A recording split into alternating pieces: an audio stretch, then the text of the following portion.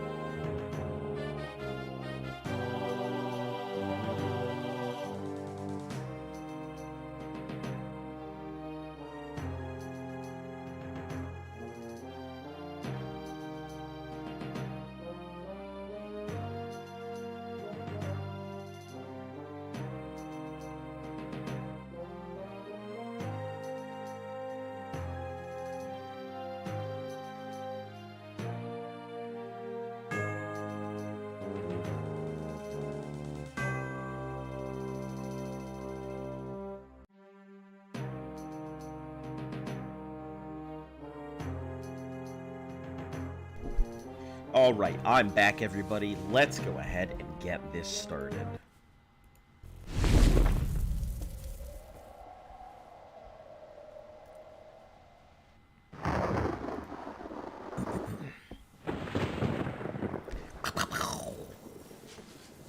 Yo, listen up, here's the story about an Argonian who is the hero. And I'm not gonna do the whole thing. I thought about it, but then I was like, I can't fucking keep up with this pace. Anyway, let's get back to the regular intro. Water. I was like, I got you, water.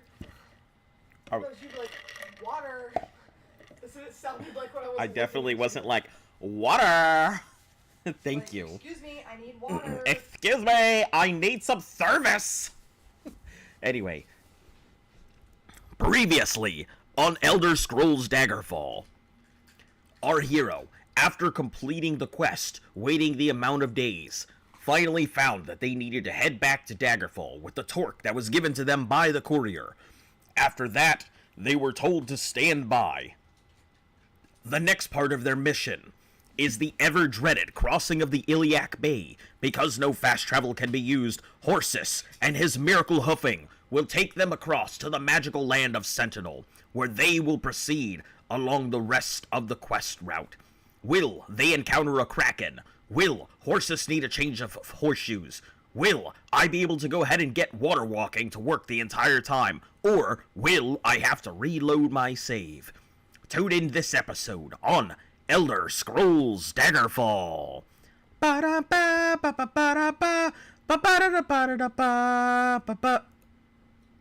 you named your horse. Yeah, name is Horsus.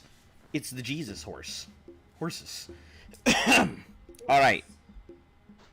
So, here is how we're gonna have to do this. This is gonna be nothing but a, okay, so we need to head southwest-ish. First things first. We're gonna burn through our banana hammock of water walking.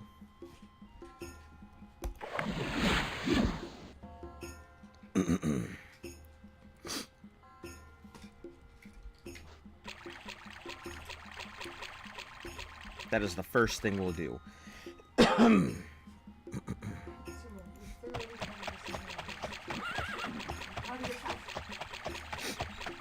Alright, I don't know how long this banana hammock of water walking is gonna work, so we'll use it until it's about broken.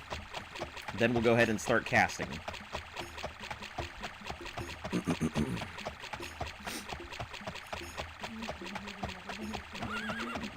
Of water walking? No.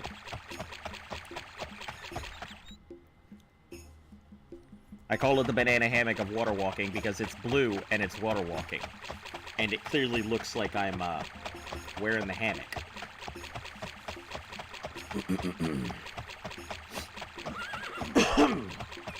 I'm hoping that this thing lasts a long time.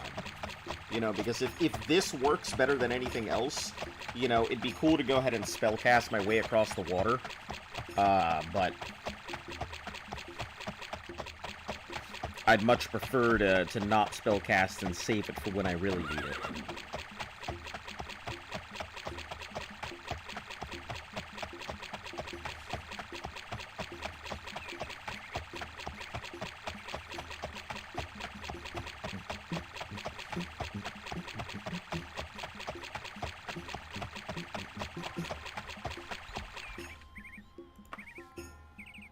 This is gonna be such a long journey. I don't think you guys realize this might actually take the entire stream to get anywhere. Just this singular path across the water.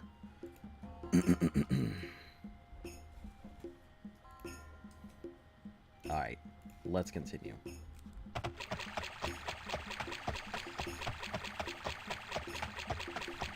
Actually, you know what? Let's go ahead and rename this. I just realized that'd be a really good idea.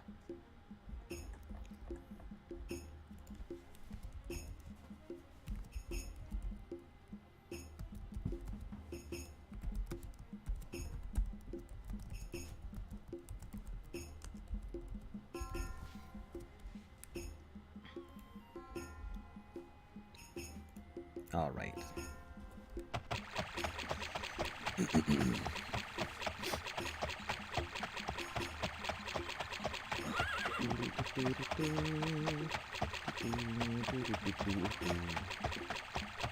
I think we are officially in water country now.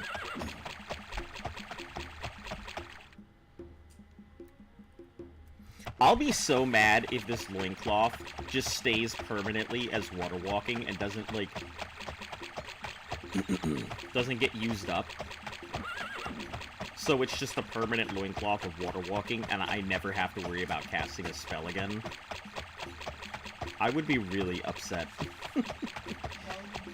Because I put all of that time and effort into developing my water walking, specifically for this. And if I suddenly find out that, guess what? Joke's on me, this loincloth can literally just be my permanent water walking spell. Yeah, I'll be a tad irate.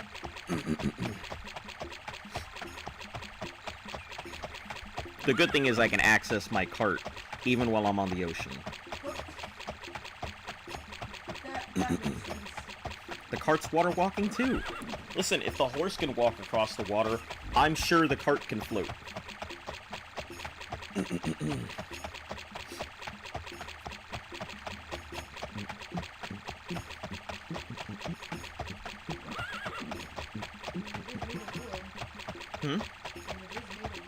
Yeah, that it is.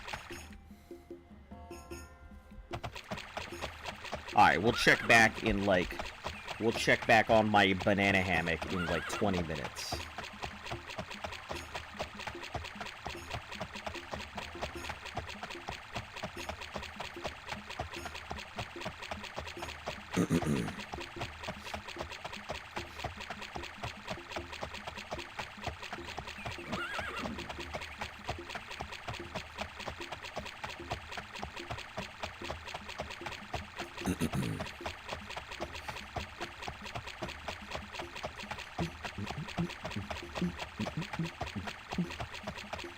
I like this really campy music, though. Kind of nice. It makes me think of Goron Village. What is that for? Oh, the top of the thing to provide support.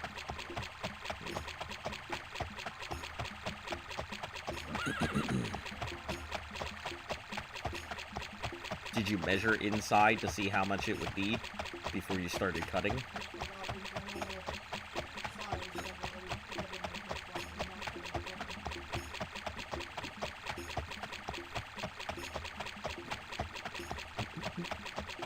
It looks short.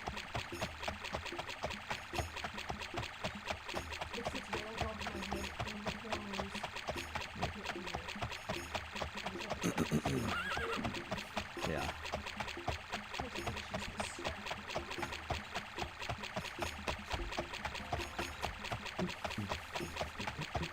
I think my bigger issue is going to be stamina more than anything else.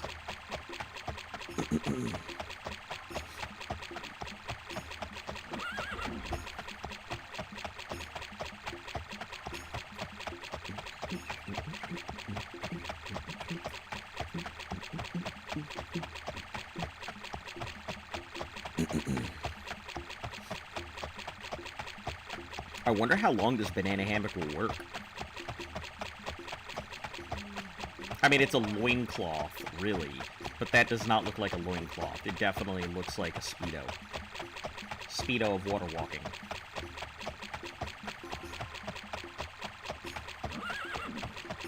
Banana hammock of bubble trotting.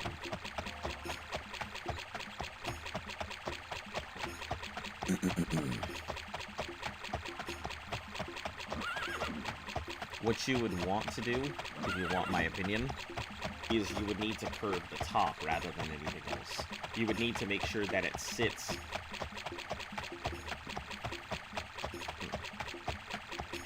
I definitely did not picture you doing it that way. I thought you were going to do it long ways. Well, there's really more foam in there. This is just the top of the head. Okay.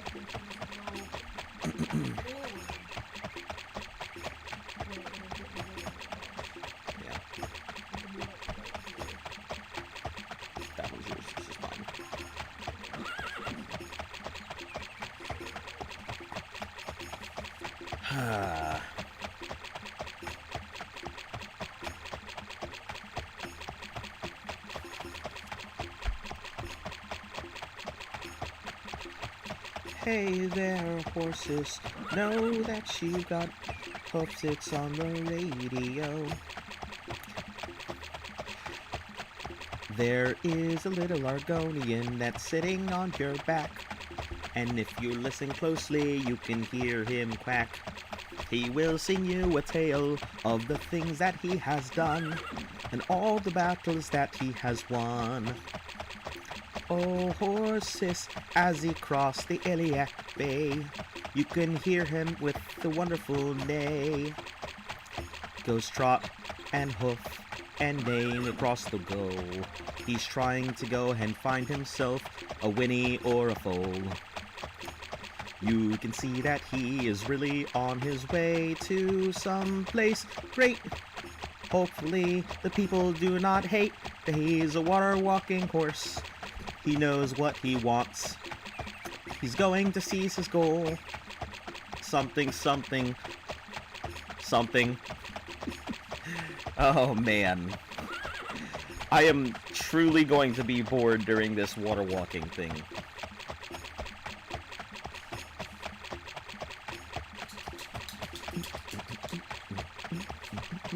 Let's see how much distance we're making, though. Okay. Okay. Not too bad. I'd say completely doable. Let's see, F6. New.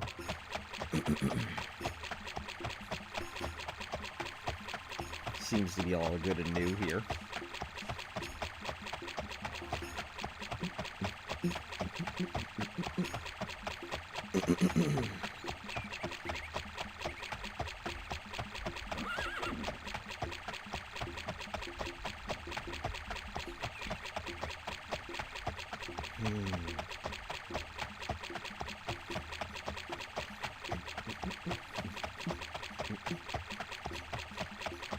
I actually just realized I do need those stones.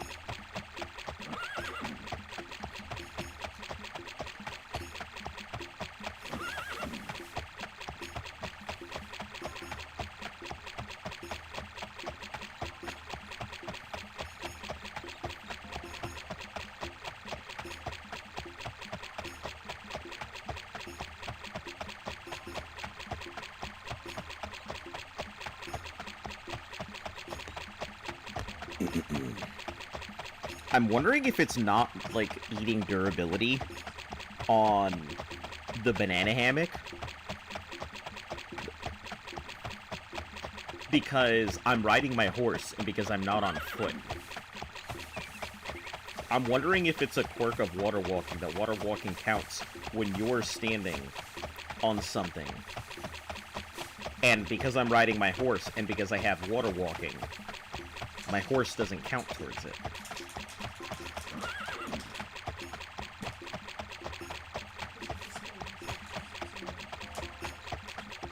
You need to open up that window before you do anything else.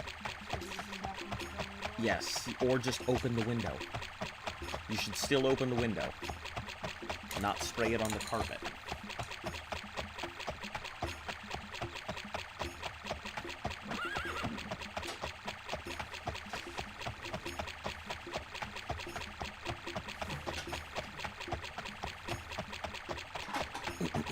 Thank you.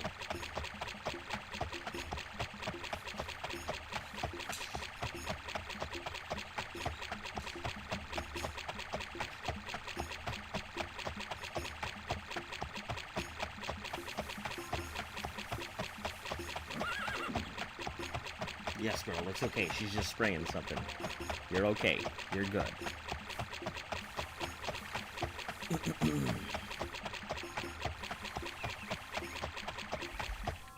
Oh, we're gonna be walking through the night, it looks like here.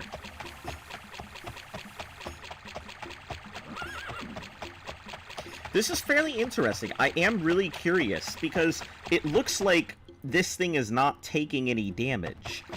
So I really am curious if this piece of equipment will be able to walk me across the entire bay without having to cast a single spell, without it taking any durability damage. I'm wondering if it's because I'm riding the horse while I have it on, versus walking, which normally I would do. But if I have to cross the ocean, I'm obviously going to be using horses. But I'm really curious how this is going to play out. I mean, obviously I have the ability to hard cast water walking for multiple hours. Hey, Diego, welcome. And I'm doing pretty well. I'm fairly confused because I spent a lot of time gearing up to get my character ready to cross this giant body of water on horse, only to get from the Mages Guild a loincloth of water walking.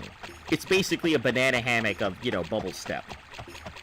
You know, a thong of tidal treading. But yeah, so I've got this thing, and now that I've got it, I haven't needed to cast any water walking as a spell, and I'm kind of like, did I just spend all of this time getting my magic up for no reason whatsoever? If I did, I mean, I guess it's still fine, but yeah, we're gonna check back on that thing in about 20 minutes and see if it's taken any durability damage, because if it hasn't, yeah, I'll pretty much just be walking across the whole bay with this underwear. So this is where we're going, or this is where we're at right now, and where we're headed is here. So, or anywhere within this region, because that's something completely different, but yeah, we're heading to Sentinel.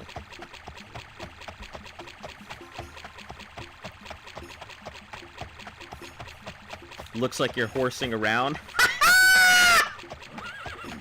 Damn, Shane. What a fucking... You got me. Man. What a phenomenal play on words. No party fouls indeed.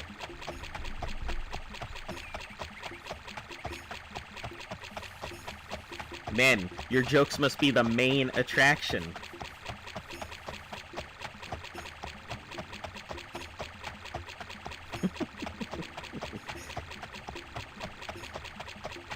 You know, head and hoof above the rest. Quite the tall tale.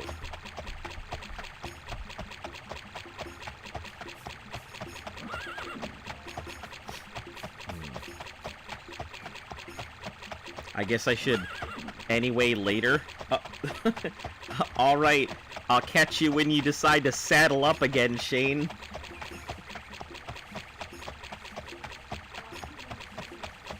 Huh?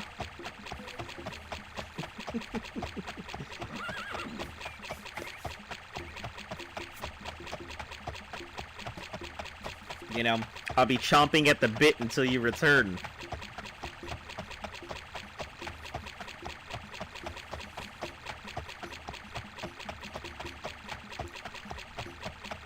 No oats about it.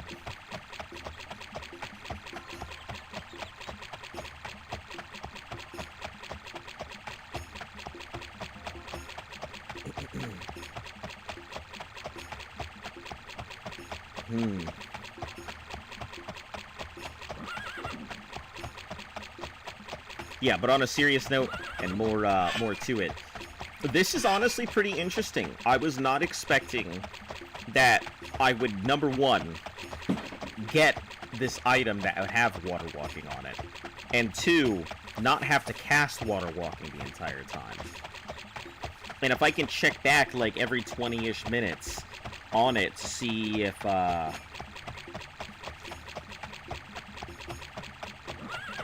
to see if it's taking any durability damage, because if it's not taking durability, man, that thing becomes overpowered, and I will use that all the time to get from wherever I need to go to wherever I need to be.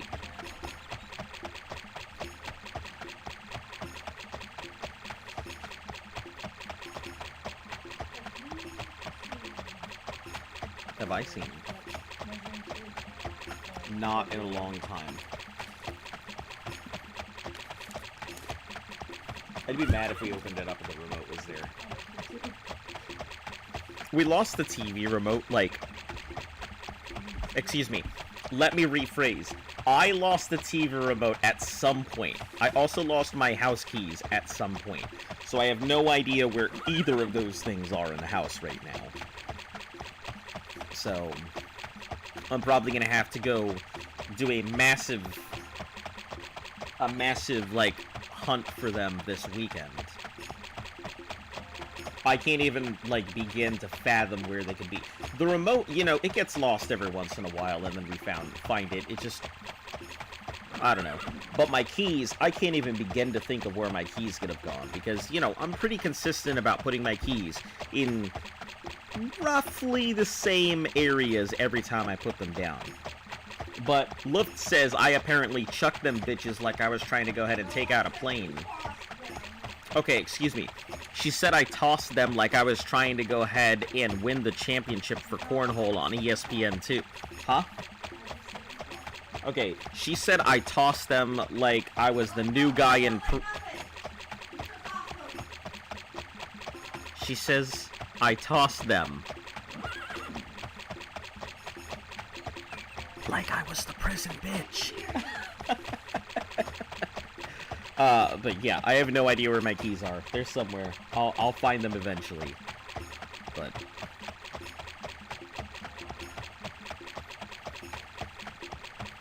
yeah, I think we'll make good time. I think we'll make excellent time crossing the bay.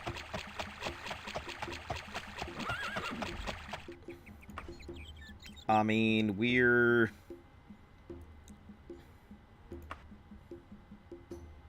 Oh, I can't even... Okay, hold on. Right about there. There's the little thing. Oh, I feel like I'm making a lot less progress than I think that I am. Maybe right about here? Okay. So we'll switch it over a little bit.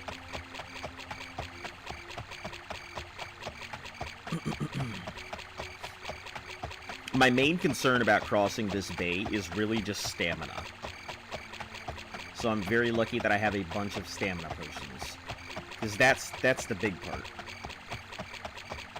Can I even rest when I'm on the water? I can. Huh.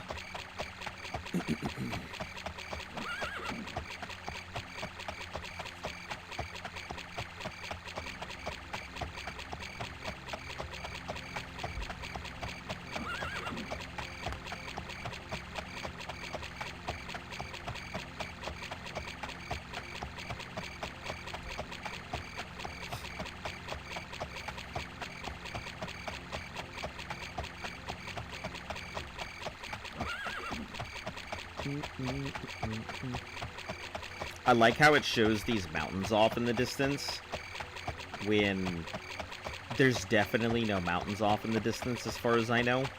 Or maybe there is. Maybe I can actually travel to that mountain there. Although I feel like I can't.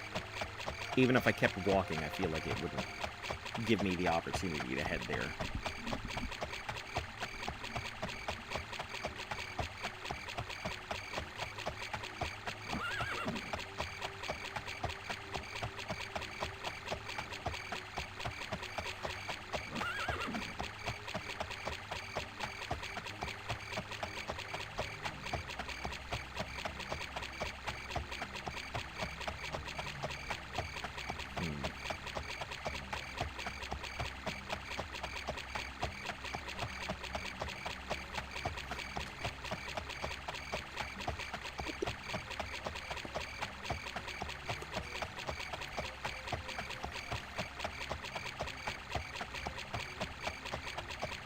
Yeah, this is just going to be forward walking for a while, so if you're looking for compelling gameplay, just gonna let you know. The only thing compelling here is the inertial force of my horse going forward.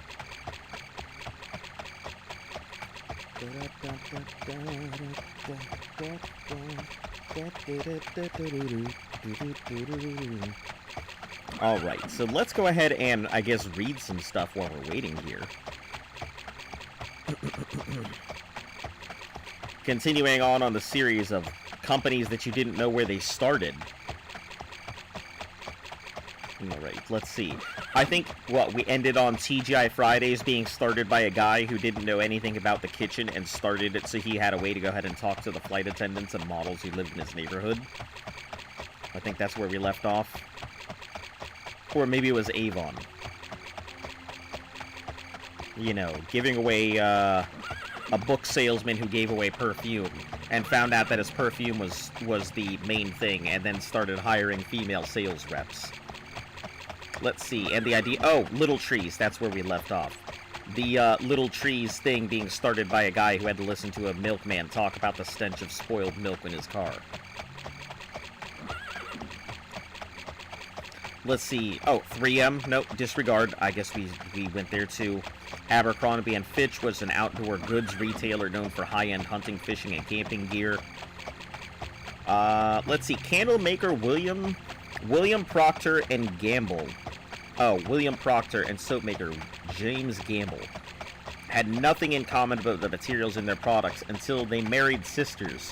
Their father-in-law suggested they become partners and then start to share their resources instead of competing for them. And that's how Procter & Gamble was born. Raytheon, the world's largest manufacturer of guided missiles, started out making fridge and microwave ovens. Yeah, it's kind of one of those things. When you get into the private sector, if your company ever gets a government contract, it's really rough to not take the money of the government contract, you know. Sure, you can go ahead and keep doing whatever you were doing, but... yeah. DuPont, the maker of non-stick Teflon plans, started out making gunpowder and explosives. Man, that's a hell of a leap. Let's see, Nokia began in 1865 as a paper mill.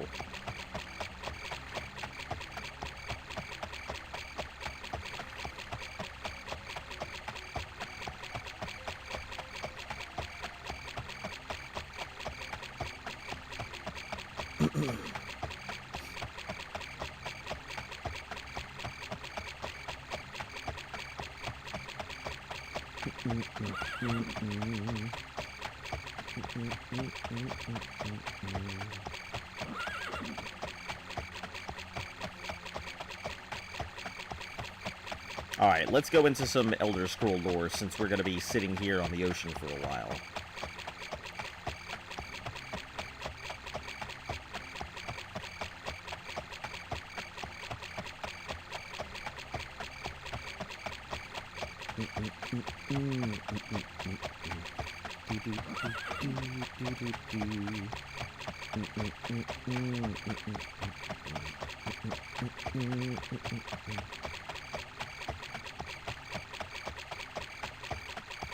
Let me see. So, magic, people.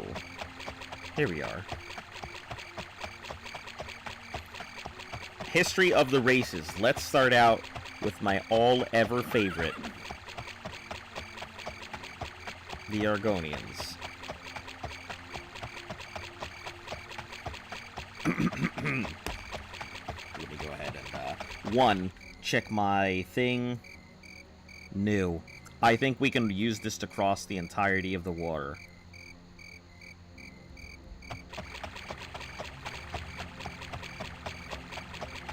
And check my location. Alright, so we're going to go ahead and save. We're going to have to manually save rather than fast saving, just in case something happens. Horses Bay.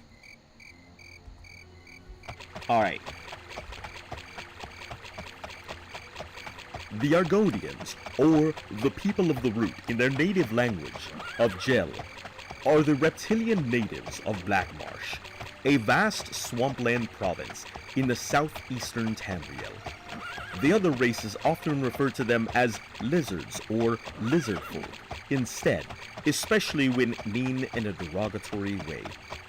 They are known for the foremost experts in guerrilla warfare throughout Tamriel, a reputation brought upon by defending their borders from enemies of countless centuries.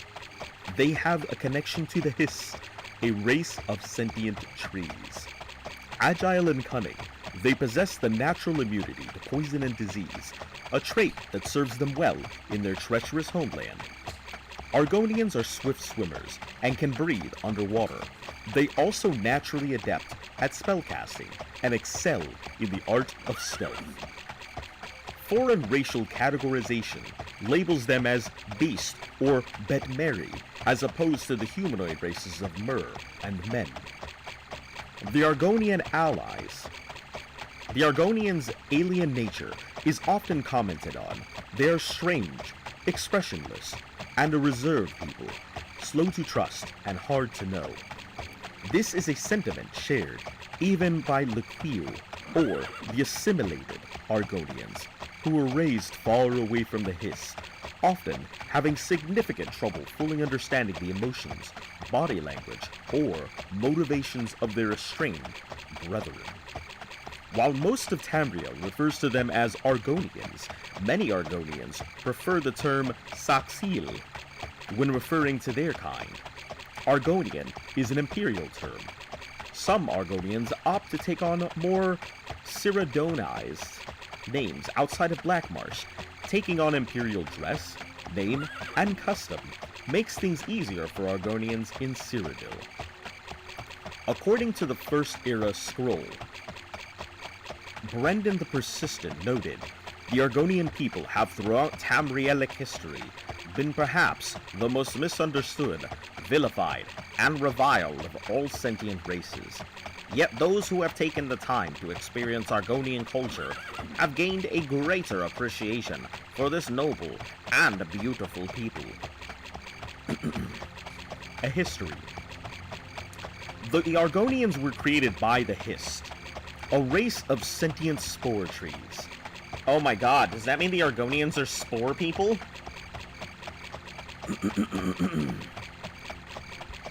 Oh my goodness. The Hist created the Argonians. So they're nothing but... They're just roots. They're spores. They're orcs. Anyway. The Argonians were given life, form, and purpose by their creators. Their roots run deep beneath the soil and soft white limestone of Blackmarsh, connecting them all, thus connecting the Saxil. As the Hist are all connected to the roots, they have a collective consciousness and can communicate with each other. Ancient cave paintings depict half-tree, half-Argonian figures, some of which appear to be more tree-like than Argonian. Alright, let's check the map. Let's see where the heck I am, because that was a long, harsh pause there. Make sure my gear is good. Still new. Alright. The Stone Nest Period. Long ago, Argonians lived in a giant stone pyramid called Zanmir that extended across Blackmarsh. This era known to scholars as the Stone Nest Period. During this time, Argonian society was ruled by influential priest kings. The ancient Argonians, sometimes referred to as the Old Ones by the Saxil, were capable of great feats, creating magical defenses that remained both functional and effective well into the Second Era. It is theorized ancient Argonian society was more advanced and unified prior to the Duskfall. However, a competing theory has proposed that the ancient Argonian trade connections simply reached further than that which had been previously believed.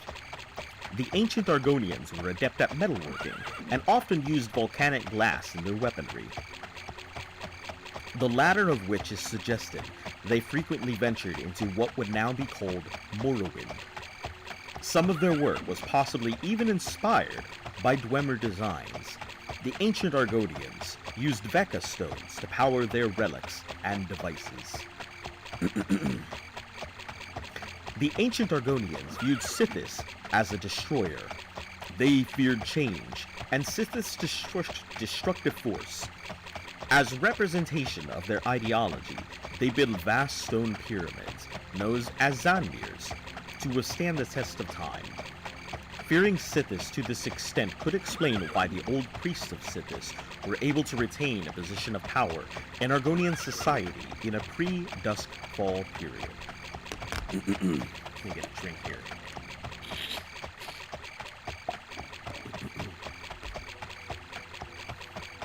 Sithis had a more central role in this old society, and the ceremonies dedicated to Sithis were also different, including blood sacrifices. Unsurprisingly, there was resistance to Duskfall among the Sithis priesthood, with some of them taking extreme measures to halt the approaching change. One priestess of Sithis, named Shuksaltse, managed to return briefly in 2E of 582, Second Era 582, and attempt to reclaim her temple in Murkmire. The ruins within Sophir Cavern, the Tomb of Many Spears, the Chinksei Kondu Monument, and the Teeth of Sithis are examples of the buildings from pre-Duskfall era. The Chinksei Kondu is an ancient calendar that shows that the Argonians viewed time and tried to fight against the change, for example, by manipulating the weather. The Teeth of Sithis is an old temple of Sithis, probably the largest known. Modern Argonians consider both the construction of the Sohn Zanmir and its predecessors' fearful devotion to Sithis as a result of a flawed belief system, as it only saw Sithis as a destroyer, not as a creator as well. Eventually, the societal collapse occurred in a period known as the Duskfall. Duskfall. When Duskfall was, exactly, is largely unclear. Sources largely describe it poetically, such as, "The Hist led the way," and "The Hist revealed the true path," implying that the Hist trees were involved in some way with the event.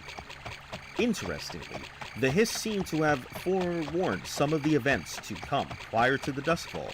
Not all were in agreement of how best to handle the approaching change.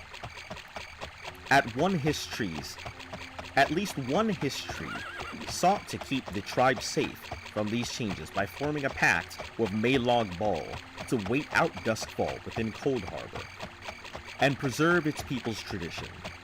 The Hist tree of Mazatun disagreed with its brethren and instructed its children to build a sprawling city of stone forever instead of teaching them to adapt to changes.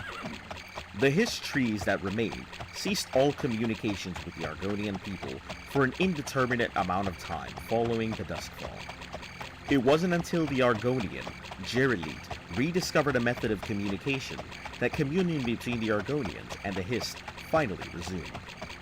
Unfortunately, the secrets of Duskfall remained lost even after this, with the Hist trees either having lost the knowledge of Argonians from the era of their history or simply refusing to share it. Argonian culture went through a paradigm shift as a result of Duskfall. Having previously viewed Sithis as a destructive force and living in fear of it, Saxil now started to recognize Sithis not only as a destruction, but also as change. Simultaneously, they adapted a more cyclical view of time. The Argonians believed that the fear of death and impermanence, which was called Shanate, is the reason both the ancient Argonians and other cultures insisted on building giant stone cities. Modern Argonians, believing that the buildings impermanent structures, they conquered Shunate and became one with change, or Sithis. Exactly when or how this ancient society collapsed is unknown, but they were already living in the established pre-Liberate tribes, communities around the time the Aldmer first began exploring Tamriel. The ancient Argonians were swiftly displaced by the more technologically and magically advanced Elder folk, and were driven back into the swamps of their homeland. Black Marsh in those times was inhabited by a multitude of races, from the diverse Kothringi tribes to the Centarameric Velothi, and more later, the Basarabic Aelids, to the Volpine Lilmothit. Lilmothit. They held the lizard folk in almost a myth-like sense. For some, they were a wandering curiosity. For others, they were heroes that notably saved non-reptilian inhabitants from horrors of the marsh. And for still others, they were terrifying savages. The First Era. Argonians only occasionally left their homeland during the early years of the First Era, though there are accounts of individuals being found in other parts of Tamriel during that time.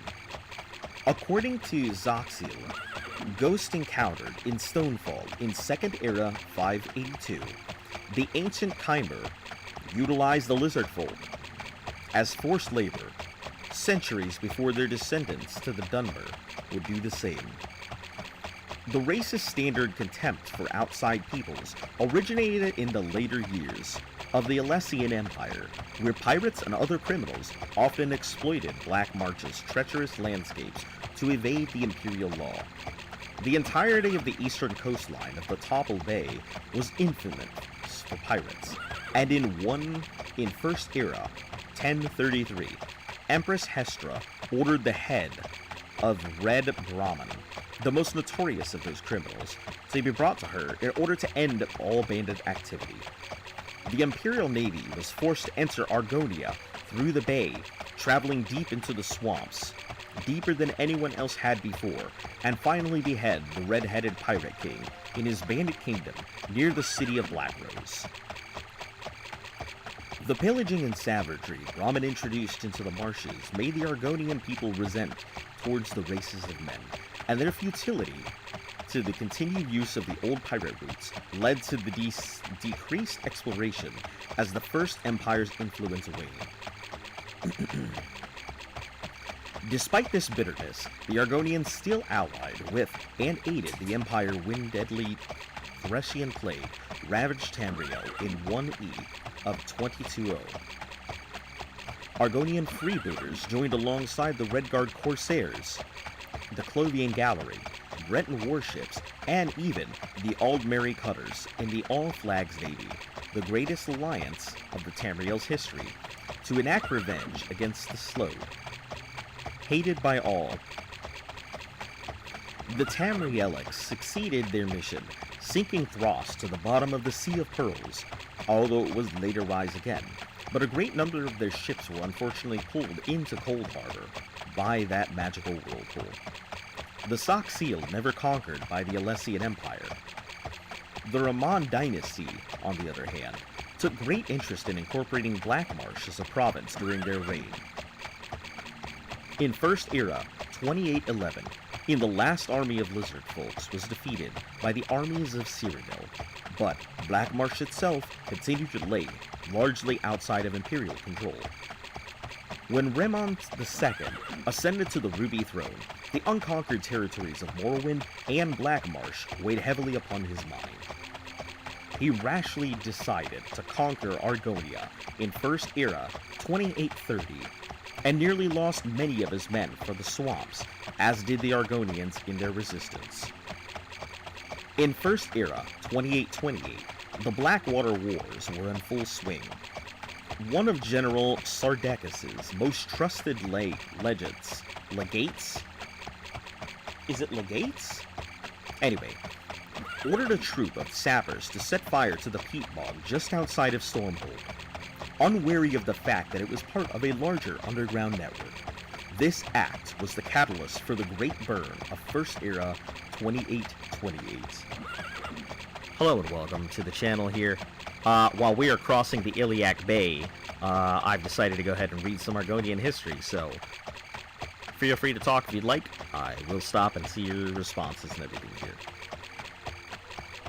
Months later, random fires were noticed as far south as the Soul Rest and Gideon. The entire swamp had caught fire, and it raged underfoot for over 3 years. The Legion was forced to stand down as the choking fumes and vents of the burning swamp erupted from the earth below. As the gas below the surface burned, it would eventually explode. Black Marsh was nigh uninhabitable, even for its Argonian inhabitants. Alright, let's see what our progress is so far. Yeah, we're making way. That we are. We are going somewhere, so we should be right about here. So it'll probably take about a total of about 3 or 4 hours to cross the entire bay. So let's do something. Wagon. I need to pull out these stamina potions here.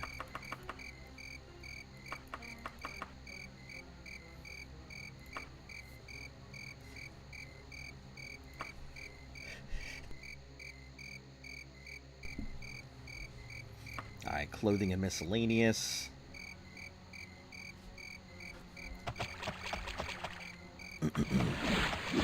Alright, so we'll just use a potion, like, probably once every forever from now.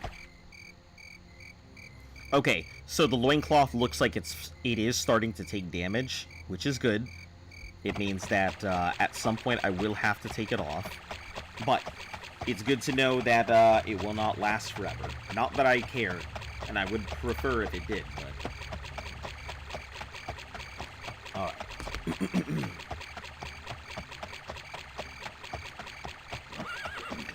Entire tribes were lost, and countless species of native flora and fauna were driven to extinction. The war suddenly and inexplicably seemed to end in First Era 2836, when the Argonians stopped fighting and went to live life in the swamps.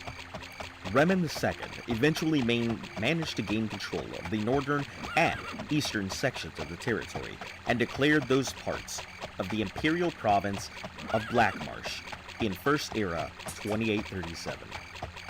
Imperial scholars are unsure of why Argonian hostilities ceased, but they speculated that it had something to do with their Hist worship.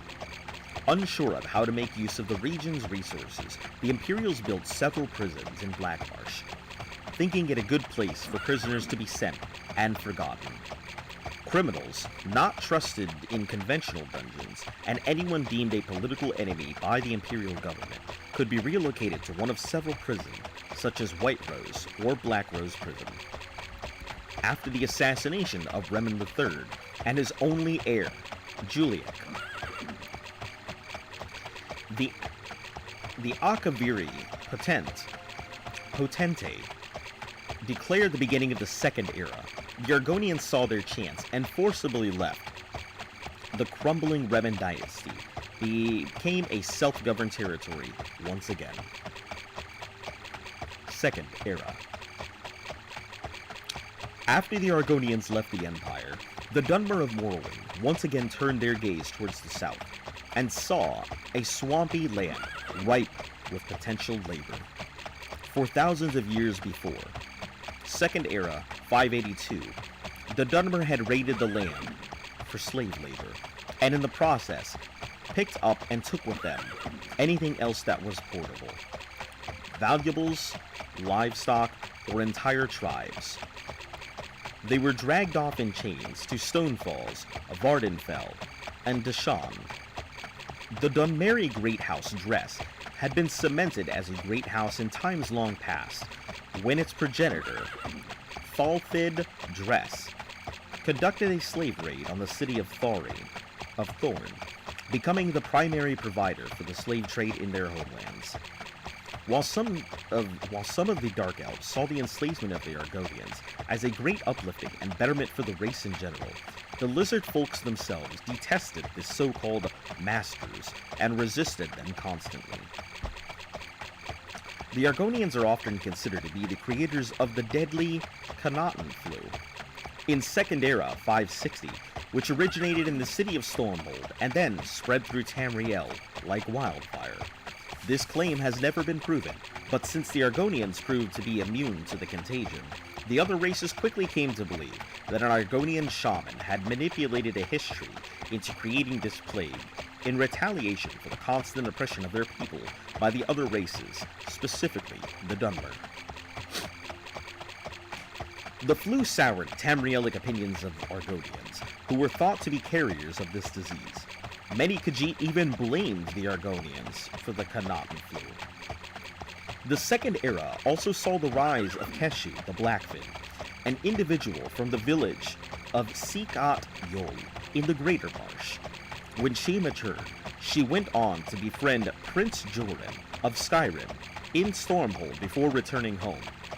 Witnessing the Dark Elf slavery had a profound effect on her. She gathered volunteers for the Greater Marsh to form an army, which later became known as the Black Fin Legion. With them, Keshu waged war against the slavers of Halfdreths. As her victories mounted, her reputation grew, and so did her army. The Akaviri invasion and the formation of the Ebonheart Pact. Perhaps the greatest and most surprising historic event the Argonians took place in was in the Second Era during the Liberation War, better known as the Second Akaviri invasion. In Second Era 572, a strong Akaviri force led by Ada Sun Dir Kamal attacked Windhelm in eastern Skyrim, killing Queen Mabajaran Flamehair and Princess Nirnhild. Leaving the ruined city behind, the Eastern Army continued their way to Riften, but it found itself heavily fortified by the Nords, who were led by Joran, the Skald King, and Wolfhart, the Ash King. The latter of whom would be called back to Nirn from Sovngarde by the Greybeards. The invaders decided to bypass the Nordic city and entered Morrowind instead, where the Dunmeri army, led by Almalexia, fought hard, but were forced to retreat into Stonefalls, although it is rumored that Mother Morrowind and the Skald Prince collaborated with the ones to set this up despite their race's ancient enmity. With their backs towards the Inner Sea, the Akaviri fought viciously against the combined Nord-Dunmer forces, but with the rest of the Akaviri fleet on the horizon, it seemed that the Tamrielic were be overrun and slaughtered.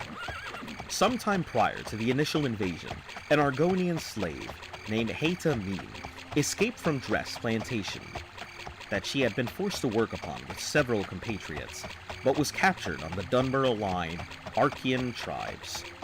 Taken back to the village, during captivity, she received a vision from the Archean history, which showed that the Nords and Dunmer dying at the hands of the Akaviri. In this, she saw an opportunity. When she was taken back to Thorn, she killed the slave masters and then took control of the Archean guards by way of a duel. She headed to Stormhold, where she would gain the support of the majority of Shellbacks there. Then made haste to the aid of the Dunmer and Nords in Stonefall. Joran had sent a call for help to Keshu after Windhelm had fallen, and the Blackfin Legion assisted in driving away the Akaviri from Morrowind. At first, the Dark Elves were alarmed to see a force of armed Argonians heading towards them. Some even attacked the Argonians out of fear. However, the three races were able to get over their mutual animosity, and resoundingly drove the invaders into the sea to drown.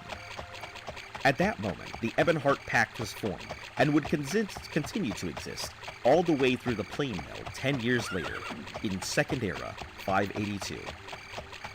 Unlike the other three factions in the Alliance War, the Ebonheart Pact focused mainly and largely on wiping away the rashness of Imperial rule, as well as ending mortal scheming with higher powers from beyond of Nirn. Alright, let me go ahead and stop for a second and check my position here. I mean, we're making pretty good headway here. Unexpectedly so, honestly. Didn't think I'd make this much distance.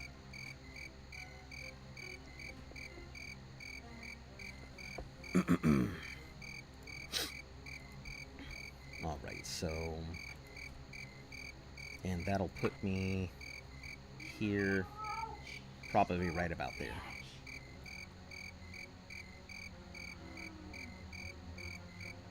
I hate how it does this. Because it's counting me as in this territory rather than anything else.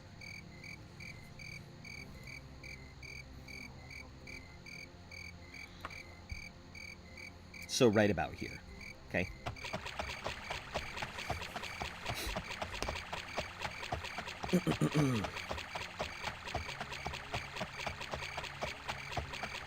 As a show of thanks to the Argonians' timely intervention, the Dunmer formally ended the enslavement of the lizard folk.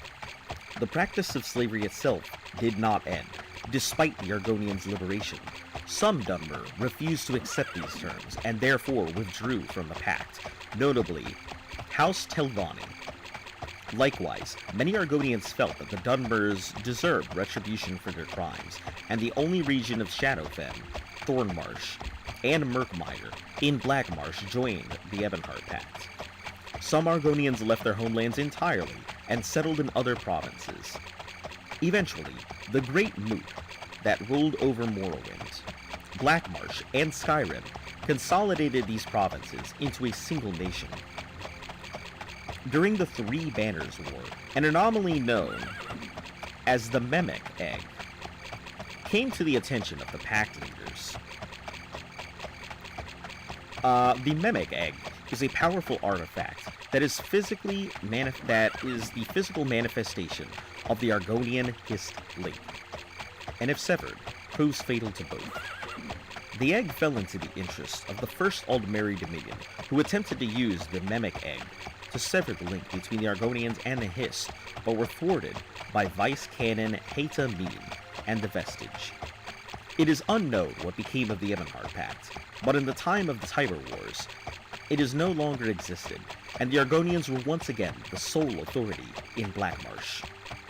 Saxheel's slavery was also revitalized in full by the Dunmer at some point, and despite the fear of the Connaughton flu, House Dress continued sending their slavers into the norths of Blackmarsh.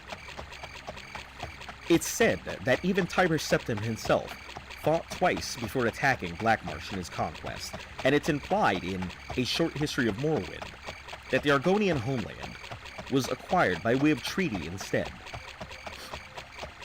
Despite this, the borders of their provinces fell quite easily to his forces, and he avoided much loss by neglecting to attack the impenetrable inner swamps. The Argonian homeland was assimilated into Tiber's growing empire sometime after the First Treaty of Strass Mackay.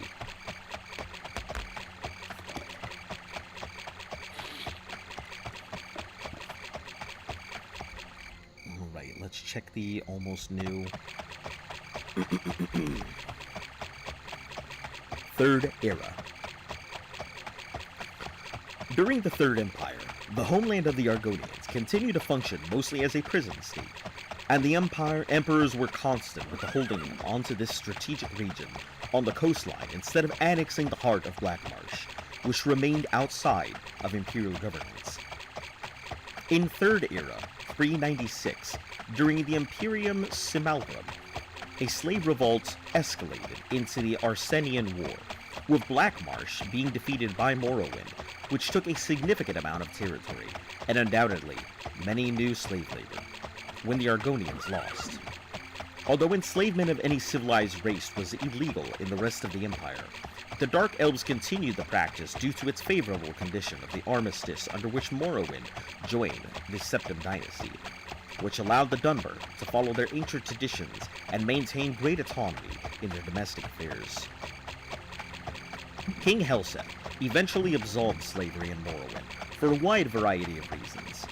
With the abolishment of slavery, the Argonians' relationship with the Dunmer vastly improved, although violent attempts to reclaim the land stolen from them during the Arnesian Wars continued. While imperial governors ruled over the coastline cities in the province, many of them had Argonian advisors from the Archean tribes. Whom other Argonians regarded as pompous, assimilated, slave kleptocrats.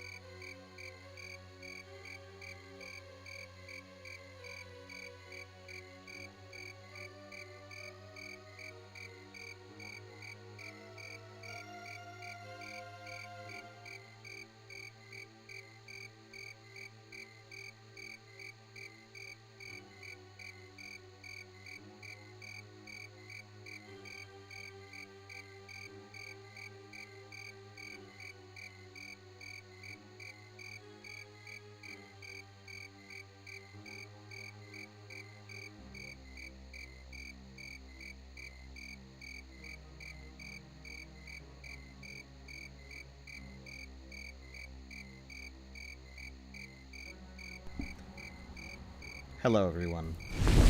Sorry about that. I had something that needed to be taken care of immediately come up.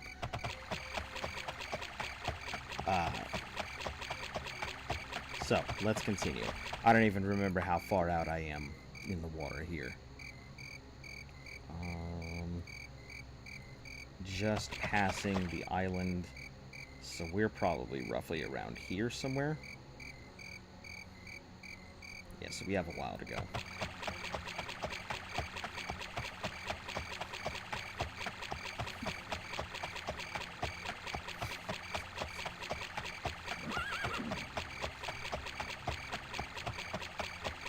But yeah, we're gonna bleed through this banana hammock as long as we possibly can.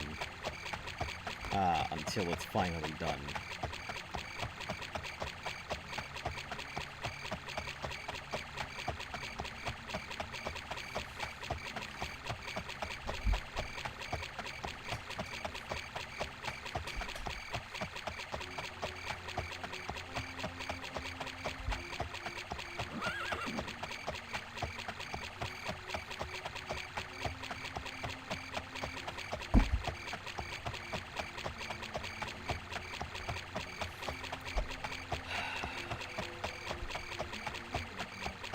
What?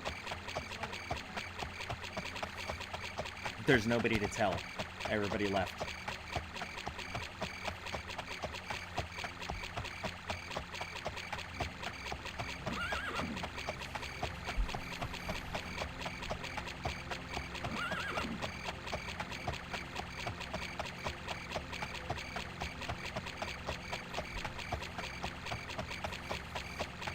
Man.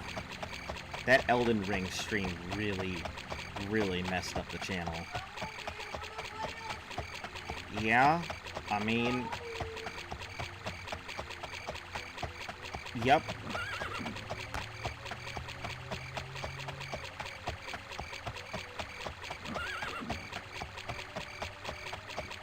I certainly wouldn't suggest it.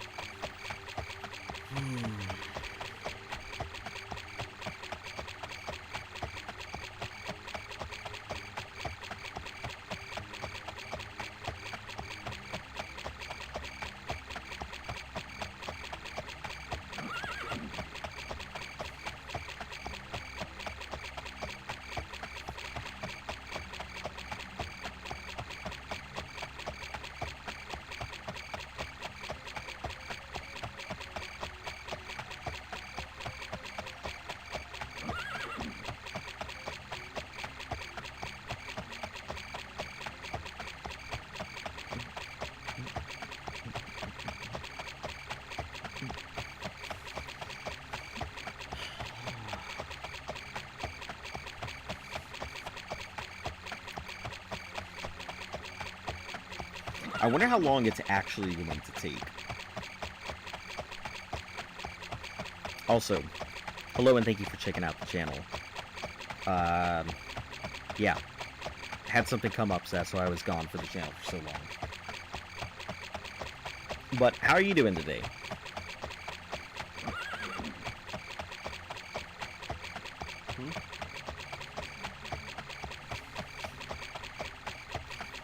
I was reading through the history of the Argonian people, but I don't exactly remember where I left off here. If you're interested in listening to that. If not, please tell me, so I don't scare you off by sitting here and just reading the entire time.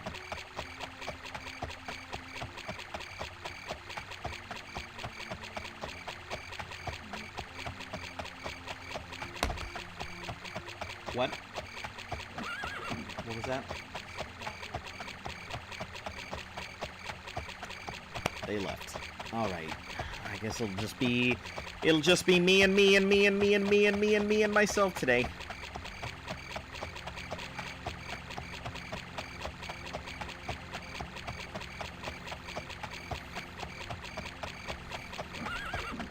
Let's check. This is almost new.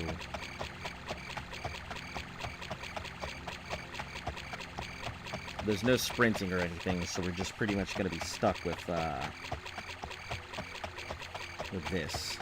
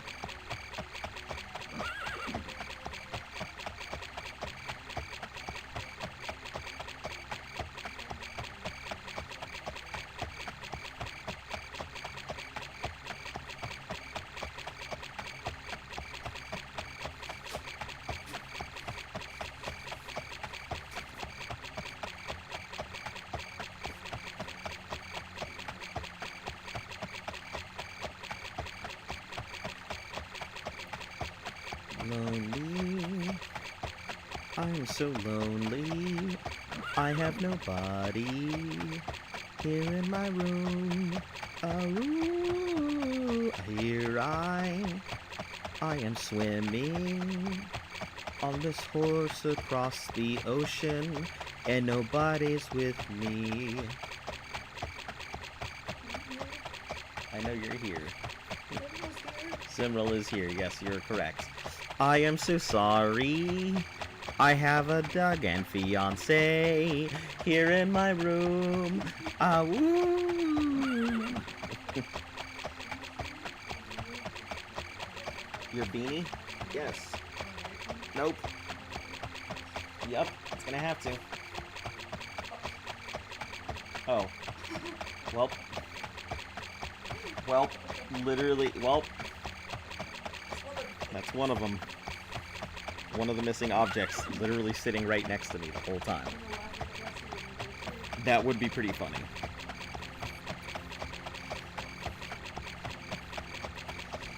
Man, I wonder how... This is crazy. Like, I can't imagine how this could have gotten... It means I'm probably going to need another water walking item before I head back, or... I mean... I don't know. I think my magic is strong enough that I should be able to go ahead and just walk. I should be able to cast all of my big water walking spell and just have it last for like 3-4 hours to cross the bay. Okay. Get some actual ointment. Do you need my card? Yes.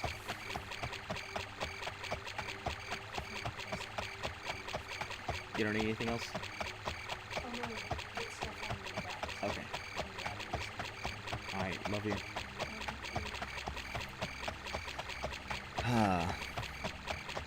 But yeah, I'd say we made so far some pretty good progress. Let's see, we're just past the tip of the island here, which puts us... what, right about here or something? Means it's about a 4-hour walk, I think. So we'll probably burn through this banana hammock of water walking. And...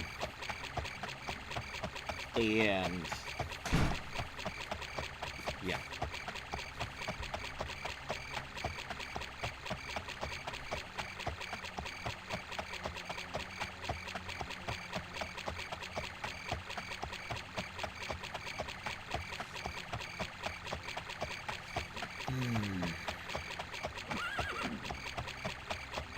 It's gonna be nothing but walking from here for a while, so get comfortable.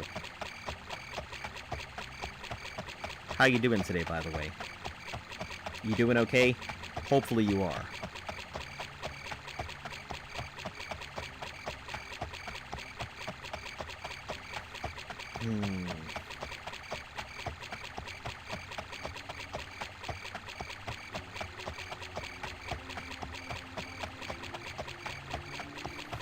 Could levitate the horse.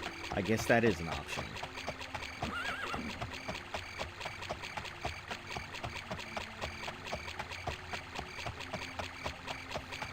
I could use restore stamina, but I have a whole bunch of stamina pots. There's no need to use them when I've got all this other stamina stuff first.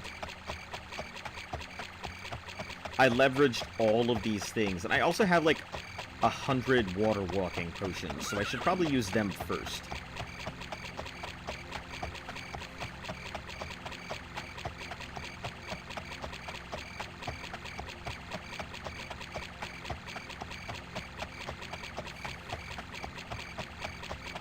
I think the order of stuff that I'm going to do is, 1, we're going to burn out this water walking item, see how far we can get with it. 2, we'll go ahead and start burning through water walking spells, so I'll just cast out all the water walking that I have. 3, we'll use the water walking potions that I have, along with all the stamina pots I've got. Yeah, we're journeying on our way to Sentinel, in case you're curious. So, I'm heading over here to this place, and I'm somewhere right around here. Ish, I think. Yeah. So I'm somewhere closer to the edge, I think, here. So, somewhere right around here. And I'm heading here. So you should probably course correct.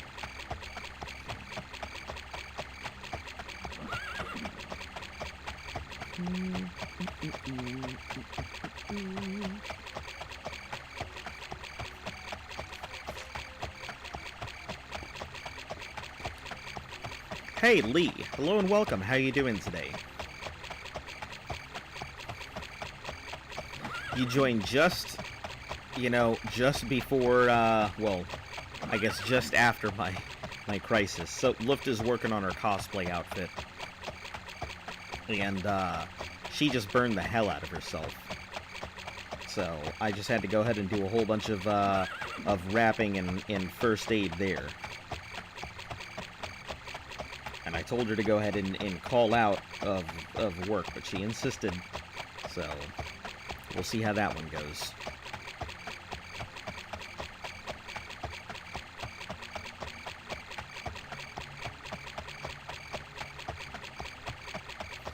Yeah, I'm doing relatively okay, just gonna be a long journey here. And we're burning through our equipment before anything else, since I have water walking equipment. Oh, I'm glad to hear that you're doing good. Also, if you hear any background noises, it's because I have my window open, just airing out the apartment.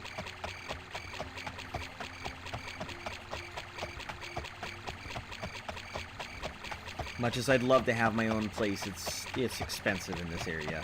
Living anywhere near Washington, D.C. is very expensive. Rent is expensive, mortgages are expensive, everything is pretty much expensive out here, so. A home that would normally go for, maybe 150, 200,000, out here is, upwards of 500,000. So, yeah, everything's pretty dumb expensive. If I could move to another state that had better mortgage rates, or better, rent, and also keep what I'm making right now, I'd be happy. Then I could truly save some money.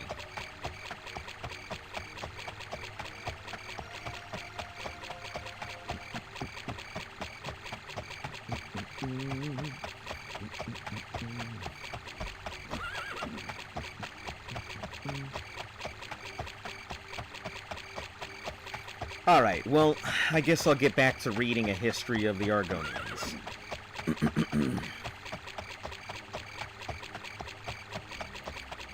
The Arcanes, in turn, ruled over the rural areas that made most of Blackmarsh. Beyond the reach of the Emperor, there was little to no governments in the innermost swamps, and it was unrecognized in the inhabitants of those areas even recognized under Imperial rule. When Mehrunes' dragon attempted to invade Tamriel during the Oblivion crisis in 3rd Era 433, the histories foresaw his coming and called many Argonians back to defend their homeland. The Argonians were altered by the Hist in order to combat the Daedra, becoming faster, stronger, and able to endure harsher punishment. When the Oblivion gates were opened in Blackmarsh, the lizard folk charged into them so viciously, the Daedra themselves were forced to close them in order to avoid being overrun. Because of this, the Argonians emerged from the Oblivion crisis more united and stronger than ever before compared to other Tamrielic races, devastated by the Dagon's plot. Oh, Mehrunes Dagon, not dragon. Okay. 4th Era. The Argonians were among the first of the races to secede from the weakening empire, alongside the Khajiit of Elsewhere. Shortly after the eruption of the Red Mountain, devastating Vardenfell, the Argonians attacked Morrowind in an event known as the Accessions War. Sources vary on why it was started. Some sources claim it was incited by Thalmor. Others say that it was the years of slavery that had caused them to attack at an attempt at expansion. Whatever the case may be, they had success in invading southern Morrowind, sacking many cities, including Mournhold, and advancing as far as the ruins of the Vex city. However, the Argonians were eventually repelled by the army of House Radoran, who stopped the Argonians from invading the rest of Morrowind. Though Mournhold was reclaimed by Morrowind and is presently undergoing restoration efforts, the status of all lands invaded by the Argonians remains ambiguous. The Argonians are known to have patrols as far north as Skyrim's border, and the control areas as far inland as the mainland portion of the Scathing Bay, bringing House Radoran's claim of total victory into question. Some Argonian tribes hold territories in regions that even border the Blackmarsh. Sometime in the early 4th Era, the Argonians came to be governed by a political party known as the An-Zilil, whose views were completely nationalistic. In 4th Era, 48 year, the An-Zilil were able to use the rogue Hist of Lilmoth to summon the floating city of Umbriel from Clavius Vile's realm in Oblivion in order to exterminate all foreign taint in Blackmarsh. The An-Zilil and the Wild Ones went away, intending to come back when the ordeal was over and the Imperial taint had been scrubbed from the province.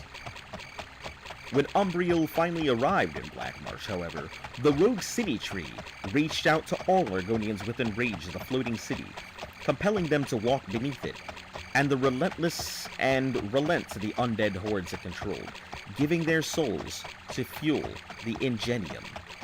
The city did this for them, but soon began following its own agenda after An-Zilil lost control over it.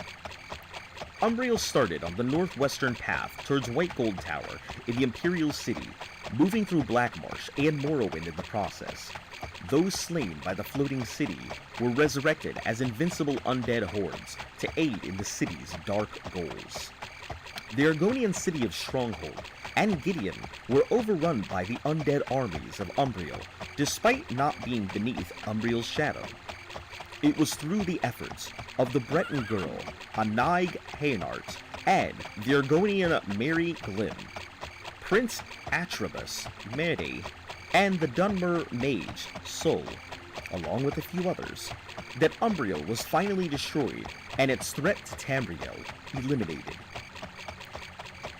Saxheel's history has remained largely quiet for the rest of the current era. In 4th Era, 150, a small group of Argonian raiders landed on Stolzheim to stir up trouble, but were repelled by the Rodoran Ravenlock.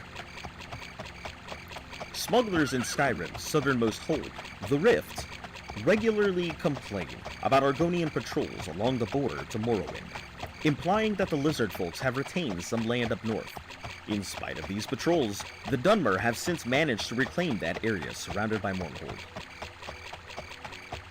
Argonian culture. Marshborn Argonians enjoy a wallowing in the cool mud and water, basking in the sun. Some Argonians appear as though they have been sleeping when basking. Contrary to what some foreigners believe, Argonians do not worship the sun. Rather, they enjoy its warmth and bask in its light. Wallowing helps to cool their scales and keep them from drying out in the hot, sunny days. When they wallow, one might find an Argonian with their nose barely poking out of the mud. Black Marsh had just the right climate to suit their scales. The dampness of the marsh keeps it from being too dry. There are plenty of trees to provide shade, and it is not too open. Argonians hatched in places outside of Black Marsh, however, cannot hear the hist. These individuals are referred to as Luciel. Luciel? Let's go with Luciel. As Luciel, or assimilated people. The term is used to describe Argonians that have assimilated into non-Argonian cultures. Argonians who leave the swamp to live among non-Argonians are often considered as Luciel. An Argonian who is born into enslavement on Vardenfell would be considered Luciel and would have no connection to the Hist. Luciel have difficulty understanding the body language of marsh-born Argonians and are often treated as outsiders by the natives of Black Marsh. Traditionally, Black Marsh inhabitants refer to themselves as Saxil, and they are suspicious of visitors. Despite this distrust shown by the locals, Luciel are more or less left alone. Those who've never left the swamp pity the Luciel, as they cannot imagine a life away from the Hist. Those who leave Black Marsh and return may feel greater longing for the Hist than when they have left. Cultural mindsets. Argonians possess the most alien personalities in all of Tamriel, from the humans or Merrick people's perspective. They tend to speak with a strange detachment that might seem particularly strange to the individual with an upbringing centered around manners. Argonians do not facially express their emotions as much as men, or Mer, do, though anger is fairly easy to detect through bared teeth and narrowed eyes. Argonians are fiercely loyal and will fight to the death for those they have named as friends. Their allies have long since learned that there is always a reason for everything they do. Something remarkable about the Argonian people is that their culture seems to be easy to forgive slights committed between tribes. This is due in part to their belief in reincarnation. A Brightthroat may be reincarnated as a Blackthroat after death. A Mire Dancer may return as a Root House, so on and so forth. For the Argonians, hating each other is to hate themselves, because they are all people of the root, and it is better to forget and move on. Because of this, Saxil, like the Bosber, prefer to live in the arbitical, now not, dwelling of the past or the future, but simply in the present. The concepts of past and future are foreign to them, and they pay little heed to the passing of days.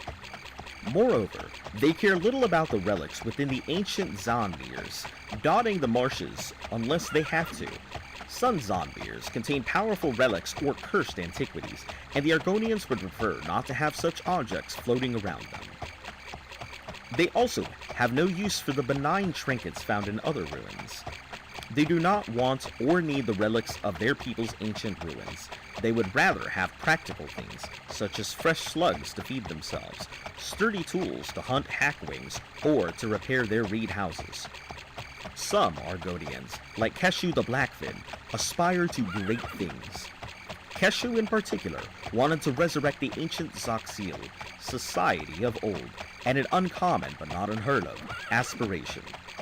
The elders, sap speakers, and tree minders struggled with that notion at first, but they did not stop her.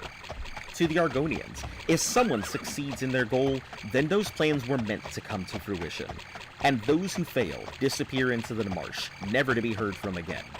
That is the way things are done in Black Marsh. While the concept of time is foreign to them, the passage of time is not meaningless. The months on the Argonian calendar do have significance to the people of Blackmarsh. Zoxiel recognizes the passage of days is inevitable and part of the perpetual cycle. Marking the progression of the cycle is sacred. The book titled The Seasons of the Argonians explains the months and their significance in detail. Argonians who pay heed to the passage of time are called Jaka-Was. A Jaka-Was is assigned to be a keeper of ancient Argonian monuments known as Zikche Kanu, a giant stone calendar located in the Murkmire. The Jinche Kanu is not just a calendar, it is a catalyst for change, and it can be used to change the weather. Change, or Vaste, is perhaps the greatest driving force behind the Zoxiel movement. To Zoxiel, defying change is its greatest folly. Alright, let me go ahead and get some water here. Check my gear. Almost new, still good. Check our progress. Oh. Well, I think I am officially out of,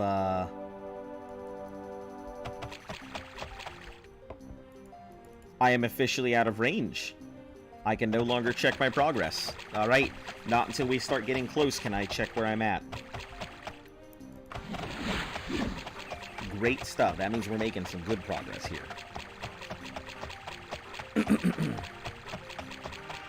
Argonian calendar. The Argonians have different names for the months of the year than the rest of Tamriel. The following is a synopsis of the months and their meaning in chronological order. Vaga. The first month represents origins. Tribes are encouraged to show respects to their elders during this time period. Zeech. A month of planting, hopeful, but also one of melancholy. The first morning, out of 3, occurs during Zeech. Once a thing is planted, it is hidden and gone. What emerges will not be the same, will not be something new. The nut is lost forever. Sisse. Celebrates youth and possibility. Sports, competitions, hatchling festivals all take place during Sisse. Strength, speed, and willpower are also celebrated.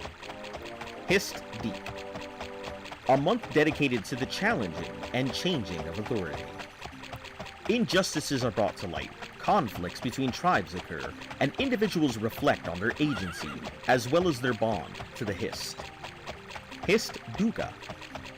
Family and traditions, obligations are all celebrated.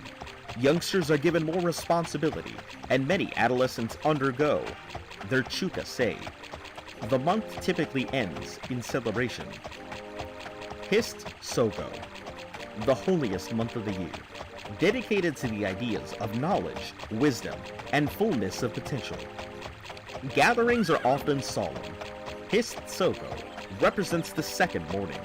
The Hist has stopped growing, and its full potential has been reached. Thithil Ga. Wonder and simple joy are celebrated. Thithil Ha? This is confusing. It is Thithil. So I'm gonna go with Thithil Ga. We'll just say Thithil Ga from now. Traveling entertainers make the most of their money during this month. Festivals and feasts are constant. Tithihil. Associated with anticipation, mystery, and finality. Tithihil is the time when many tribes begin laying eggs. Nush Miko. This month celebrates hard, thankless, everyday work. The entire tribe labors nearly constantly during this month, doing whatever needs to be done around the village. Shaja Nush Miko. Another month of mystery and debate. Unifying concepts such as change, becoming, the shifting of values are all contemplated. Adolescents gather often, happening during this time, and many young ones dip their tails for the first time in romance. Alright, let me go ahead and save here just in case. Horses Bay, because we've made some pretty good progress. I don't want to be in steal mode. Okay, it needs to be in grab. Alright.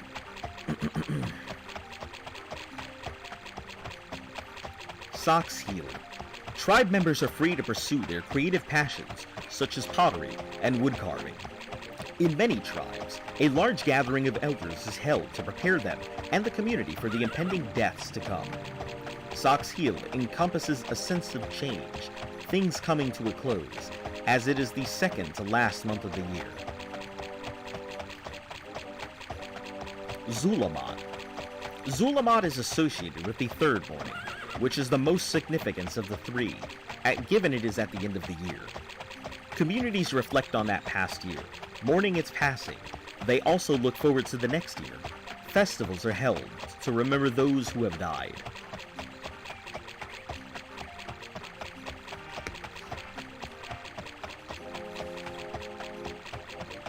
Argonian Death.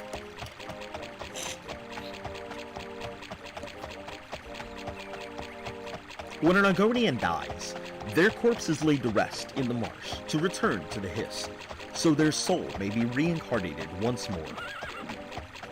Burying their bodies, or at least allowing them to become one amongst nature, allows them to return to the Hiss. Argonians that have died away from the Hiss, even in stone prisons such as White Rose, can return to the Hiss by bringing their bones to the dirt. The deceased is then fitted with a wooden funerary mask and buried in the ground. A Zulvat, or grave stake, is used to pin the corpse into the ground, whether it's buried or not, so it doesn't float up to the surface when the ground inevitably begins to flood, and to stop it from rising as an undead bog blight. The Zulvat doesn't just prevent it from floating to the surface. The deceased's story is carved upon their stake. Tales of their victories and defeat, tales from their childhood, names of friends, dreams and nightmares. A grave stake tells those who would see it about who is impaled. Each stake is placed into the mud and tells a story, some as old as the marsh itself. Sometimes they are laid to rest at the roots of the Hiss. Sometimes they are buried in graveyards or in places that hold sentimental value for the deceased. And for some, it is staked where it has fallen, marking a burial site and serving as a remembrance until it is claimed by the swamp. When death arrives to a tribe, the tribe's grave singer is called upon to tend the corpse and stake. The grave singer is tasked by reading their tribe's stake, and when someone dies, they sing the fallen one's final song.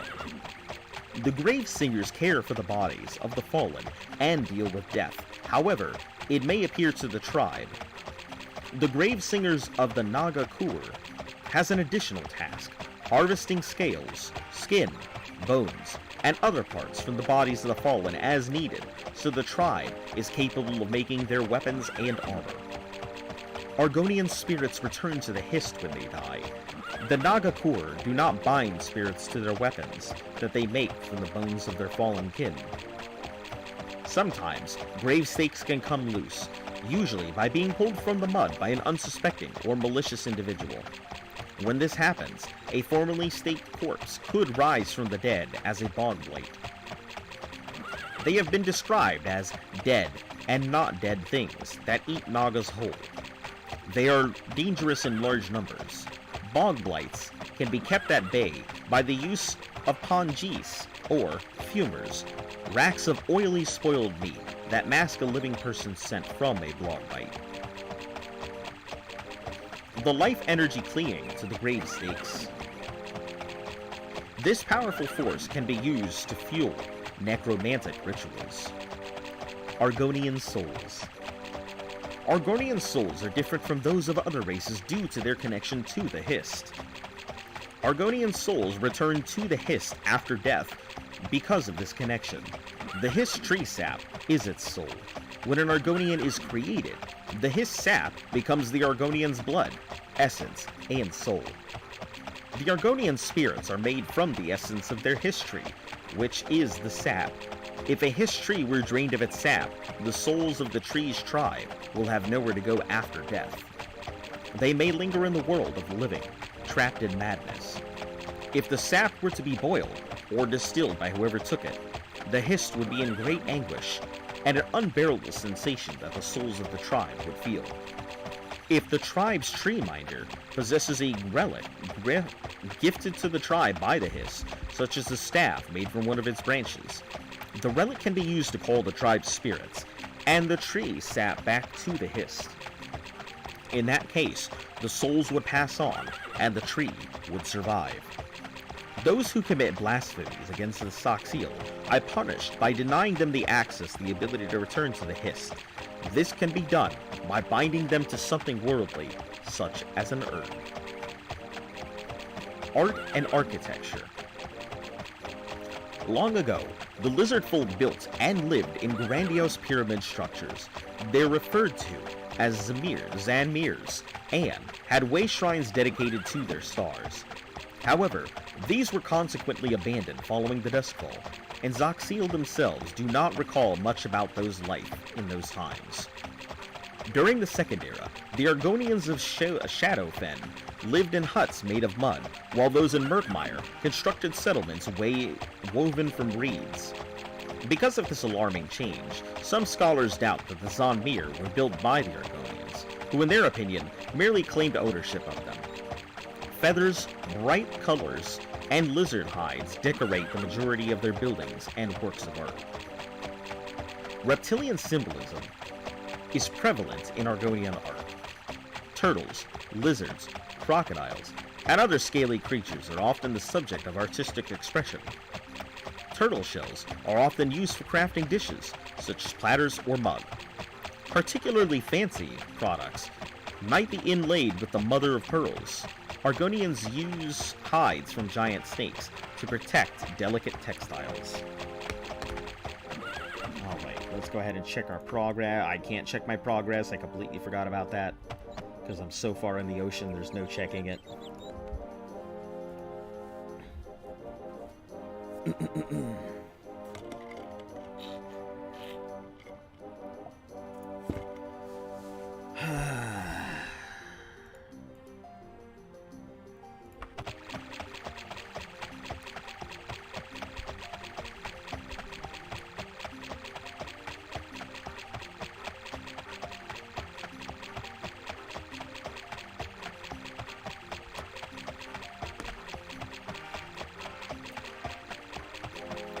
Modern Argonian architecture is shaped by the concept of conquering Shunate,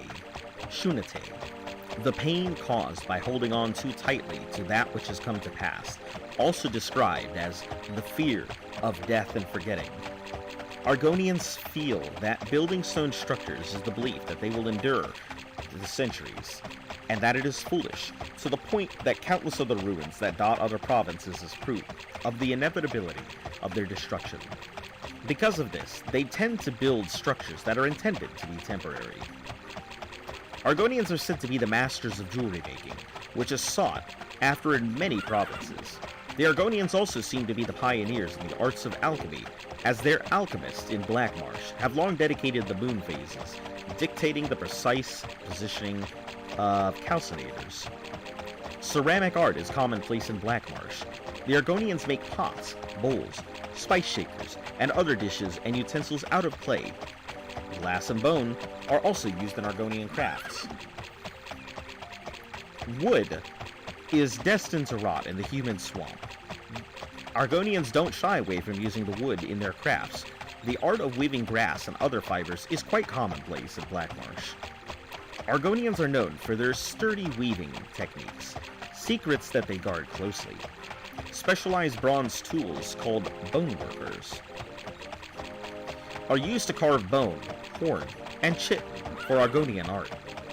The tools perform the function of a knife, pick, and chisel. In Murkmire, some of the locals use razor-sharp pieces of volcanic glass to skin their beasts. The inhabitants of Zal Ithix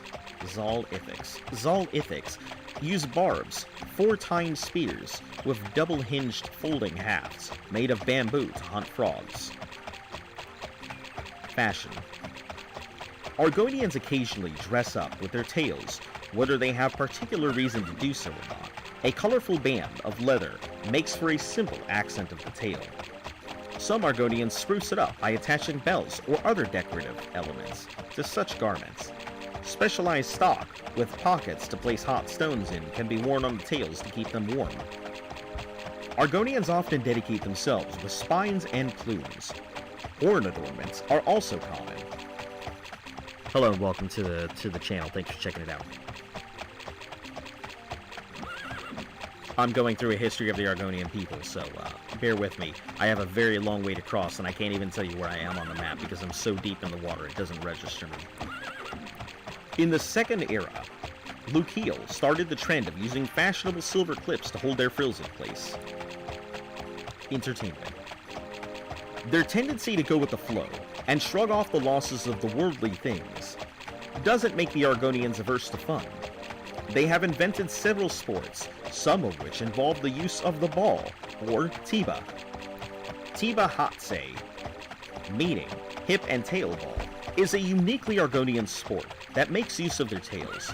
Hands and feet are not used to hit the ball, only the hips, elbows, and tails. Tiba Inu is an Argonian pastime in which both a ritual and a sport. There are many rules, and they are always changing. The rules can be confusing to outsiders. Plenty of Zaxil have trouble understanding these rules. There are also several Argonian board games. Shells and Stones is played on a small, flat reed mat with strange markings. Argonian music. The Argonians have invented a musical instrument called the Vasa Sadl, also known as the frog pipe. The instrument represents a polished wooden clamshell with a series of valves along the top. Each segment of the shell is a small, hollow compartment with a mouth like a bugle. Each chamber is a different size and produces a different note. The musicians sometimes place live frogs in each of these compartments. These are often the kinds of Vasa saddles. Some of these are as small as jaw harps. Some are as large as pipe organs. To tune these instruments, the Vasa saddle player twists the tuning key to alter the size of the frog containment chamber. Tuning a Vasa saddle requires a good deal of patience, especially when the frogs are in mating season. Musicians wear pouches full of wriggling frogs, Sorry, this is hilarious. Musicians wear pouches full of wriggling frog treats on the cords around their neck. There are nests in each of the frog compartments, and the frogs are kept happy and well fed, so they will sing their best. The happier the frogs, the better the music. Can you imagine having a musical instrument that you have to literally, feed, and if you don't keep it happy, it doesn't play music? Not only that, you're trying, during mating season, you're trying to go ahead and play this musical instrument, but all the frogs are just having at it, and so you're getting all these, croaking noises going on in the background, you know. That's hilarious. Okay, let me get back on track. Before each performance, musicians squirt a few drops of frog musk. Okay, this is so hard to take. This is so hard to read. Before each performance, the musicians squirt a few drops of frog musk into each compartment to goad the frogs into singing. By pushing the valves on the instrument's neck, the musicians muffle some chambers while leaving others open. The pipes produce a sound of their own, which is supplemented by the frogs croaking.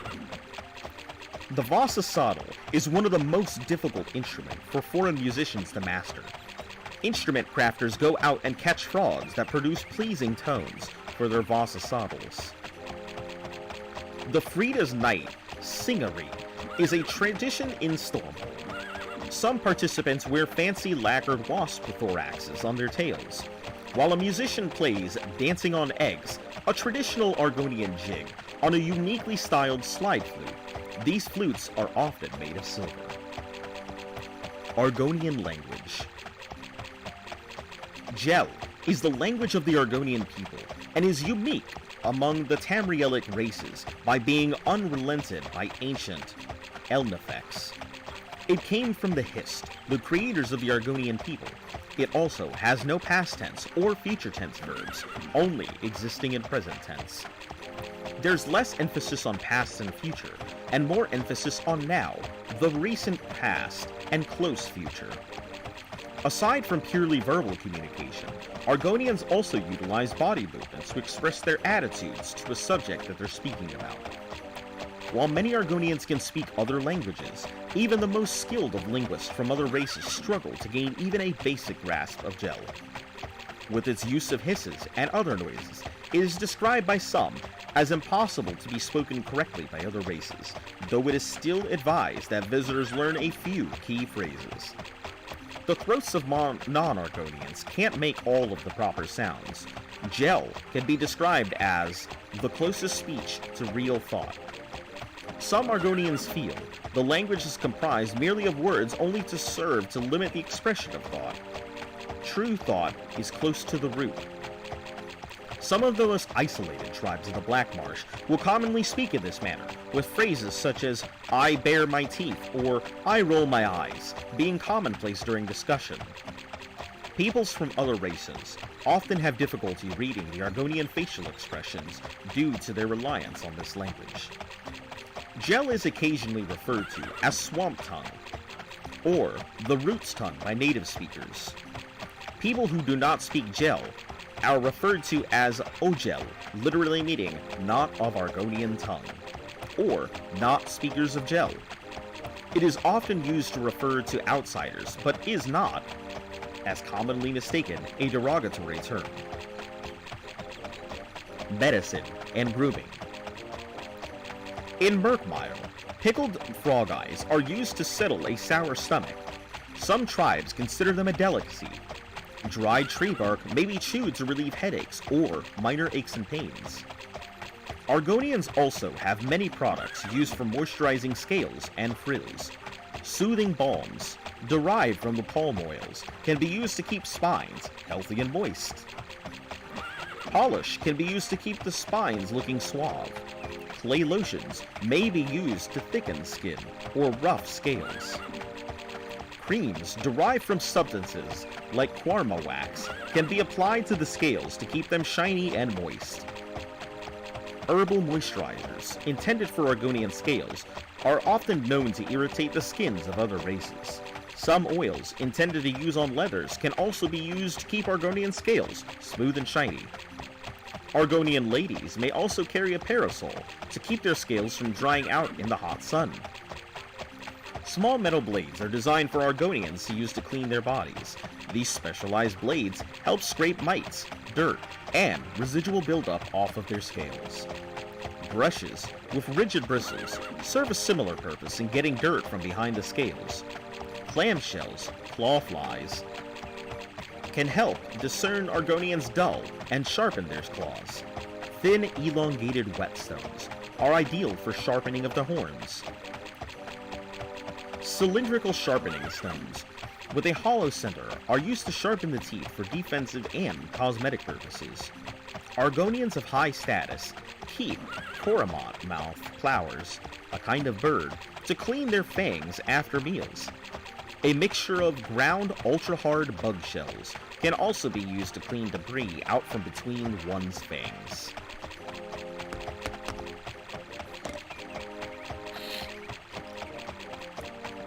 Alright, let's check on my equipment, make sure it's still functional, almost new. I assume I will not be able to see myself. Still can't see myself on Sentinel, and I know I can't see myself on Daggerfall. Ooh, but that does tell me where I'm at. So, towards the tip here, so right about here. So I must be somewhere around here. Actually, right in the middle of the water, I think. Alright. Good to know. Alright, let's continue. Smooth, waxy finish. Polish is used to enhance the health and appearance of one's fins. Some Argonians use ridge liners in an attempt to elongate their apparent size or depth of their facial and head ridges. This is comparable to the purpose of contouring or mascara in makeup used by men and myrrh. The gel is supposed to make their ridges seem much more pronounced. Argonians can make use of specialized polishes for their horns. Expensive varieties can be made from a variety of reagents, such as gold. Cosmetic fragrances developed by the Soxil tend to follow these trends that may seem odd at first, such as bladder-aged snake sweat perfume. Some Argonian colognes smell so strong that only the Zoxil find them alluring. Argonians molt. They shed their scales every now and then to make way for new ones. Sometimes they have difficulty losing their old scales, which may cling to their bodies. Thick brushes have been designed for rubbing off shedding of old scales, but are detrimental to the health of other races. Argonian food. Argonian cuisine is perhaps the most impenetrable for outsiders, composing largely of raw fish and swamp plants collected from the marshes. Argonian dishes are for only the bravest of other races. Argonian chiefs make use of ingredients that chefs from other races would shy away from, such as maggots or fermented pond scum. Often eaten raw, albeit seasoned with exotic spices and rich sauces, the fish and small creatures Argonians harvest in nests and traps sustain them in a way that is wholly unique in Tamriel. Drug usage among Argonians. Darriel, literally meaning see everything in ecstasy, in gel, is a dangerous substance derived from moon adder venom. The aforementioned venom is instantly fatal to all but Argonians, and is transformed by an agent in Argonian blood. Those who use Darriel can see sounds, hear tastes, and smell sights. Darriel unfolds in stages, each unlike the last, and confuses the senses. It cannot be safely taken by non-Argonians. Darriel is very difficult to acquire. The venom is usually fermented in a swamp jelly gas bladder. Some Argonian users coat tiny quills in Darriel, and then insert them into the skin around their eyes for an intense sensory experience. The use of Darriel dates back thousands of years. In ancient times, stone mortars were used in the process of fabricating. Some Argonians, especially Brightthroat elders, enjoy smoking dried marsh meats. Miscellaneous. The following is miscellaneous aspects of Argonian culture. Some Argonians fill their pillows with live centipedes because they enjoy the pleasant wriggling sensation. A sentimental Argonian may press and preserve a leaf from their history to remind them of their tribe and family. Heavily inlaid wood boards set in a series of octagonal patterns may be used for meditative exercises. Argonian effigies, reported to ward off nightmares, are sold to people in other provinces by foreign traders. Enterprising scam artists sell imitation hiss seeds to gullible foreigners seeking their reputed fertile properties. Society. Most, if not all Argonians tribe, revere and build their lives around a history. They ingest the sap during rituals, lay their eggs among its root, and often live in the hist's walls, around their wills. Tribes that build their lives around the hist often do so literally, as they construct their settlements around that hist. The hist will guide them, and its people serve in kind. The Argonian way of solving disputes differs from that of the imperial provinces. Murkmire, for instance, doesn't have laws, at least not in the sense outsiders would understand. Small disputes are handled by arbiters of both parties, choosing this. This can be anyone, although it tends to be the tribe's tree minders. tribal leaders. Argonian leaders are known as tree minders, tending to the tribe's hist and seeking its wisdom through communion with the tree. On rare occasions, the hist may speak differently to different individuals, though most tree minders can interpret signals sent by the hist. Tree minders can feel when something is wrong with their tree. Occasionally, that something may be physically harming the hist, such as a sap thief beetle, but other times it could be something deeper. If something is wrong with the eggs in the uksith, or the tree senses an issue with the members of the tribe, tree minders will feel it. The tree minders interpret the hist will so the tribe may carry it out. Alright, one of these stamina pots. Check on my equipment over here. Almost new. Good stuff.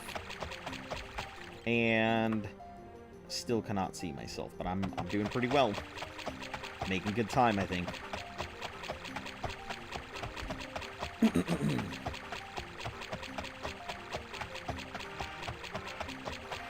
Some tribes possess a sap speaker who is directly in intermediary with the hist. The sap speaker will spend days or weeks at a time among the roots and the canopies of the hist, ingesting sap, eating the otherwise forbidden fruit of the tree, and using many hours of the day to indulge in solitary contemplation. The sap speaker will then emerge from their solitude with the knowledge they've acquired from the hist during their long bouts of study. Sap speakers have been described by Argonians as Zoxil, blessed by the hist with second eyes and second ears. Many tribes have an individual known as a root herald, who works to protect the tribe's interests. While some tribesmen hunt for Wamasu, the root herald hunts for information and fruitful relations. They foster relations that benefit their tribes, such as negotiating trade agreements. They also gather information from townsfolk and associates, such as stories or rumors from outside that particular tribe. Some outsiders may liken their behavior to that of a spy, but as a concept, that is foreign to the Zoxil. A root herald cannot serve their tribe without gathering stories and rumors. Their purpose lies not in subterfuge or espionage. Rather, the root herald's purpose is close to that of an ambassador or someone who brings news to the tribe from that outside world. Life in the perilous swamp warrants the existence of a call, war captains. The more warlike the tribe, the more this title is revered. Some tribes also have a Rajkal, a war chief. The name is self-explanatory. The Rajkal is a war leader. Tribes that value their warriors may have a Ka, Dilith, or war teacher, who trains novices to become fully fledged fighters. Argonian tribes also place great emphasis on their Nahish, their tribe elders. They are the wisest members of the tribe, who carry the root talk and know the secret croaks, and the Chuka says naming secrets. The root talk is a solemn affair that usually occurs during the month of Hist Soka, a time dedicated to wisdom and knowledge. During root talk, the tribe elders recite the history of the Zoxil. Through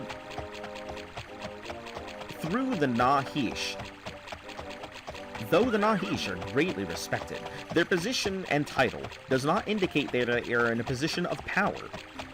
Another honorable title is that of the Dilith, one who passes wisdom to another. There is also a Rajnasa, an elder leader, and the Raj Dilith, an elder teacher. A tribe's elder leaders may determine what young Argonians must do to complete their rites of maturity, and the Raj Dilith prepares the hatchlings for their rites. Argonian warfare. Argonian arms and armor differ from tribes and designs, and have changed through the passage of time.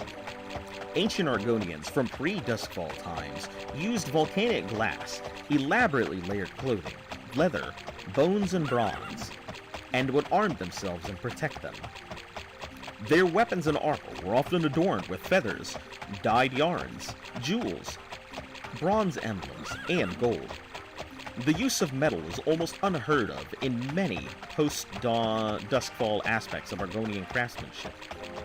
The Nagakur of Murkmire craft weapons and armors from the bodies of their deceased. Scales, hide, and bones from their dead are fashioned to protect the living. Frills and spines from the deceased may serve as decorations, while bones often make up the handles and business ends of dead water weapons. The Zikzat of Muzatan crafted lightweight armors that relied on sturdy leathers and bones to protect the flesh of the wearer. Armors and weapons were designed to allow the Zikzat to move swiftly in the marsh and hit their targets hard. Layers of bone are constructed to deflect blows, though Mazatun craft workers often leave the midriff exposed. Plumes, avians, and reptilian skulls, and often the spiraling sigil of the city of Mazatun, often adorn the Zikzat armor and arms, making them easily identifiable from other tribes. Argonian armor from the Shadowfen region, dating back to the Second Era, often utilized bones, tortoise shells, and snake skins to protect the wearer. Feathers, jagged teeth, turquoise, and jade often make up the adornments on crafted pieces, with spirals and geometric designs, featuring prominent in the ornaments. The heavy infantry of the Argonians, known as shellbacks. Calls may refer to their own units as elite shellback warriors. Argonian shields are sometimes made from these turtle shells. If not the entire shield, a turtle shell may serve as a decorative boss for one. Argonian blacksmith may use vices comprised of hard shells and metals. Argonians are capable of wielding hist magic. Practitioners can sometimes summon a cloud of spores to incapacitate a target. Wow, I am like not even halfway through this whole thing. This is crazy how much they got going.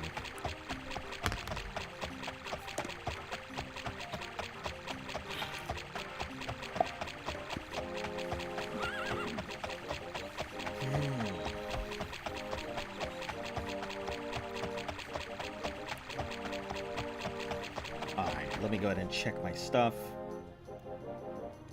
Still almost new. That's good.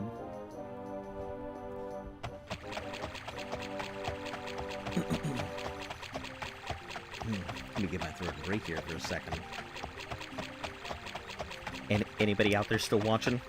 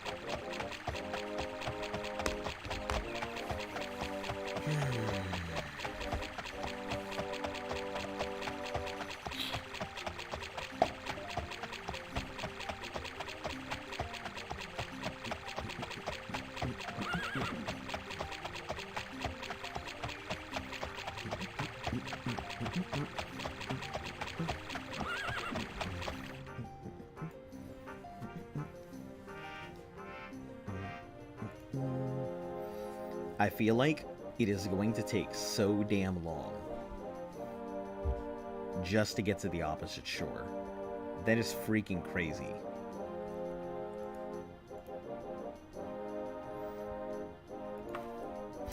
Ha! There I am right now. I can see myself. I'm almost there. Disregard. I can see myself from Sentinel. This is great. Man, I thought that was going to take forever, but it looks like I can actually see myself on Sentinel. Or from there.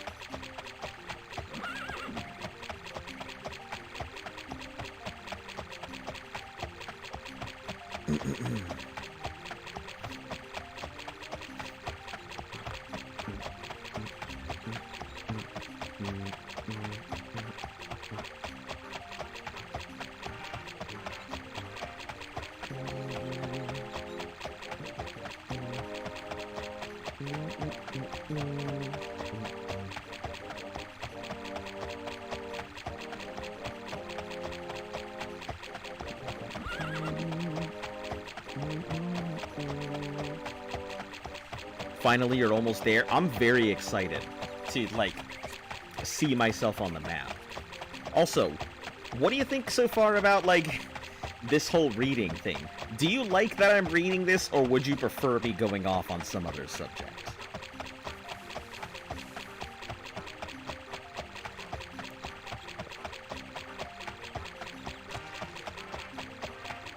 Because I think, like, the whole history is interesting. I was always the one chosen to read books and stuff. I really enjoy reading out loud, because I have what's called that reading voice, you know. That whole, the subscriber you are calling is currently unavailable. Please leave your name and number at the beep, and someone will return your phone call as soon as possible. Your call is very important to us. Thank you. Well, I just lost my hardcore Minecraft world. Oh no! What happened? How did you die?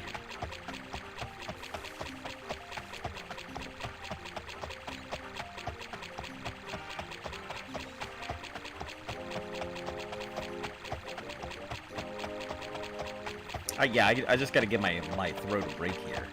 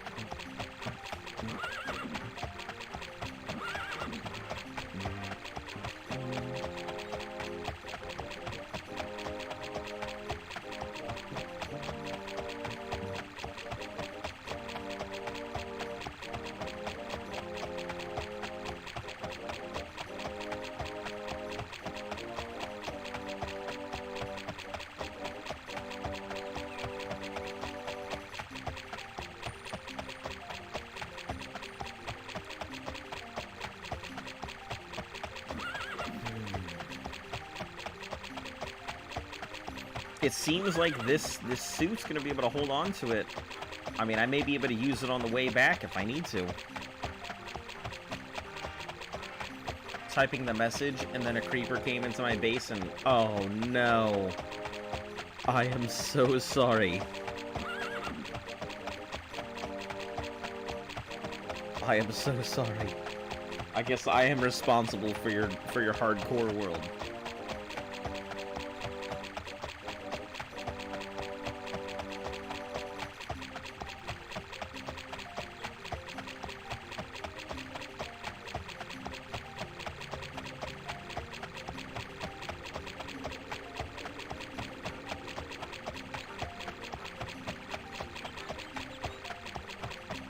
Damn, and day 53, that's enough to, like, have some significant investment.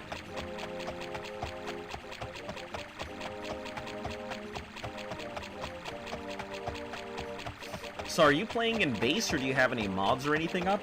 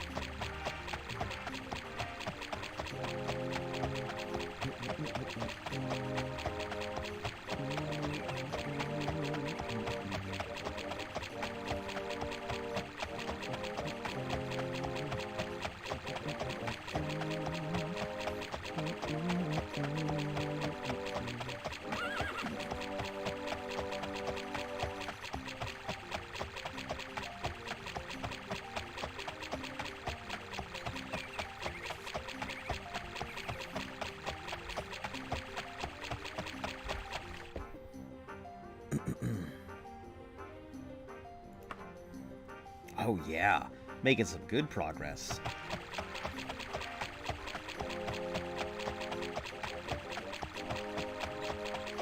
Just a few mods like backpacks and a day counter.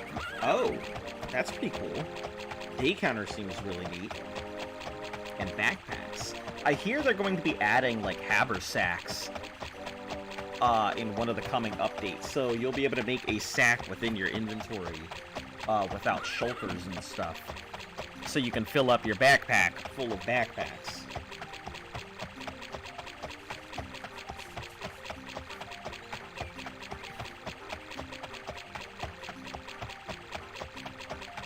I'm wondering if you can put... Do you know, can you put a shulker box inside a shulker box? Is like that a thing?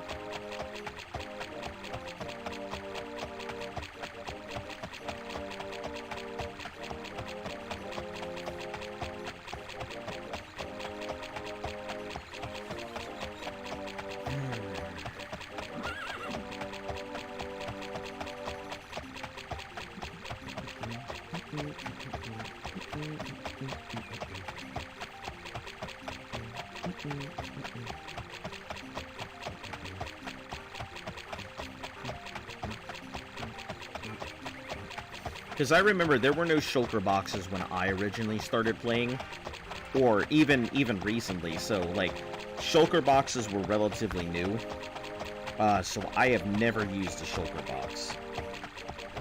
I say relatively new, but we all know they're not relatively new. They're just new to me because I haven't done anything with it.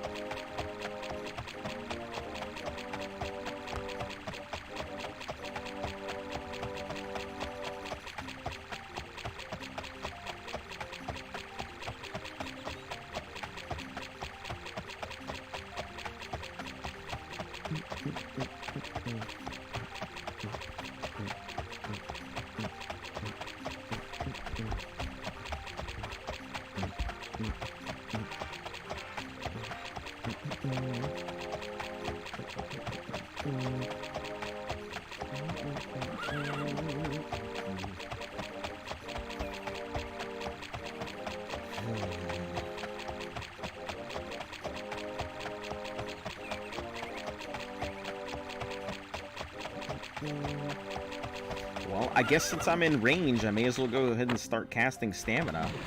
There's no need to go ahead and use for anything else. I guess we'll start working on restoration.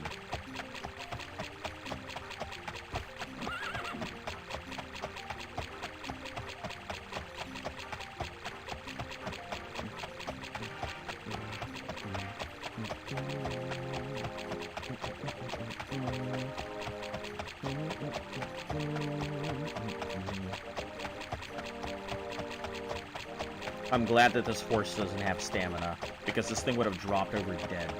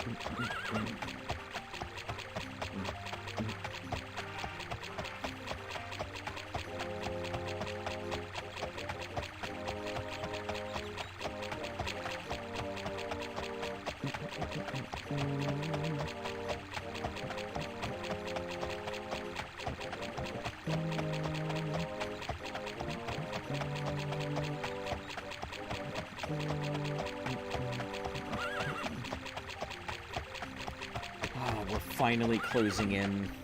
This is very exciting.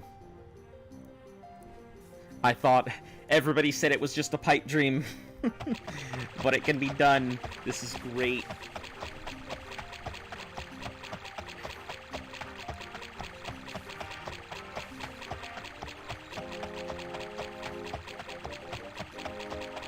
Thanks to this banana hammock of water walking,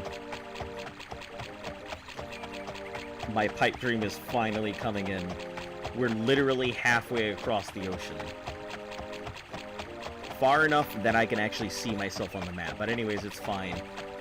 Can't find another fortress for the life of me.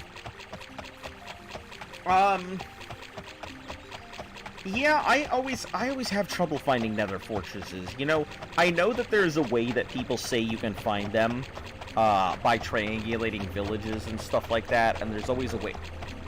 Yeah. Excuse the helicopter. We get a lot of them here. Gotta go. I'll see you. Alright. Yep. See you tomorrow, Diego. Always appreciate you stopping in.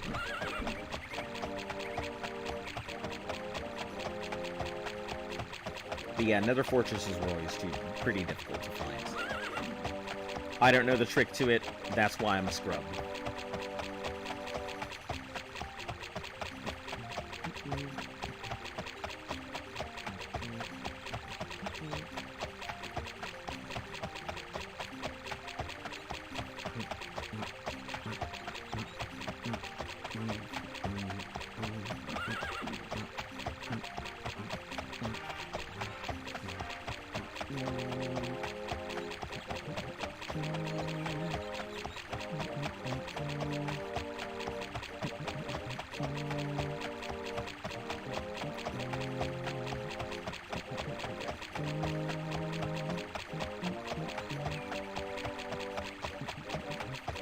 Is it closing in on night again? Holy shit, it is.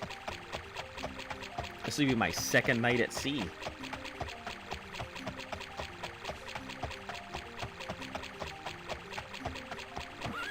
That's hilarious.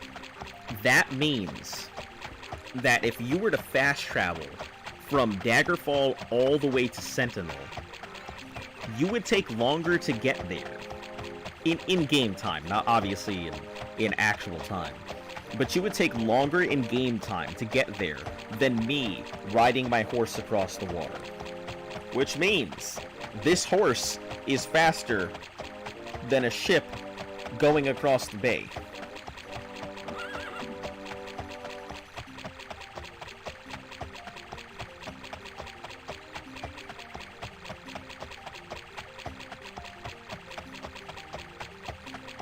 Because this is, what, my second night coming up on the water?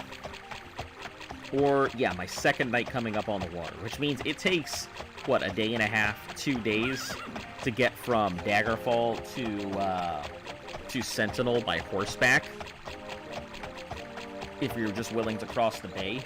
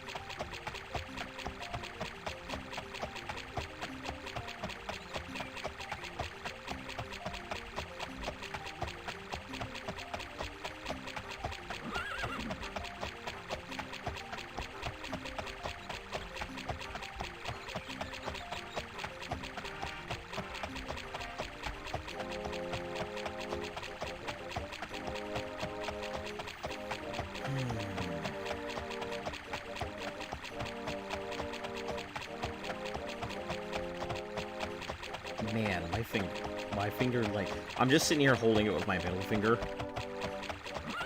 and it's getting painful. I just hold it with my thumb, because I can't sprint anyway.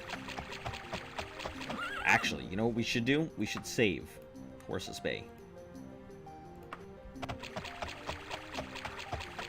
Just in case something happens. Which, you know, when you're closing in on your goal, especially in doing something dumb like crossing the bay without fast travel, yeah, something like this is bound to happen.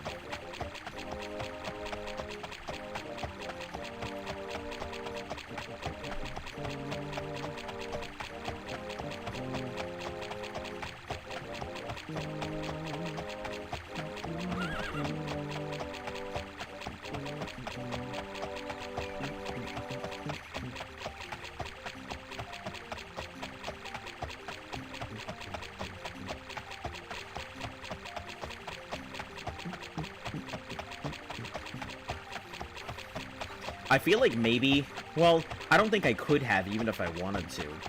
I feel like doing Sentinel and doing Sentinel and Wayrest early would have made a lot of this easier, because then I could have just stuck in Daggerfall. But I think this is fine the way it's headed.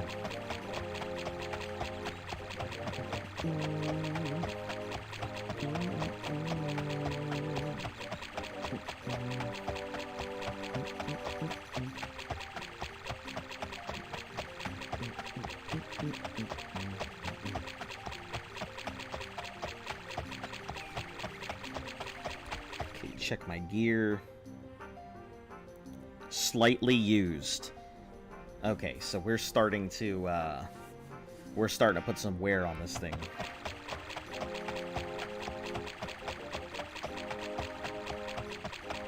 Okay, where are we right now? That's not what I need. I need Sentinel. I mean, we're making it. It's slow and steady. I will get there at some point. Hopefully before the hammock gives out, but...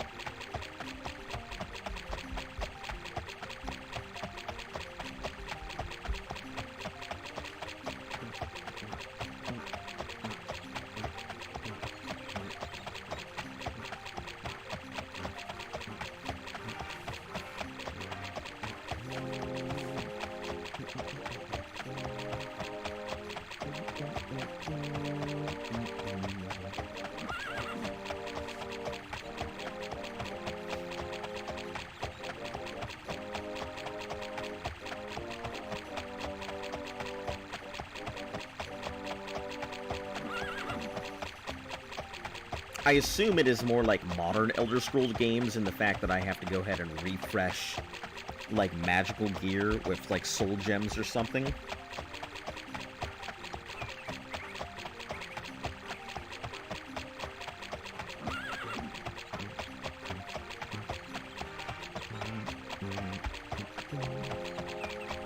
If that's the case, I don't know if I'll, repair this gear or keep it charged. Or if I'll just let it go when it's done.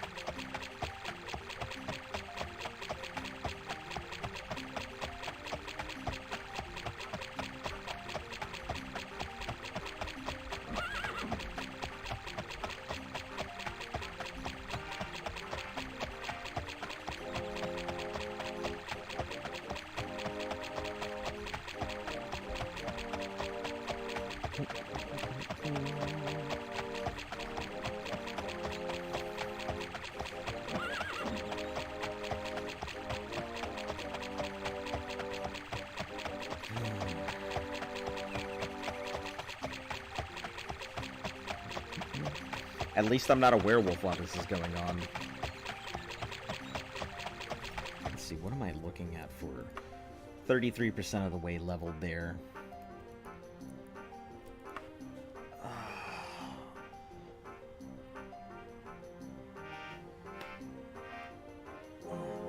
Okay. Okay. Let's keep going. I gotta occasionally check on this thing because I do not want to fall through the water, so we'll have to check every, I guess, roughly every 10 minutes or so.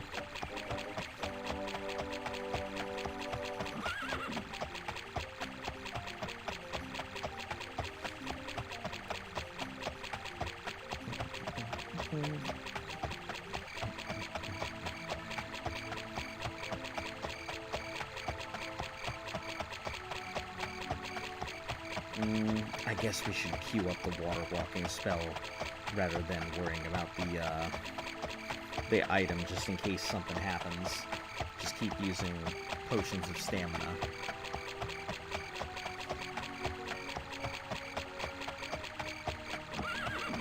What is my water walking at anyway? Something ridiculous. I'm at 71% thaumaturgy. That is pretty crazy considering that I did not start out with thaumaturgy as one of my big spells. I feel like I should have. Had I known that water walking fell under that, I probably would have.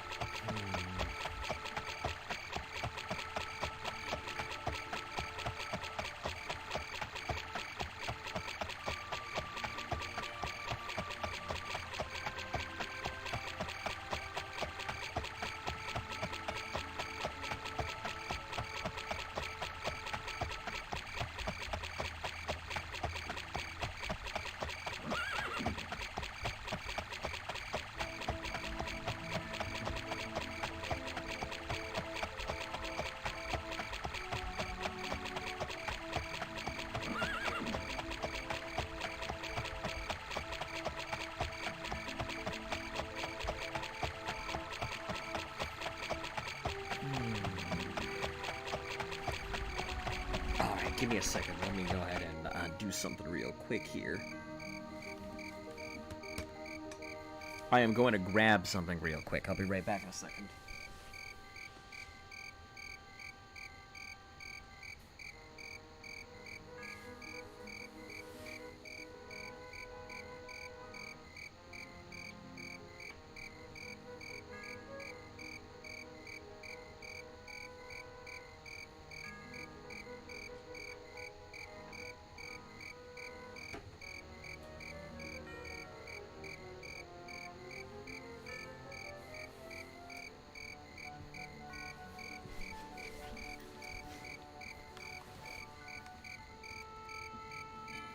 Alright, I'm back. Let's check my progress. Nope, that's not where I'm going. Sentinel. Okay, we're making progress. Roughly about the same progress we would normally make here.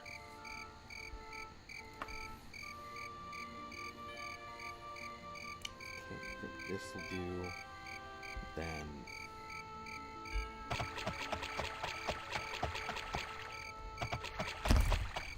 Oh, give me a second. Trying to test a weight here to see if there'd be a better way for me to go ahead and just... There we go. Keep it held down while not doing anything. Now I am free to use my arms and legs and whatever, because I'm just going to be going forward for a while anyway, so...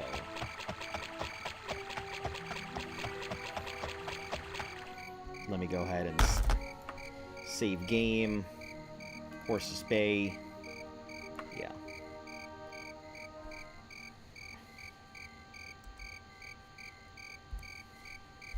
Stamina pot.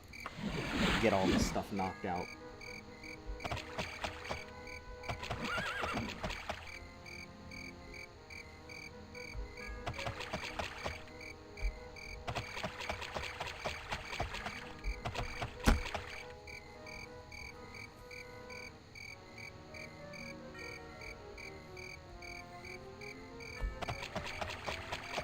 There we go.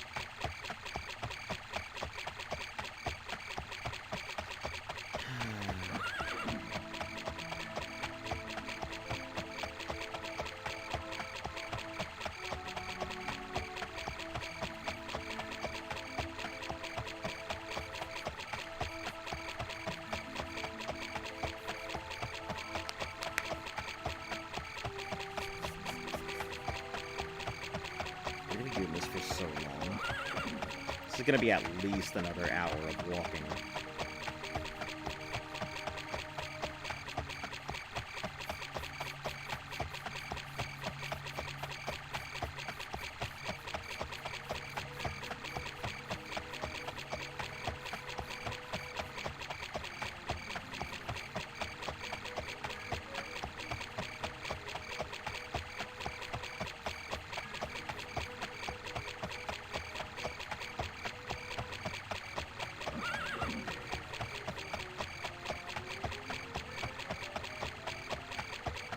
The only reason I'm not, like,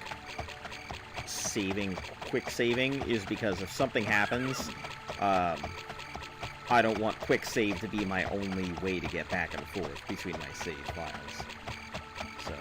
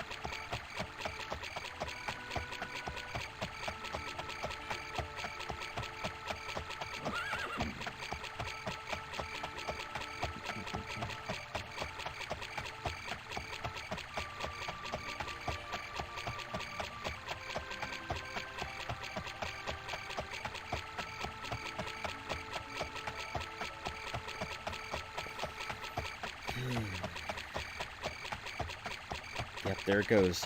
The last member of the viewing crowd.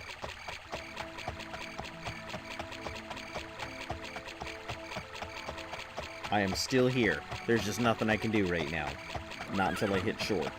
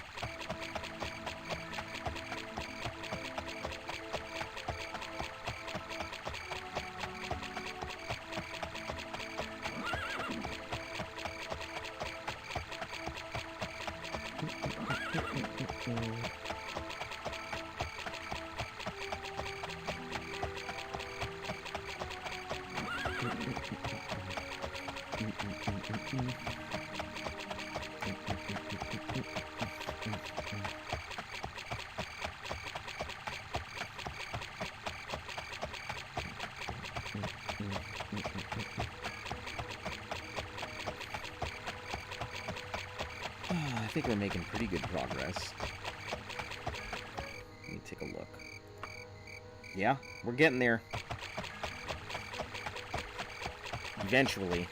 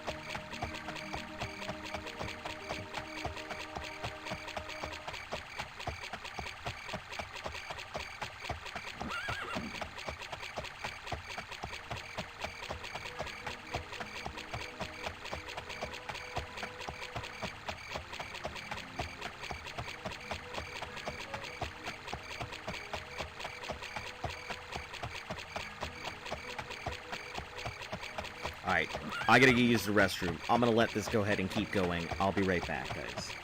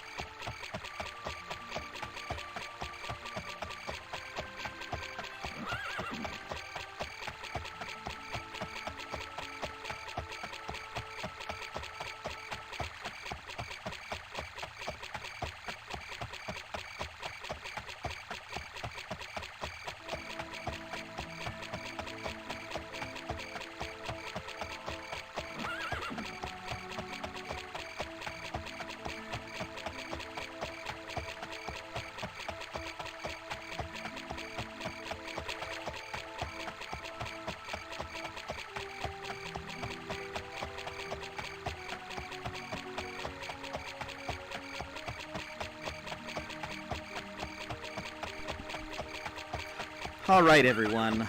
I'm back. Let's see how far we've gone. Making progress.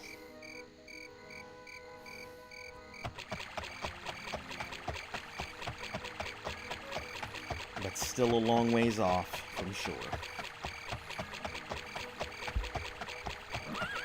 Okay, talking about shore, I also have to check this. Still slightly used. Okay, we're good. Let's continue. South, oh, there we go. Man, I figured this would be the case, that it would take an entire episode to walk all the way across, but man, I guess I didn't think too much about it.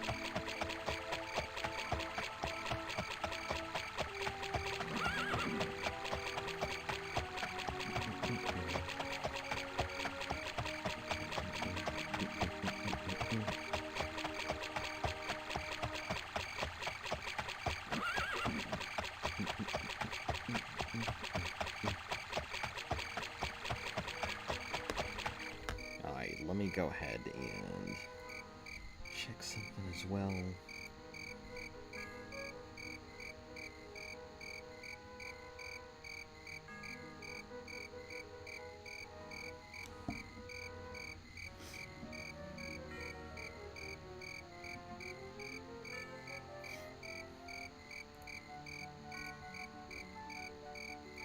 Sentinel, okay.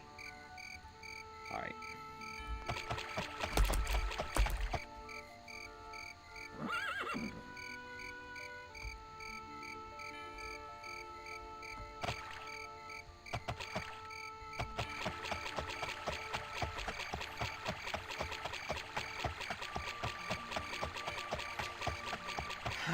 Yep, nothing but walking.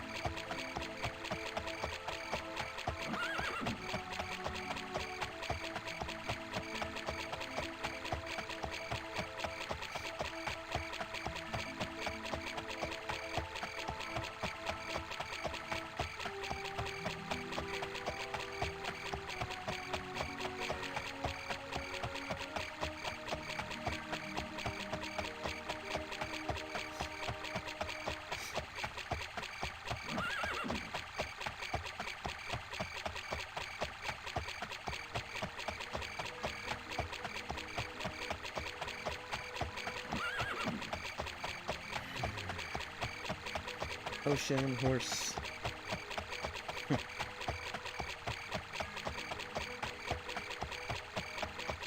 Man, this is gonna take a while.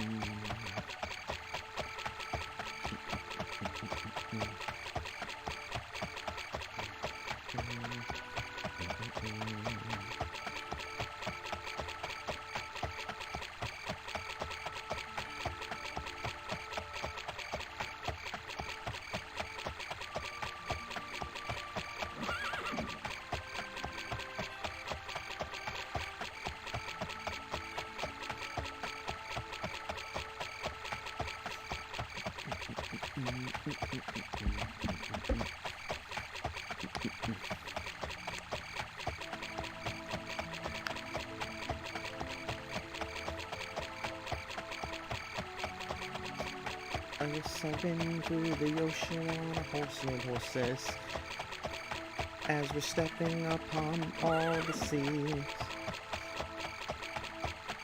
all the trees and the mountains we glimpse. And I'm sitting here waiting for me. On the saddle, I am bored as can be, and I'm starting to lose my mind. But that's okay, 'cause it could be much worse. I could be swimming inside of the brine. Oh yes, I've been through the ocean on the horses, you see.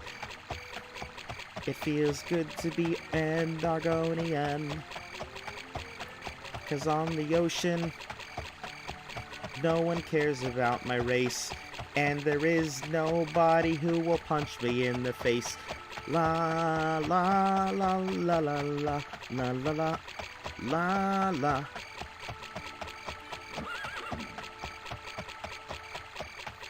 la. Clearly I am bored.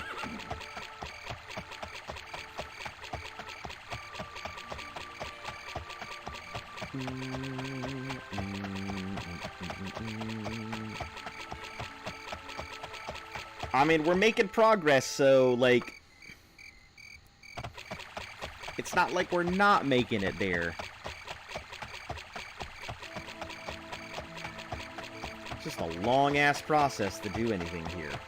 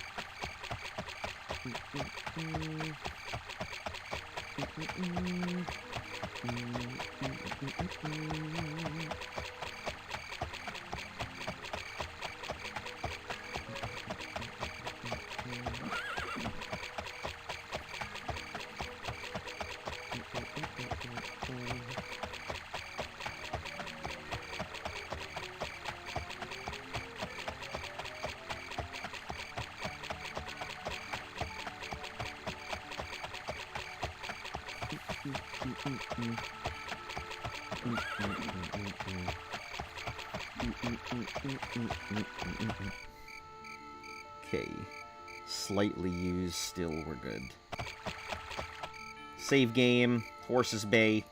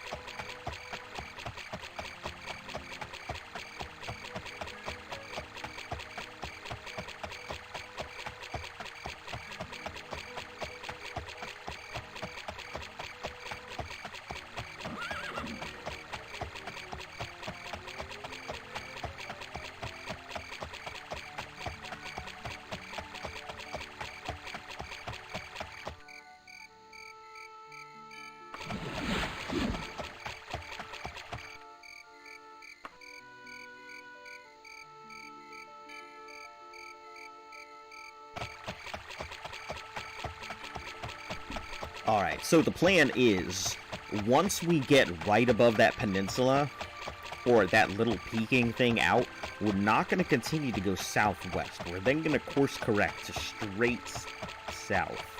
That'll take us to the nearest body of, or the nearest piece of land, which should hopefully save my piece of gear a little bit of breakage, and also allow me to actually get on land.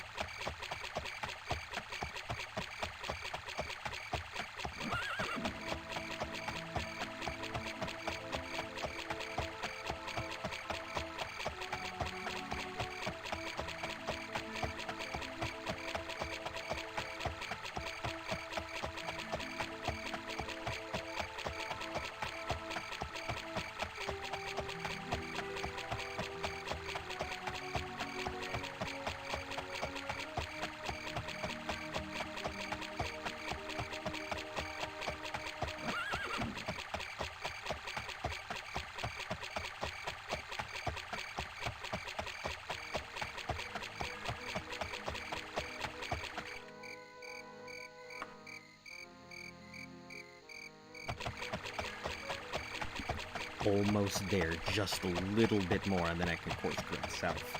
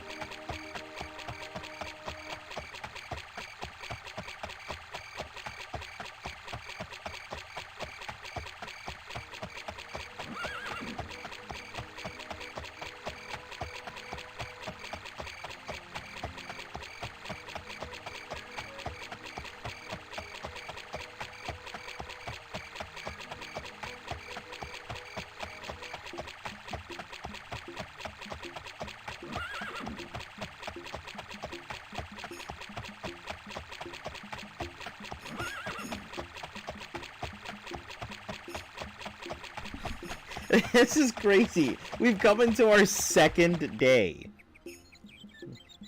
6:03, second freaking day here. This is insane.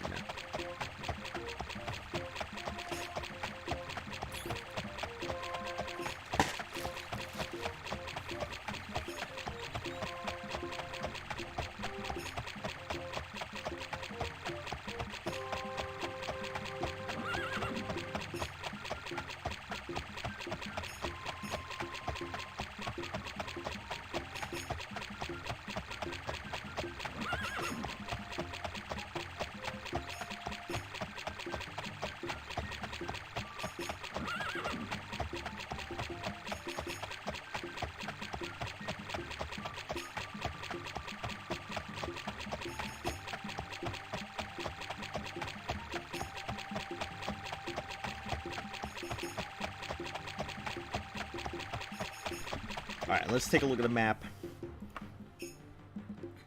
We are getting close. This should be within, like, what, 20-ish minutes, I think?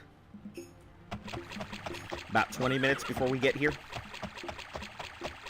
Or we hit land or something. We'll just correct slightly over. So we can actually hit land proper.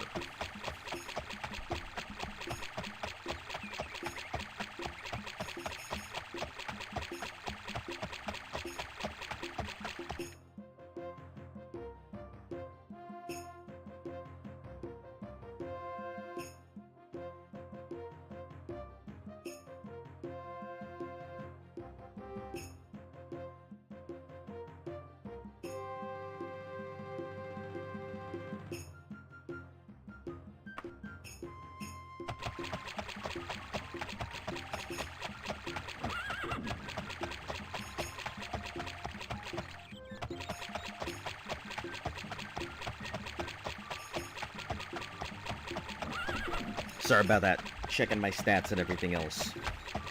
Yeah. This is going to be a tough one to recover from.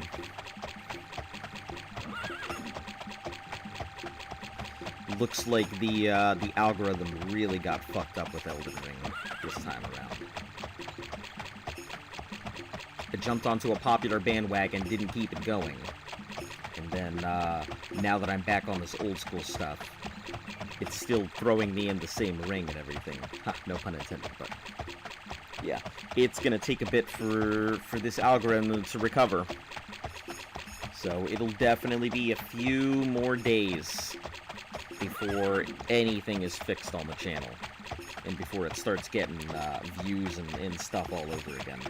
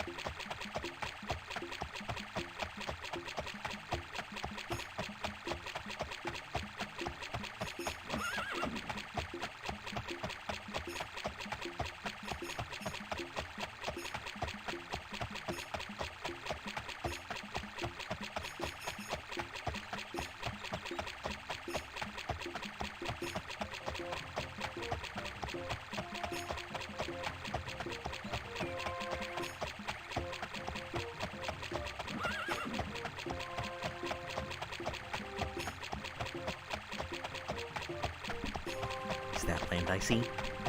Is that land? Oh, yeah, I think we actually found some land here. Oh, fuck yeah.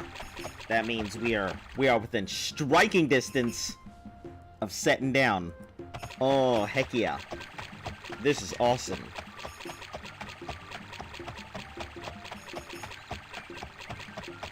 Alright. Let's go ahead and switch to stamina, because from here on out, let me take a look. What have we got left on this thing? It says it is used now. Okay, so, here's what we're gonna do. We are going to... I guess water test is no longer needed. We're now going for water extended. Cast out water extended. That should carry us all the way to the end here. We'll take this off.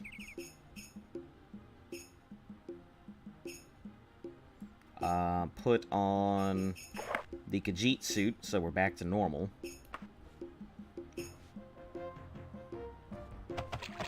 Alright, and we're already on the ocean with the water walk, so this should be fine. We should be able to make it here off of the rest of it. We'll save the loincloth for when we really need it. And from here on out, we're just rushing to the land here. Wow, this is nice. Our first land touch. Crossing the entire Illiac Bay. Fuck yeah. This is hot.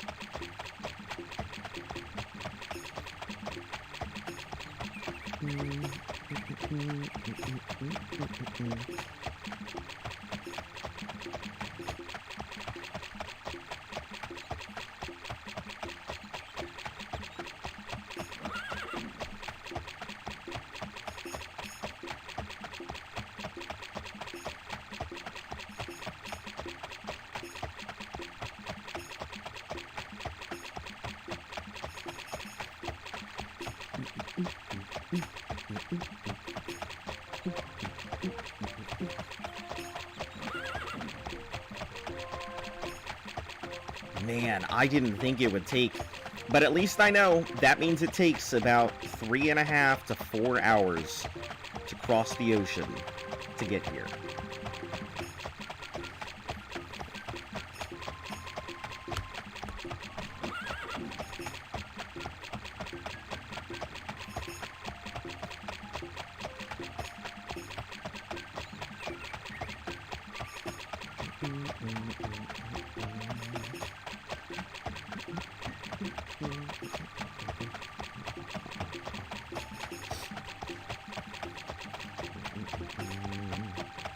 Oh, and I can see the trees here from here, too. Fuck yeah. This is wonderful.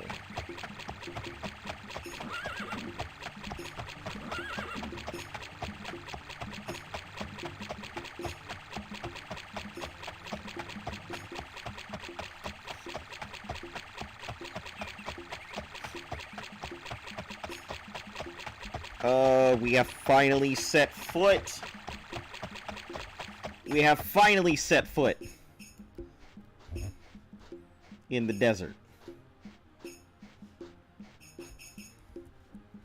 Alright. Gonna save over Horses Bay here. Alright, now, let's see what the hell I am supposed to do. Because I know I've got this letter in here. So, use Wayras Castle Sentinel. Hope your trip was uneventful. Sasay, keenly interested in the haunting of Daggerfall. My father and King Lysandus are somewhat close.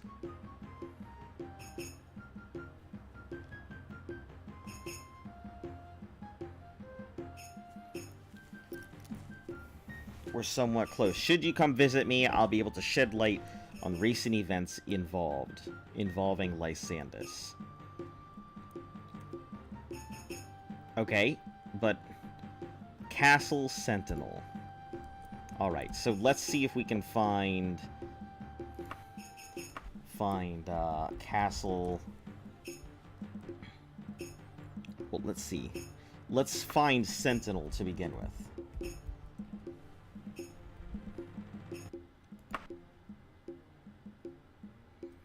Sentinel. Okay, so we're going to be heading east? Northeast? We can probably just follow the coastline for a while. That should work. And we'll just be casting stamina spells from here on, because that's all we need to worry about.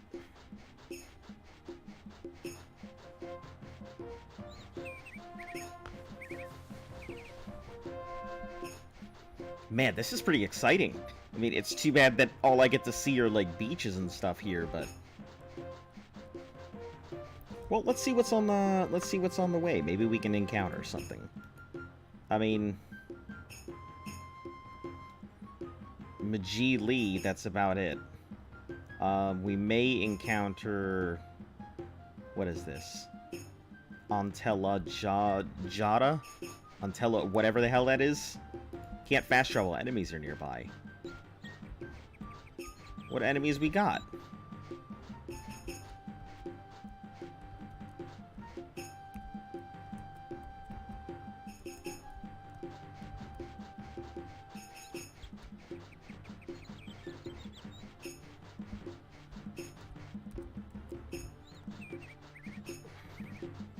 Well, maybe there's an enemy back this way.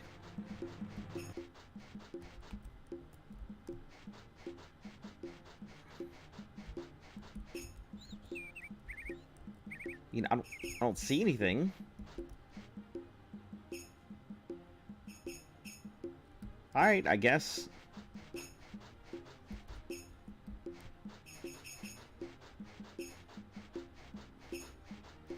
Just keep going, I suppose.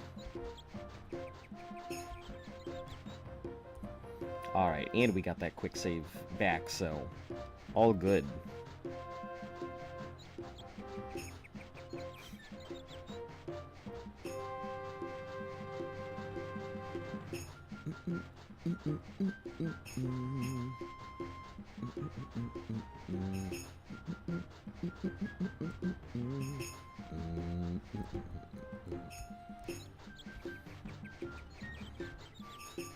Okay, so it's going to be varying degrees of brown. I'm seeing.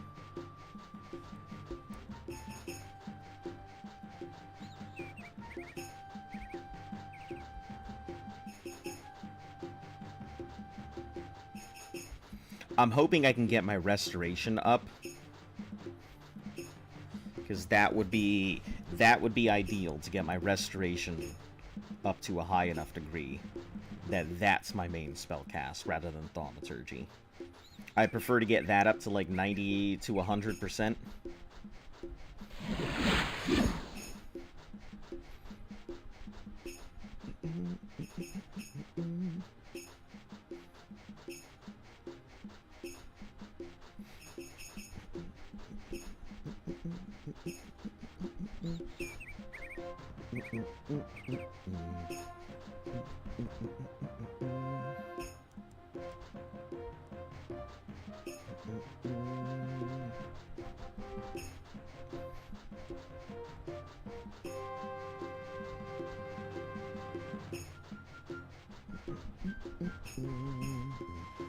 I assume that since I am here, I'm still going to encounter the exact same type of enemies.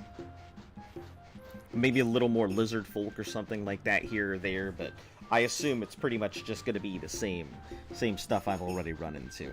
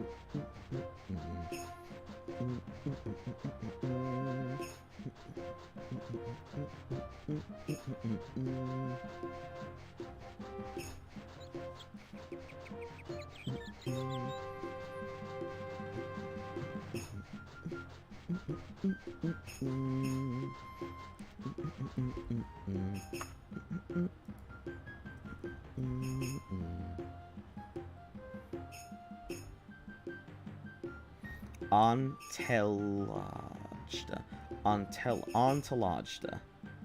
So I'm at...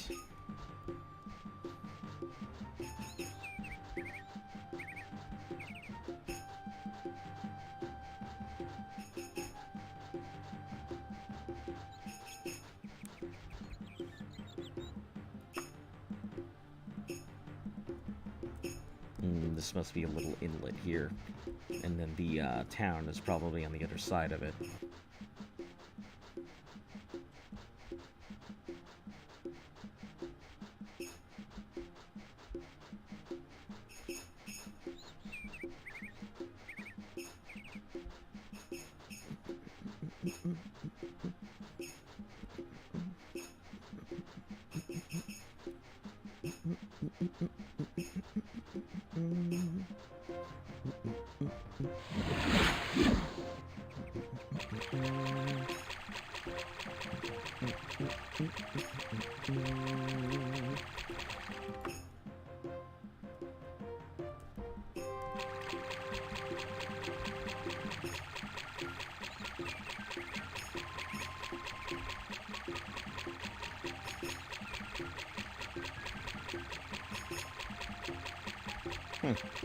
I guess it doesn't matter, it's just the perception that I'm going faster.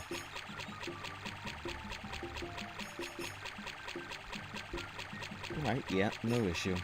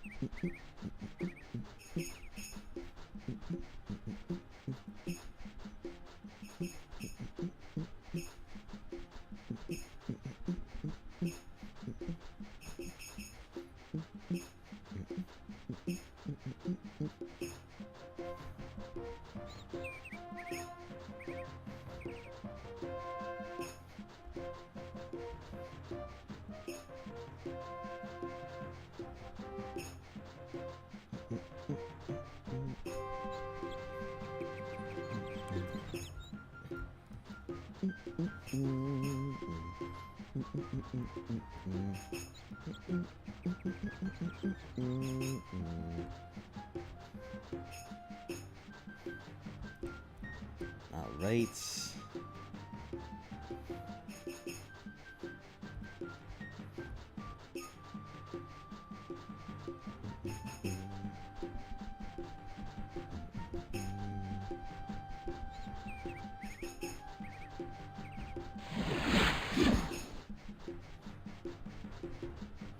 We'll either have one more or it's not going to let me cast anything after that. At which point we'll just cast into my my healing spell.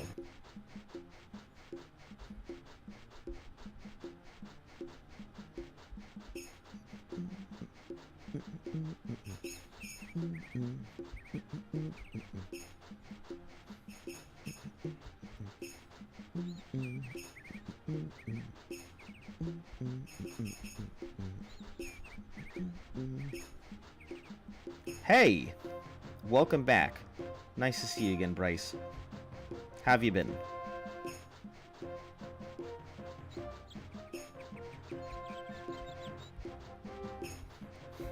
You came just at the very end of my very, very, very long journey across the ocean. Well, I guess across the bay.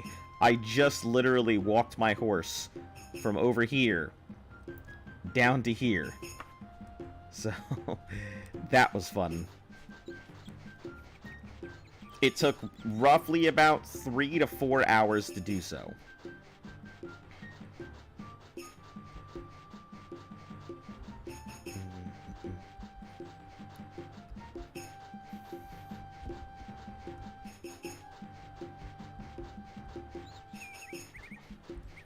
Doing fantastic.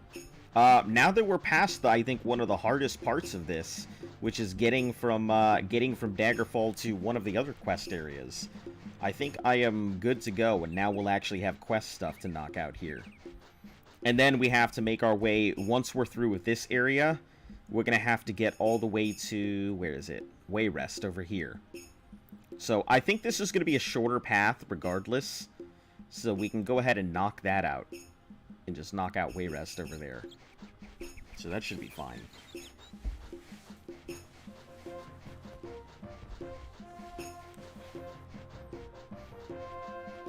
Oh, east, east, east. There we go. Oh, hold on. Let me... I don't think I'll need any spells here. So we're good.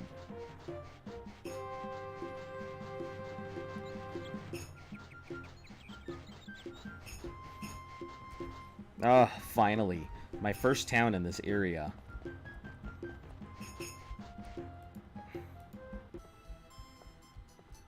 Let's see. You got anything good in here?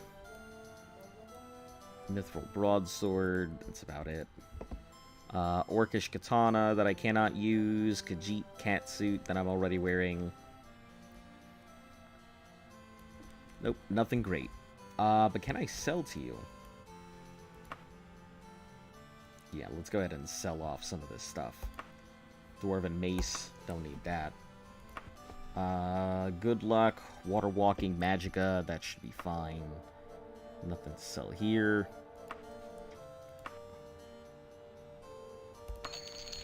I'll take it. Not much, but I'll take it. Talking about that, let's go ahead and move some stuff to the wagon. Like all these potions that I don't need at the moment. No armor.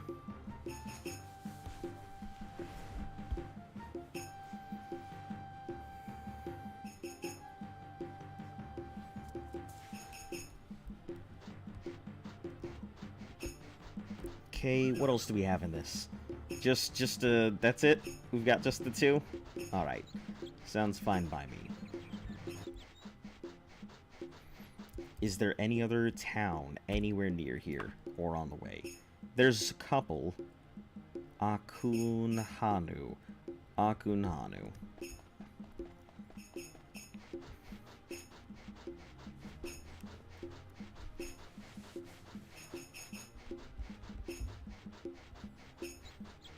I honestly cannot tell you how, like, excited I am not to be in Daggerfall anymore, and that crossing the ocean was doable. It means that crossing the bay was probably the biggest part of this challenge, I think. That was the part that worried me the most, more than anything else, was wondering whether I can actually cross that bay or not. And now that I can, now that I know it's a thing, like, I am not too worried about the rest of the challenge. It'll take a while to get from one place to the next, but it's not insurmountable anymore.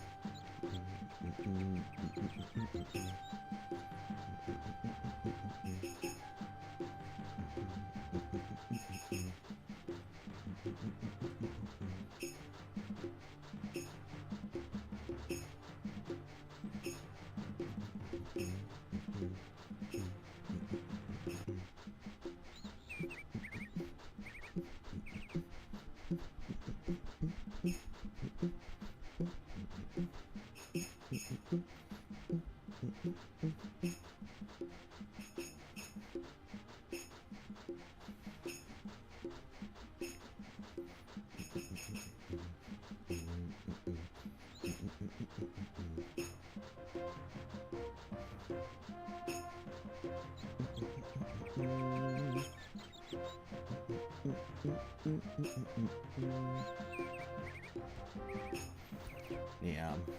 Although, despite the fact that I seem like I'm all calm and everything, I am worried about Luft. She was working on her cosplay earlier. Burnt the shit out of her hands. So...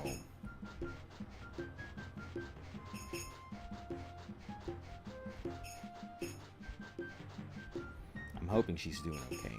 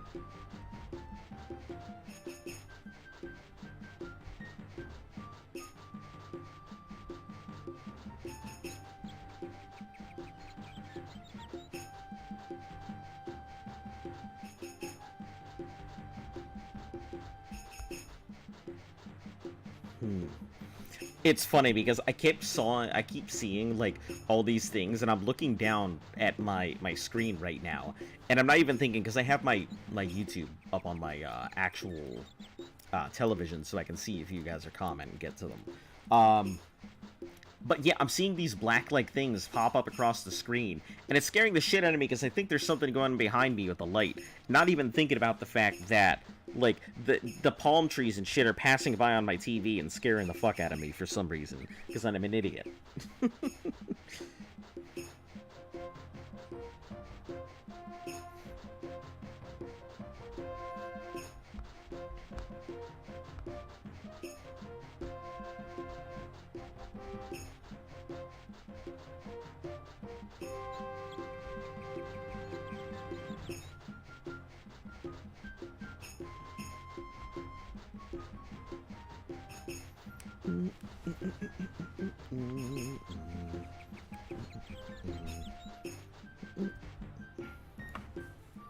Yeah, we're making good time here.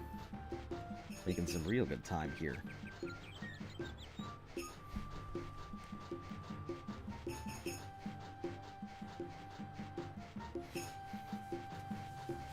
I'm just hoping, now that I'm in Sentinel, some person doesn't, like, roll up on me at some point and be like, hey, you better go ahead and come see me at this point before you go see anybody else.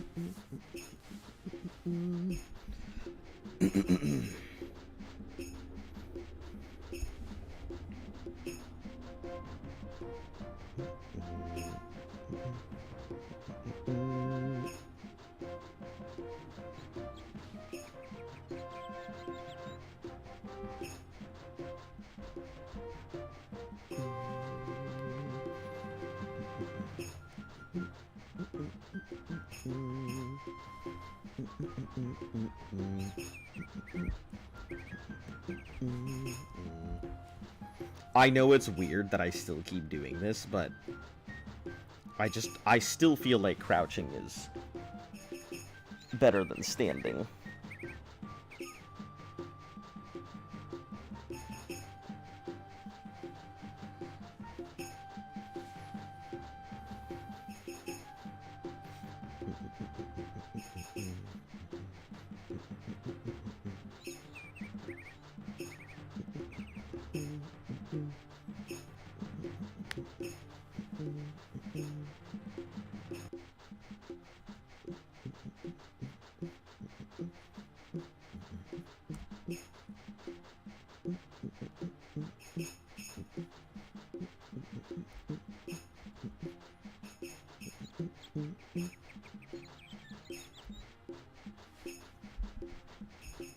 Alright, we'll go ahead and rest here. See if we get any enemies. Nope. Just good old-fashioned running. It's 10, so that means by the time I get to the next town. Hey, Propane! How you doing? As you can see, the environment has changed. I did it. I finally did it. I managed to go ahead and beat what I what I considered the hardest hump.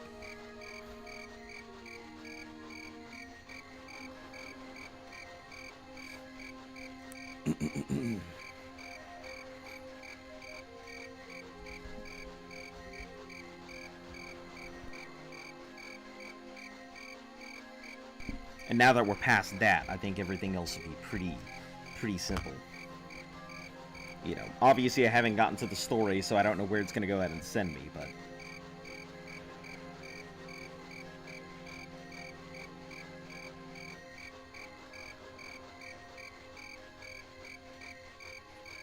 Did you hit Sentinel? Sure did. It was roughly just under a 4-hour journey. I had to stop for a while to help lift with something. But yep, I am here. I am in Sentinel. I have done it. And the funny thing is, I didn't even need to, like, cast or anything, because I was given a loincloth of water walking, so I pretty much burned through, you know, I'll just show you, I burned through a lot of it on my way here, so it's currently sitting at used. But yeah, I just went ahead and cast a couple water walks for the remainder of the trip, and it's still going. Even though I've rested, like, 8 hours, even though I cast it, like, I only cast, like, 5 or 6 of them. So my water walking should be able to carry me literally across the bay if I wanted to rest in the middle of the ocean.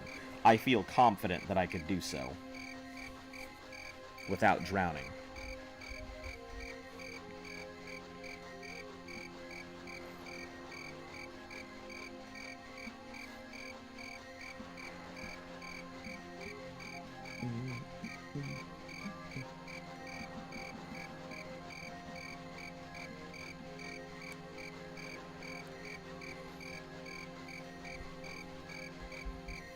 But yeah, this is it. All it takes is just to go ahead and get myself over to Sentinel, and I should be good. And from here on, we're gonna be upgrading recovery instead of thaumaturgy, because I think my thaumaturgy is well past strong enough to be able to carry me across any body of water in this game right now.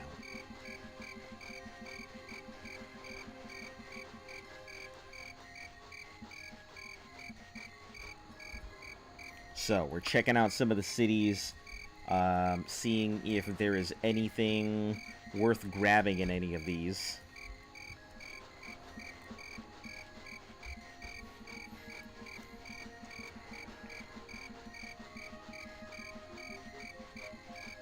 I'm assuming most of the stores are going to be closed by the time I get to each of these towns, since it's so late at night.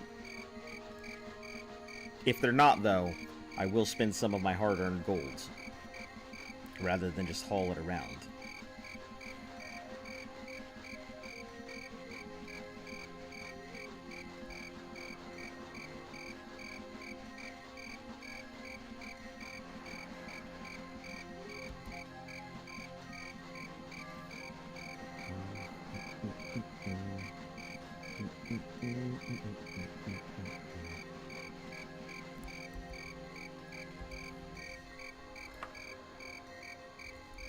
We're just north of it.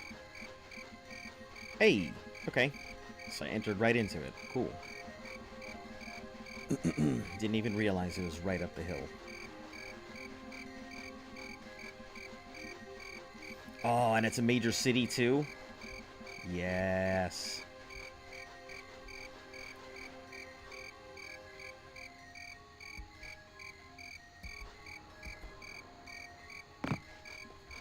Alright, so this is good.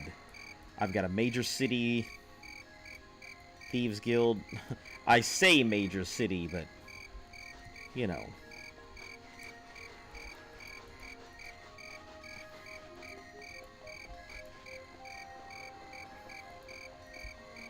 Toad and Scorpion. Okay, let's go check out. I assume that is a temple that I am looking at over there. Order of Arche.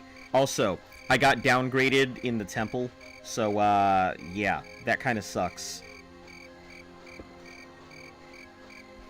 But yeah, I am at, a novice again, so I can't do anything with Arche.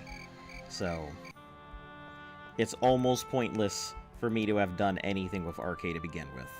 You are healed. Oh. Make a donation? Sure. Certain gods of birth and death accept Alda, but do not expect miracles. That takes more than a pile of gold.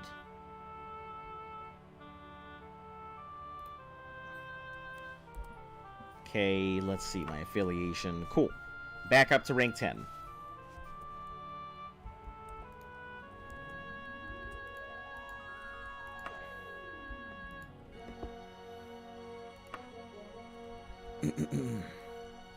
I guess that'll take me where I need to go. But alright, I have to wait to go ahead and level up again. But good to see the temples there. Let's go ahead and check out some of the other things in the area. When you become loaded, just dump like 10k for 1 reputation point. It looks like, from what I can see, it seems that, like, every 1,000 gold is worth, 1 reputation point. Heard of you. Nothing good, of course. Get lost. I'm a common citizen. Oh, okay. Thanks, my dude, I guess. What have we got here? Nothing great. Anything in here? Not a thing. Anything in here? An orcish broadsword I can't use. So nothing.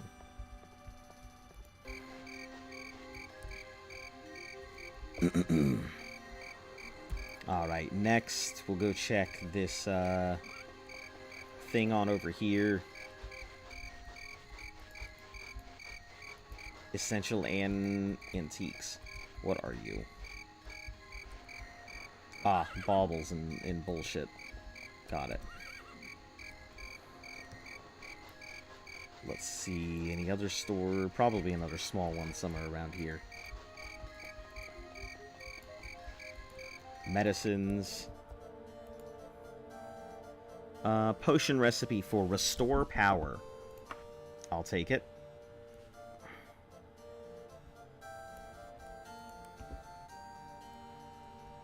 Oh, I actually have to buy it. I forgot. Yep, that is the thing.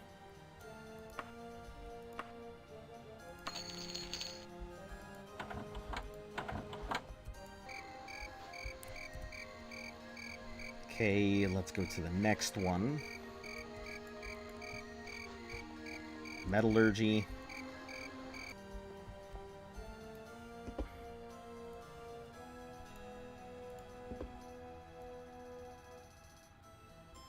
Nothing? Okay. Move on to the next place. Ah, bookshop. No.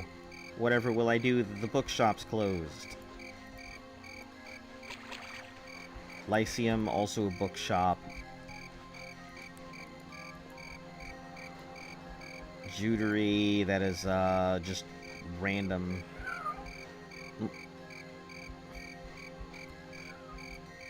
Okay, so I don't have to worry about that. Alright, looks like there is nothing that I can get in here that would be worth it. So, carrying on. We're going to continue to go ahead and head east. Let's just jump the wall and the buildings.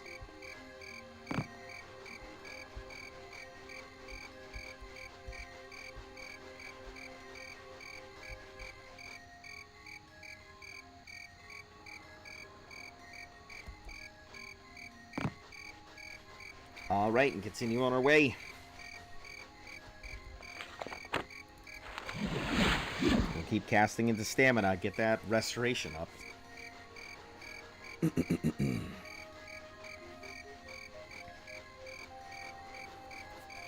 But yeah, that the banana hammock of water walking was doing its job.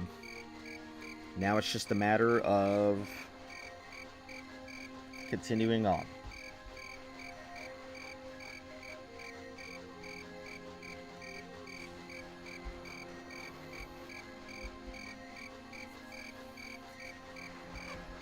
Ooh, hey. I heard that.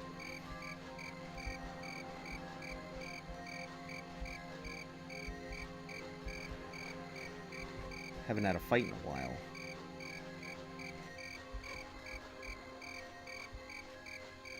There you are.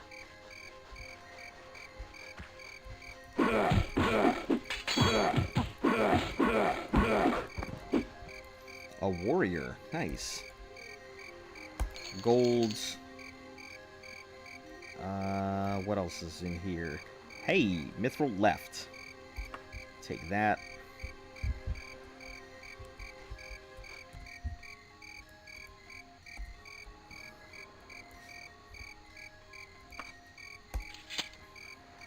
Nice.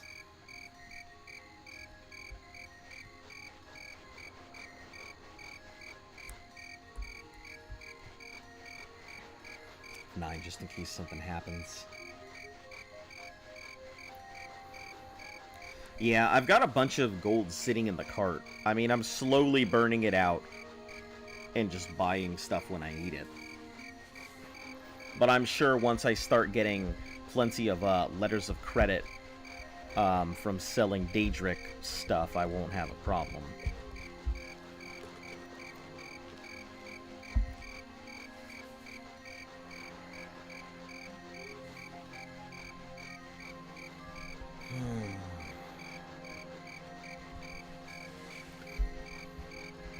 In the meantime, though, I feel like it's the exact same thing that I just saw in the last land, but brown.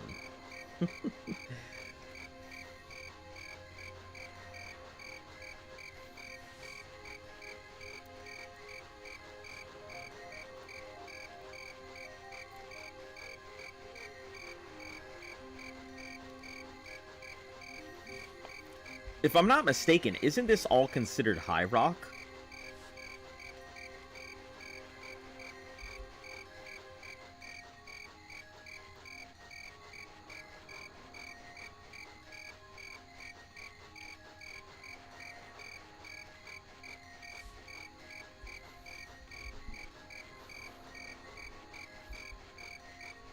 Safety range. Probably just some tiny place.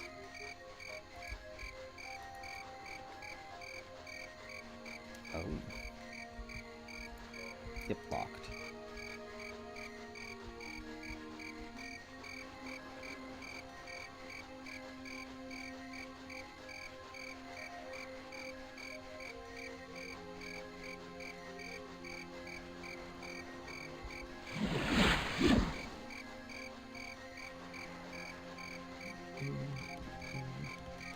Maybe I should build my own stamina spell rather than use the one that I have. I guess when I get to Sentinel, they'll probably have a Mages Guild there. You know, being the main capital.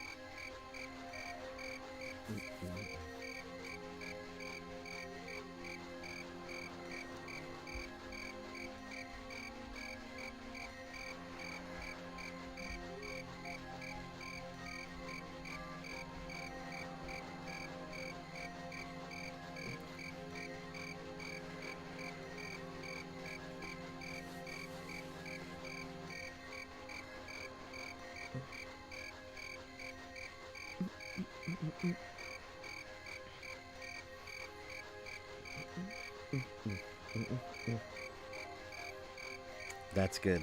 Somebody just told me that the Batman actually was good. I was really expecting it to kind of be a bit trash, just because of all the stuff that I heard from Robert Pattinson with him doing the Batman and everything else, but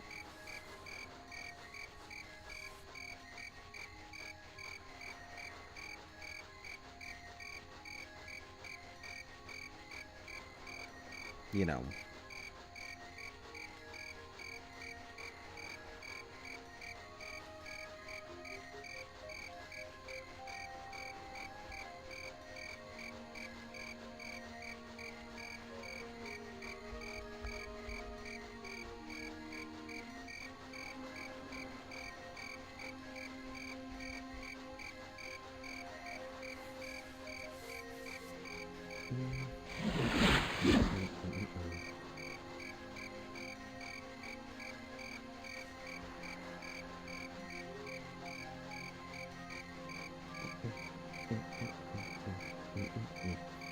Forgot about the Batman movie. So did I, until our local, like, theater. Our local theater is fucking awesome. I love this place. Their seats are, like, to absolute die for. Their food menu is phenomenal. They have a full bar. They have, like, actual dinner menus and stuff like that. They get these really bomb-ass garlic parmesan popcorns and stuff with unlimited refills. Amazing place. A little expensive, but I'm fine with that for, like, the service that they provide. Yeah, they send us emails when new stuff comes out. So, yeah. We'll see.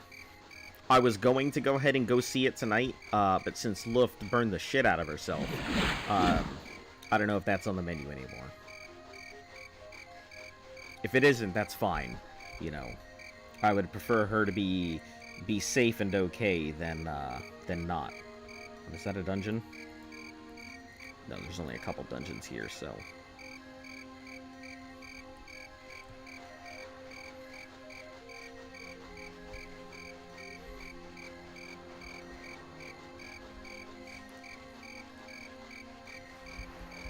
it's another town coming up, and if it is, we'll just rest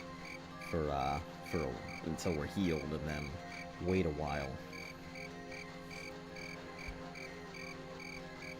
Well, first we'll see if they have anything, then we'll rest for a while. Because if they don't have a store worth looking at, then it doesn't even matter.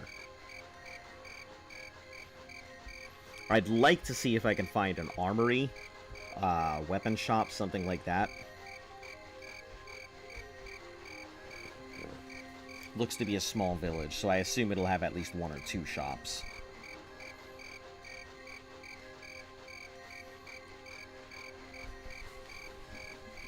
But yeah, the people who have seen it have said that there is no fear in that everyone had for Robert Pattinson doing Batman. He's a good actor. He is a great actor. You know, House for Sale. Queen's Sundries, General Store, never mind. I guess I could wait around. I mean,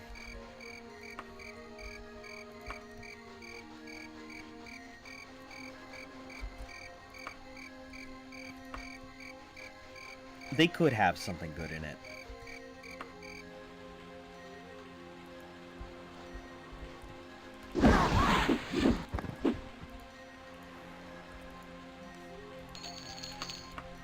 Mummy's wrappings, holy relic, and nothing else worth it. What time is it right now? 13. Wait for a while. 7 hours.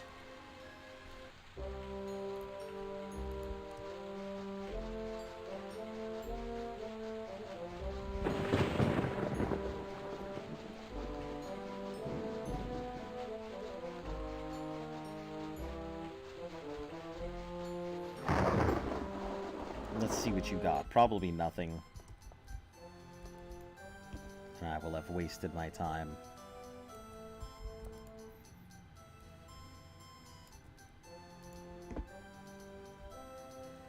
Yup, nothing worth it.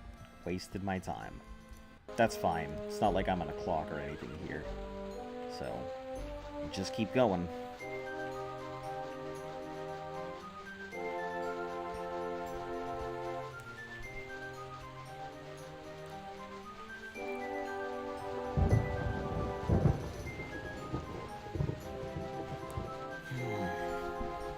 Also, trying to fix my freaking channel after the single mishap day of posting on Elden Ring screwed my channel so hard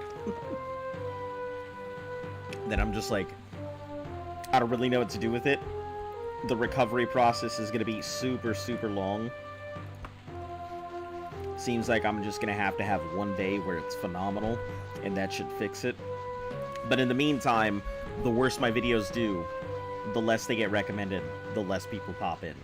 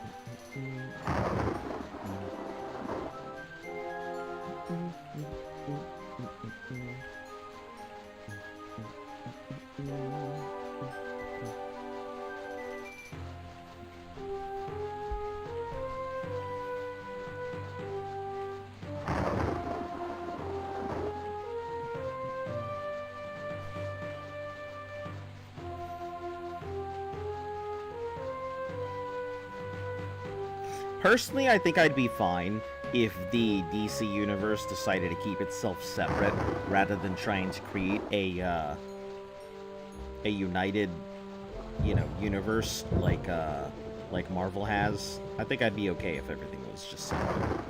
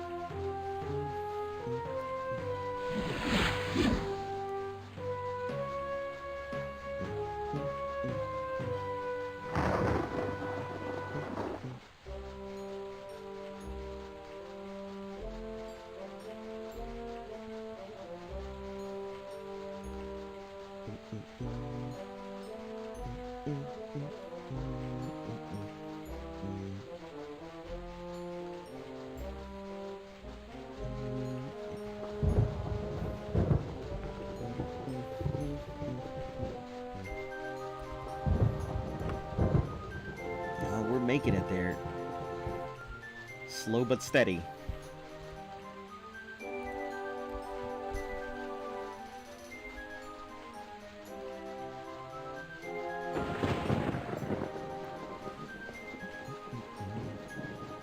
Went to the top of the mountain with my dad today. Pretty fun. Oh, that's cool. I guess snowmobiling? Or do you do anything else aside from snowmobiling? I assume if there's not snow, maybe you can hike, but, you know, Canada.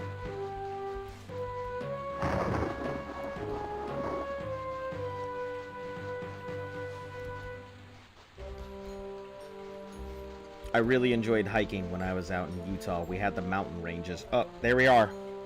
Good thing I saved. Felt that one coming. Miles away.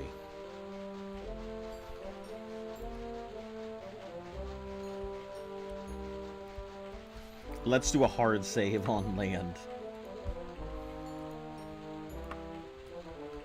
Just in case something happens.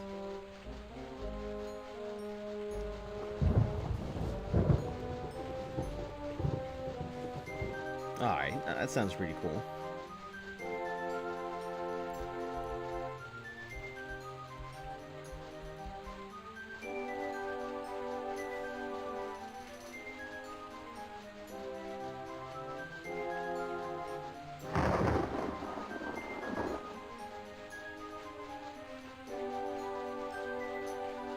Yeah, if I could do more things like, you know, I'll tell you, one of my favorite things is kayaking. I fucking love kayaking.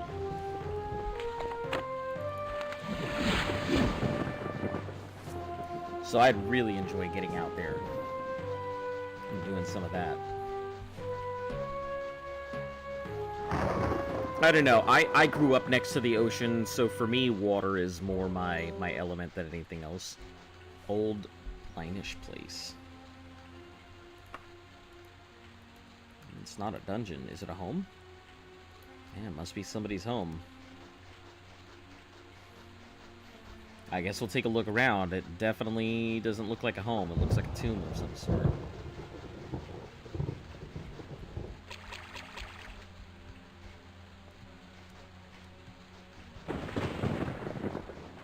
Looks like what was once a home. Or at least a small town.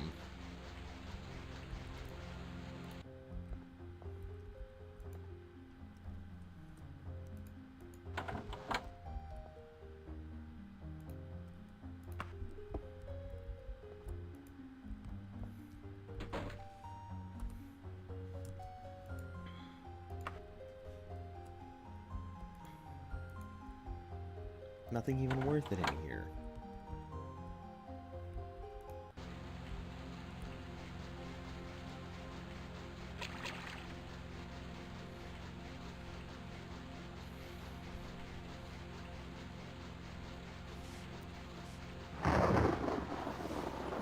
But yeah, I really like the ocean. Things like boating, sailing. I surprisingly do not like fishing, though. You pretty much have to climb a cliff to get to the very top. Ah, that's cool.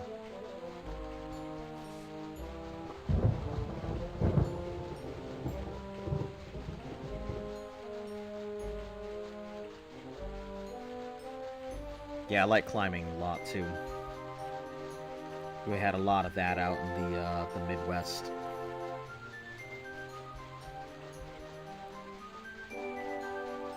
A lot of things I kind of miss about when I was in the military.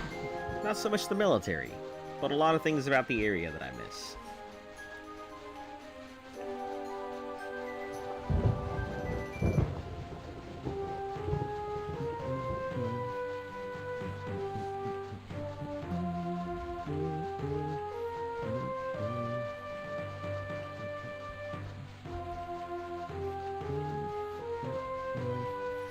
There's a cabin about 2,000 feet down from the summit.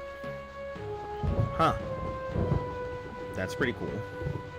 Is it owned by anybody, or is this, you know, a cabin that you can rent out, or is it business or something like that? I assume when you say cabin, it's owned by somebody. You know, because here in America, you can't just have a cabin in the woods. Well, I mean, you could just have a cabin in the woods, but it's extremely rare.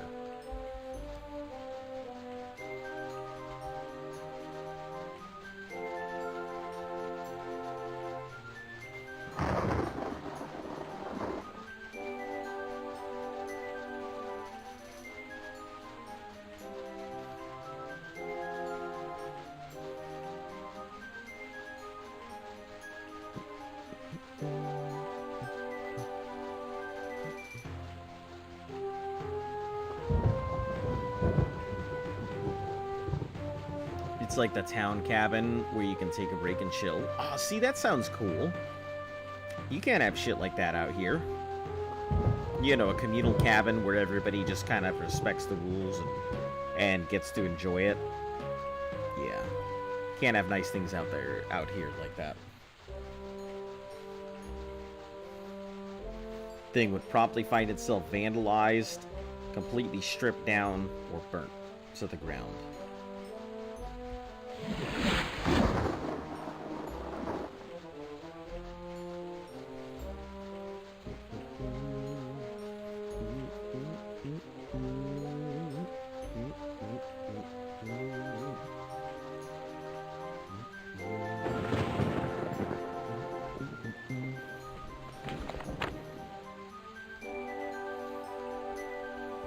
I literally don't see myself ever using a shock, but I will hold on to it.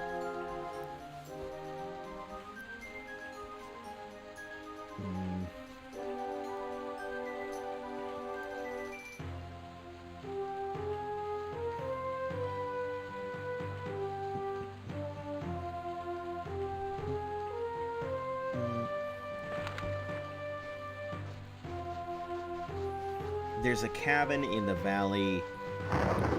My dad has told me, but you need to be super skilled in snowmobiling to get there. Ah, so it's a nice hidden something out there. So you gotta really know your way around to be able to get to it. That's pretty cool.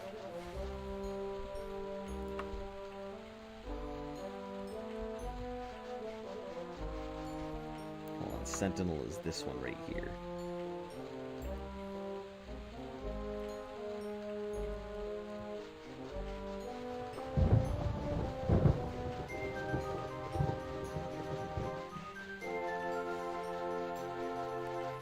Yeah, that's like in Puerto Rico, we had this nice, quiet place, where if you didn't know it existed, it was on my abuelita, my great-grandmother's property, but if you didn't know it existed, it was like this nice beach, completely surrounded by like a bamboo forest, so you would have no idea this thing was here. White sandy beaches, gorgeous-looking things, small rocky outcrop with a, I thought that was a sign for a second. With a natural hot spring next to it. But you had to crawl your way through and navigate through this really thick bamboo forest just to get to it. Down a cliff for like a quarter of a mile to get to the valley where it is. Wow. Yeah, I can see that. Make one false move. You get a tumble, the whole thing falls on you. You know, multiple times as you're on your way down. I can see that. Just requiring a lot of skill just to get down to it, right?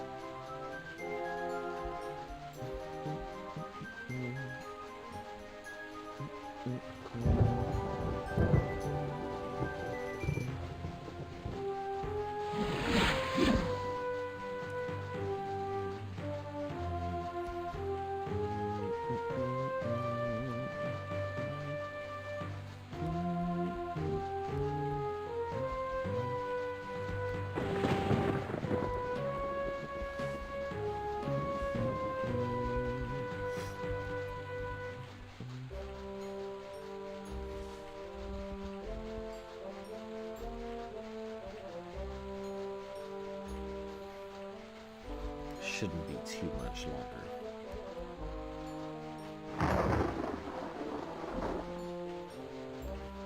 I think I can get to Sentinel before half an hour. I think.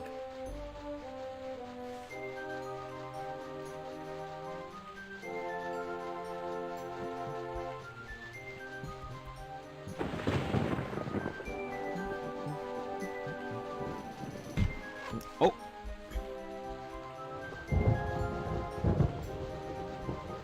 Damn, that was an accurate launcher.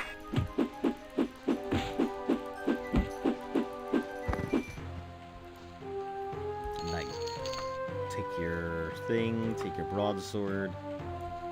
I'm actually not even worried about your broadsword. Just take your dwarven piece here.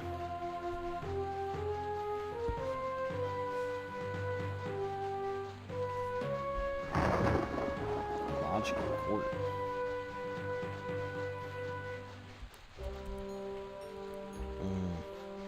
Must be its own privately owned thing.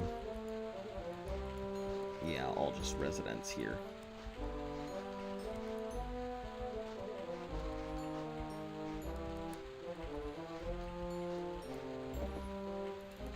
Regional,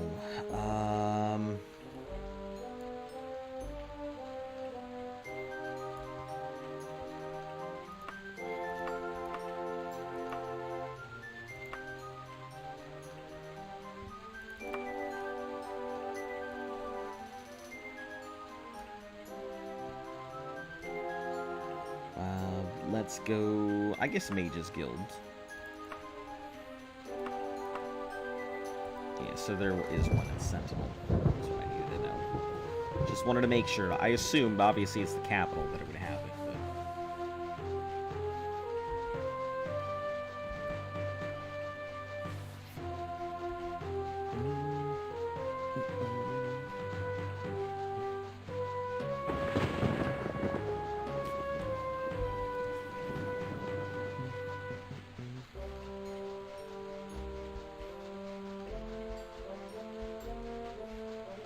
I wish I could have asked for, like, the palace. I assume that Castle Sentinel is located in Sentinel. You never know. With these kind of games, it could be like, Castle Sentinel, you know, located in, you know, Djibouti. All the way on the bottom right.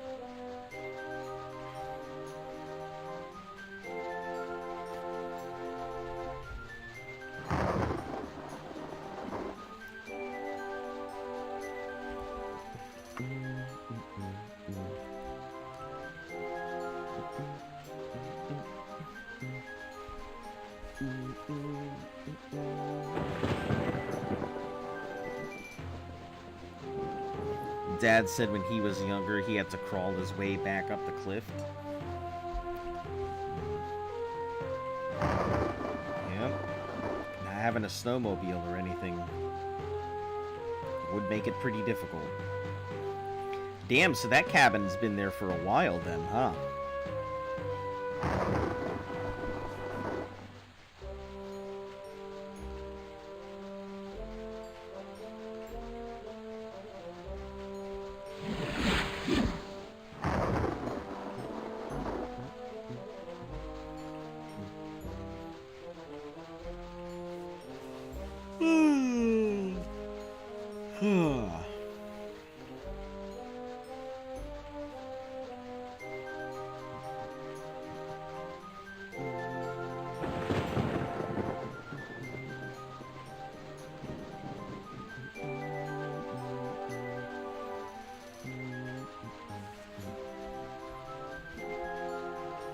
Yeah, I think we had, like, we had a couple, like, things like that, but I wouldn't say cabins or anything else.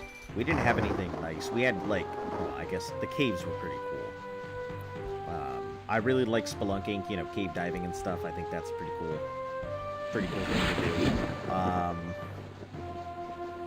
But yeah, never done snowmobiling. Snowboarding, skiing. Yep. But I can't say I'm a big fan of wiping out, though. I'm sure you've had your fair share of it, but man, I hate wiping out. And then all that damn snow everywhere. inside all of your stuff. It's the worst.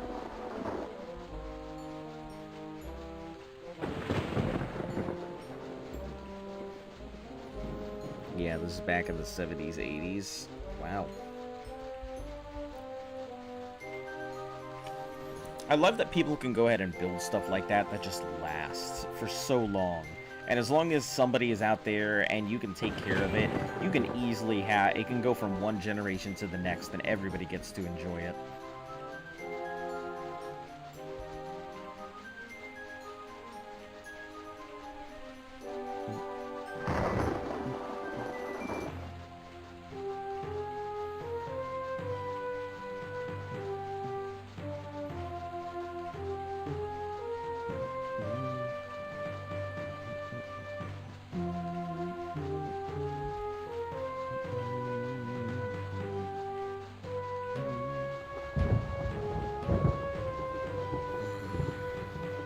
All this running is just putting me to sleep.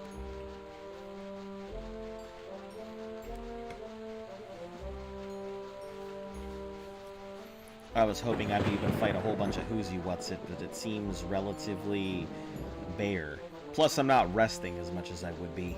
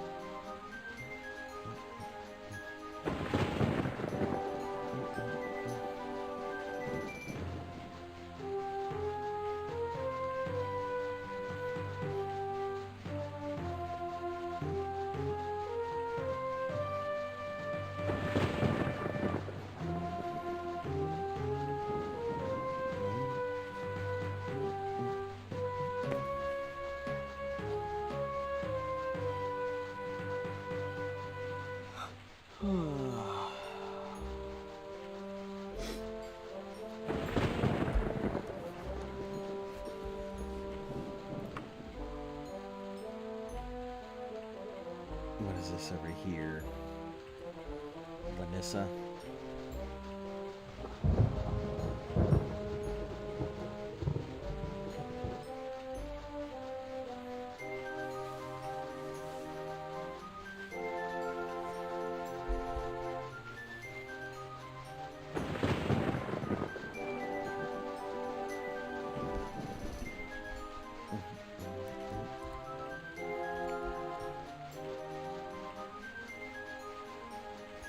I think I'll probably need to feel the urge to hunt here at some point. I forgot to record when the next time I needed to was.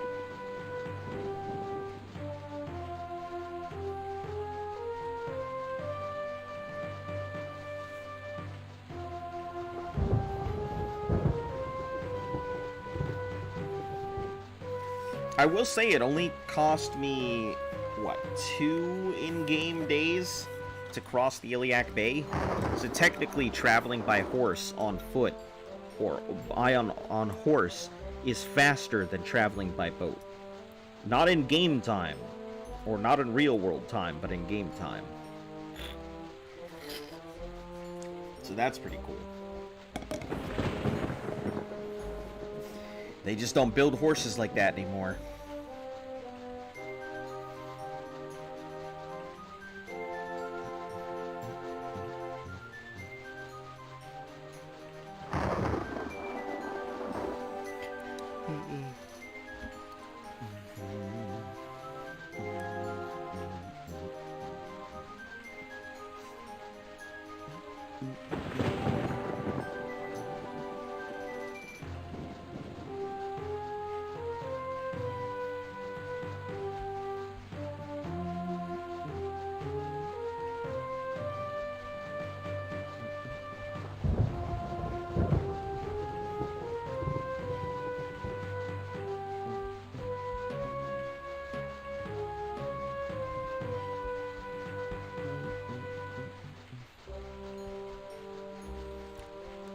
If you get access to the item maker in the Mages Guild, just enchant stuff with improved running.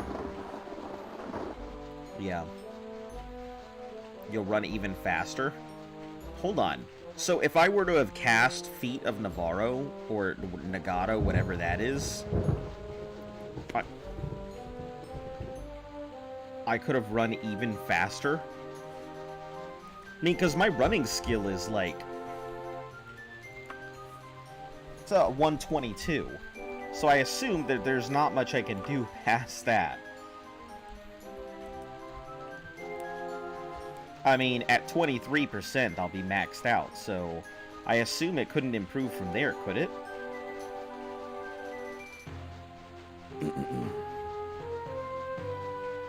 Or can you make an item that'll still stack on top of whatever your bonuses and stuff are?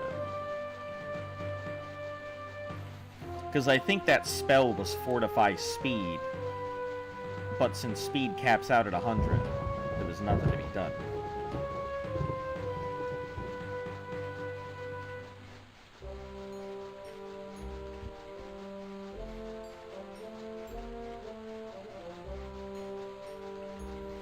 He can go even higher with enchantments.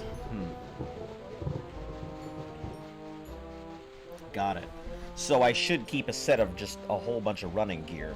It looks like that water walking thing, even though it was a piece of clothing, ended up degrading. So I guess it's when held. And I'm wondering if that repair thing you're talking about will still work or not.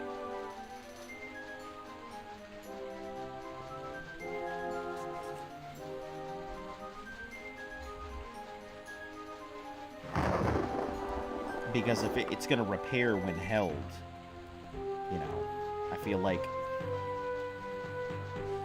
it'll end up degrading before it keeps all my stuff healed. And I'll have to go ahead and keep spell traps and stuff around. Or soul traps, that's what I mean.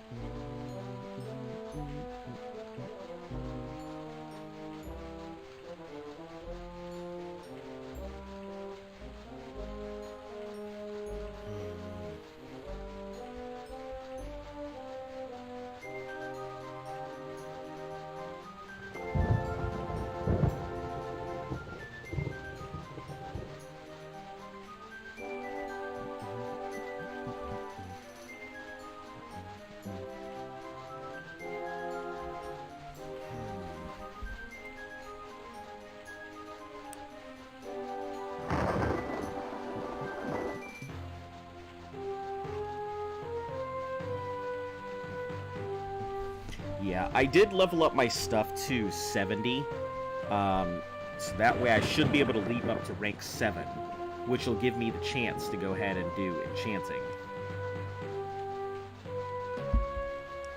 I'm assuming that's how it works. And we can get to the Mages Guild in the major city. I'll probably do that protection quest, right? Protect the guy in a trance. Fill up the Mages Guild with a bunch of dead bodies, just like before. Back in Daggerfall.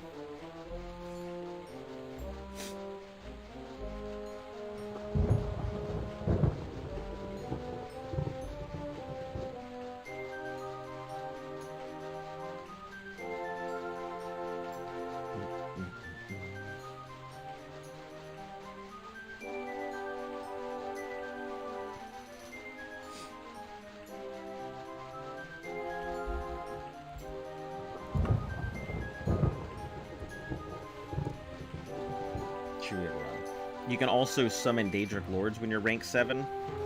I thought about doing it, but I feel like the Daedric Lords missions are probably going to take forever for me to get done. And I can't see any of them being good enough. I looked at all the equipment, and none of that equipment looks good enough for me to do. To me, to take the time out to summon Daedric Lords.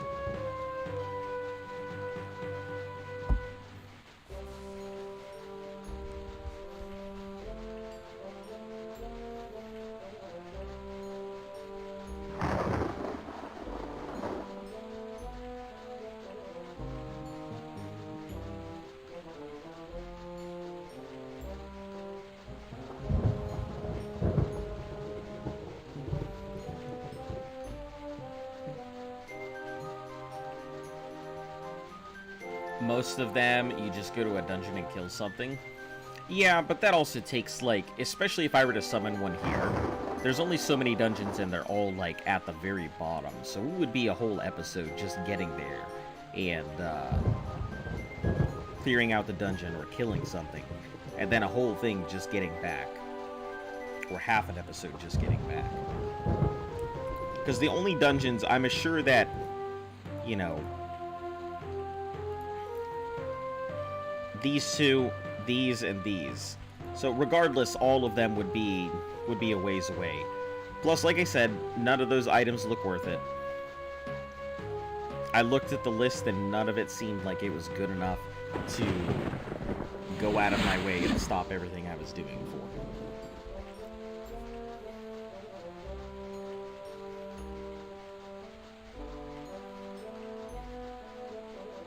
Yes, I am, Scout. How you doing? Hermaeus Mora is worth doing, though. Odin Infinium is nice. Yep. Since that Elden Ring thing is still screwing up my algorithm, I am putting in more time to force it to fix itself. So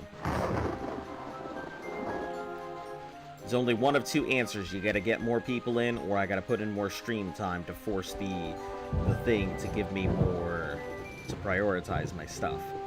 So, also, I crossed the Illiac Bay, and now I am almost at Daggerfall.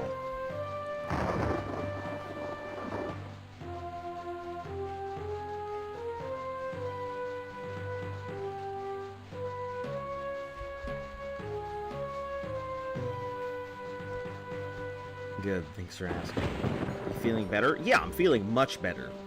So much better, in fact, that while I was crossing the Illiac Bay, I was reading through the history of the Argonians.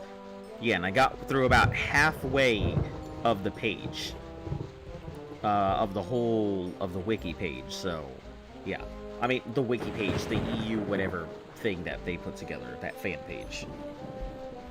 So yeah, I'm definitely feeling a lot better. Luft, on the other hand, burnt the shit out of herself while doing some cosplay upgrades. So yeah, if you want to go ahead and show her some love, that would be great. Just drop by and put something on her channel or something like that, because she's not feeling the greatest at the moment.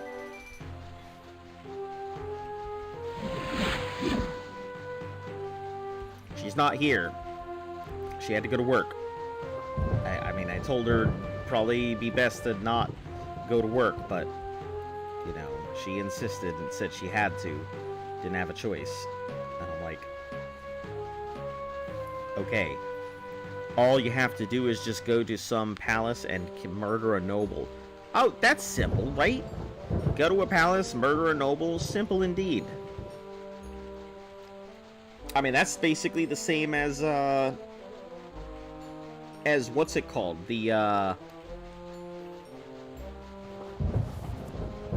As doing a quest for the Dark Brotherhood. Man, they wanted to send me some crazy-ass place. And as much as I wanted to go ahead and knock out the Dark Brotherhood and stuff, I just decided I'll go ahead and take my chances with assassins, rather than run all the way where I needed to go for the Dark Brotherhood.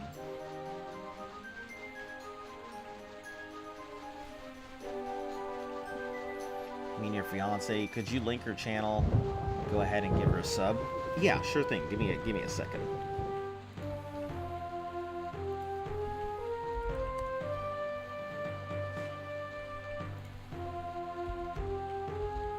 Yeah, she's been playing through Elden Ring on her channel, so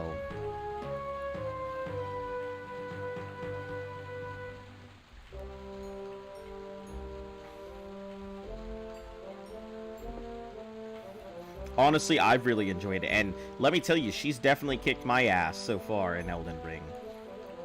You know, I've played my way through many of the Souls games, and she is doing a hell of a job tanking and pushing through it, so.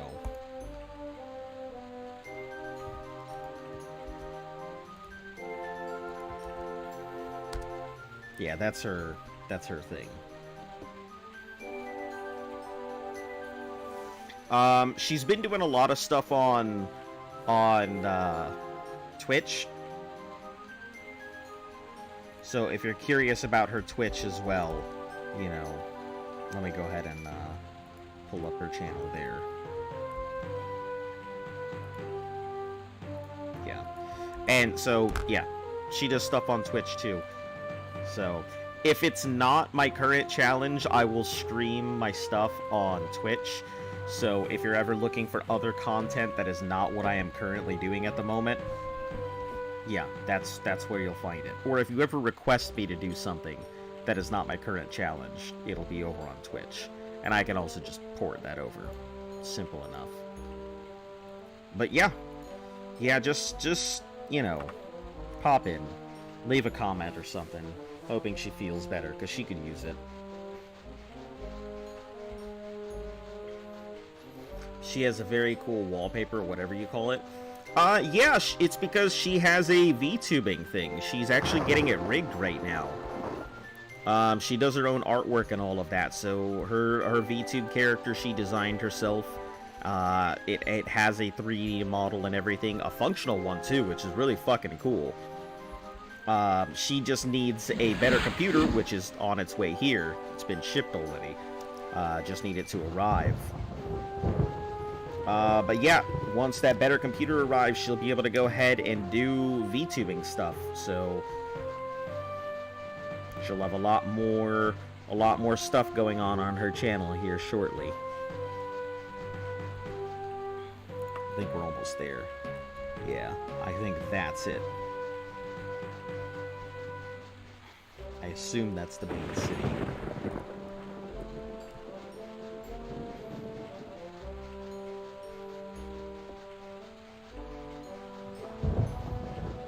Safe assumption, I think. Definitely looks... It's impressive. Yeah, she does a lot of pretty cool stuff. So she's getting her stuff rigged so she can do stuff on VR chat, and she'll be able to go ahead and do a lot more virtual stuff with her avatar and stuff like that. She does do a lot of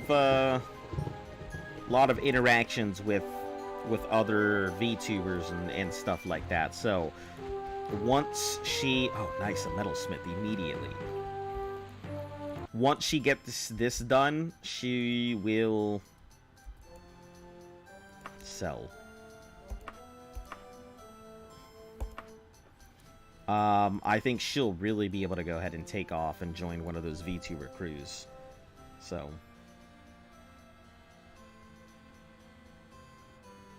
Why am I using an ebony dye katana? That was not my intention. Hold on. I had intended to go ahead and use this,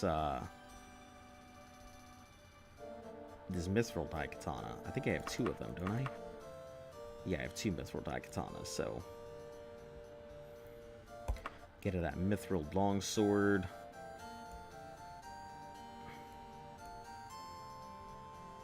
Alright, we'll sell all those. I did not intend to go ahead and use this ebony. So... Give me a second while I find this. Mithril dye katana. I think I have another one that's used. Nope. There we go, and we'll go ahead and remove this to the wagon.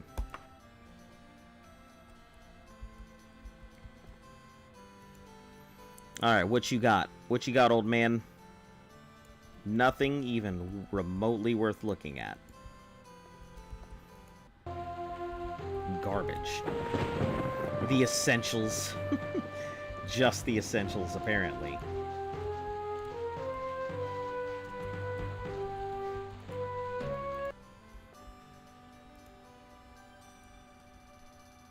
Hey, here we go. Daedric longswords and stuff. That's pretty cool. I know it's going to cost me a pretty penny, so I've already got one. I'm not too worried about that.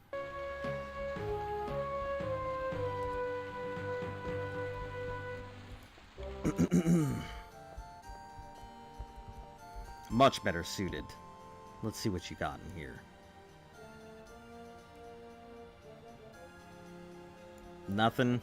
Alright. Anything in here? Nothing worth my time? Cool.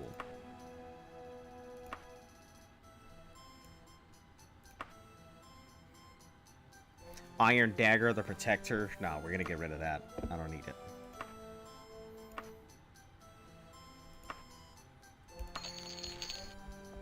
Waste of my space. If there was disenchanting, that would be pretty cool. Just disenchant your items.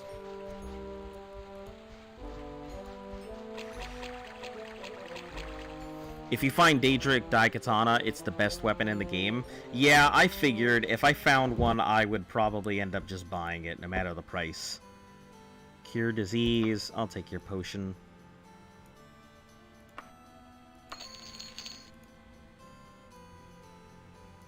Yeah, I already figured that was the case. Don't worry, I had all intentions to buy one if I saw it anyway. Ah, Finest Smith. Let's see what you got. Hopefully you have some good stuff. Looks like everything you have is garbage. I think it's funny because now I'm over here being an elitist when I was struggling. Now that I've got some Daedric gear, I'm just like, huh, Mithril. I plug my nose at you. Okay, this is the bank. Yep. Alright, this is jewelry shop. Probably nothing in here. Probably no magical jewelry, just regular stuff. Okay. I guess you can use it for enchanting later. Queen's Sundries, General Store, which you could have some good stuff. So I do tick the general stores, because they could have great things in them. Not often. They still could.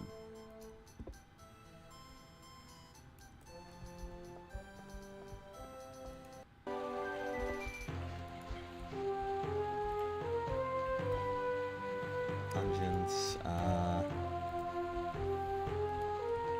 The Odd Library, you're a bookstore. You're a weapon shop. The Adventurer's Weaponry. Nope.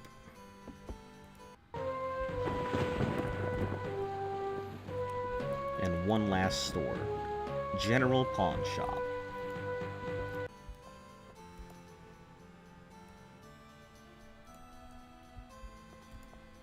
Could be some good things in here. No, nothing so far.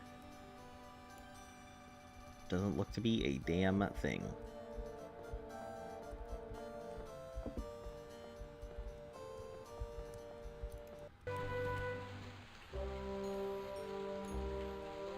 Alright, let's go ahead and check some of the, I guess, whatever the other stores are. House for sale. How long did it take you to cross the ocean? Roughly about 3.5, maybe 4 hours to cross the ocean real time. So it would take roughly about a full episode just to cross the ocean. That's what it seems anyway. It wasn't even too bad. I was expecting it to be pretty bad, but you know, turned out it just took a little bit of a long time. Other than that, not hard at all.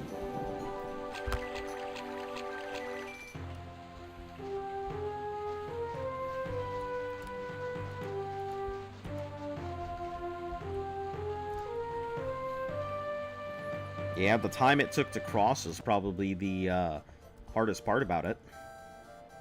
Making sure that I had to go the right direction, because there's a point when I'm out on the ocean where I don't appear on the map at all. So I kind of just have to, like, hope I'm going in the right direction.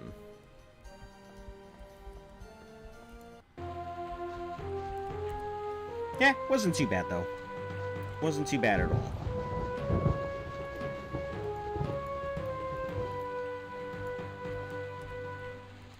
Ah, it's behind it, that's why. Another general store.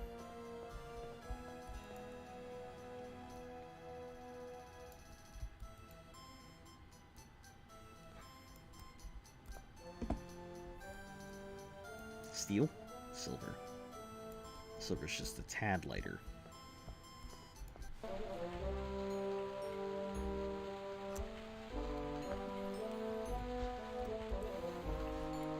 Alright. There's some stores over this way, so we'll go check those out too. We're just gonna check everything that they have here first. I got my brand new 49-inch ultra-wide monitor. I think it's a little much personally. What'd you get it for? Minecraft, of course, right? Super ultra-wide monitor for Minecraft, huh? Best armorers. Okay.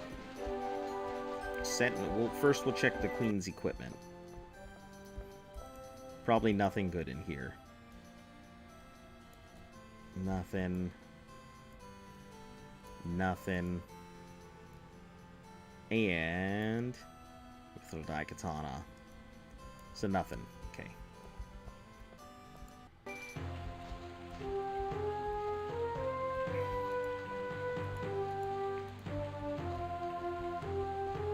Sentinel's best armor. You better have some Daedric in here.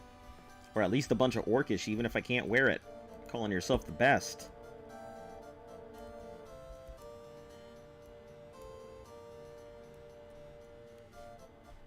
Ah, not a thing.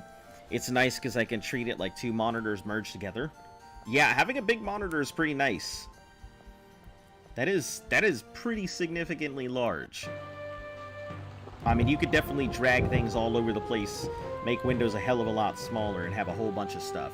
I think the coolest thing that I've seen are the Hydra setups.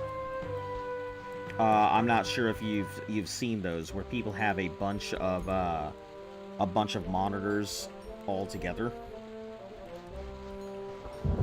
Quality arsenal.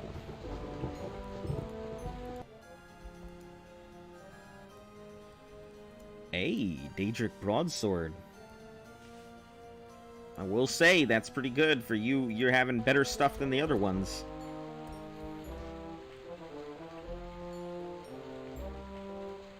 Considering you're a tiny shop in comparison. Pharmacy, nah, we'll check the pharmacy just to see if they have any potion recipes. No recipes. No recipes.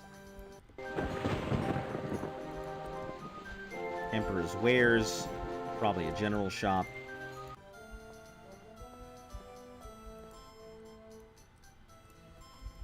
So, what are you gonna go ahead and, oh, Orcish stuff.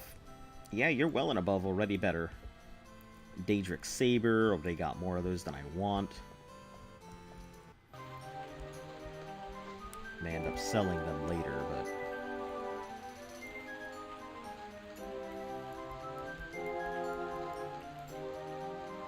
Damn, nobody's got shit in here. Alright, I assume that to be the Mages Guild up there. So we'll head up, I guess this way.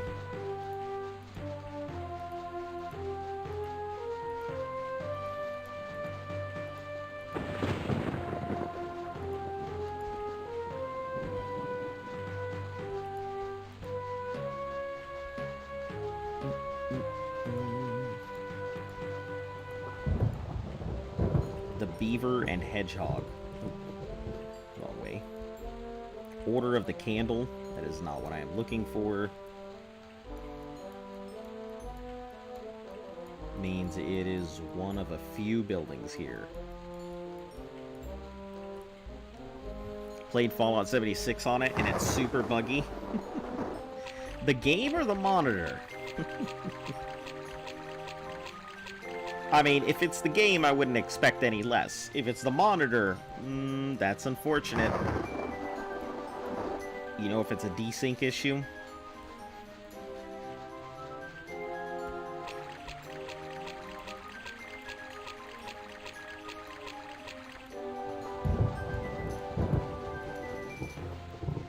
Still bad. I wouldn't say it's still bad. From the people I have talked to, they said it's not terrible. But you know, it has its things. At the end of the day, still a Bethesda game.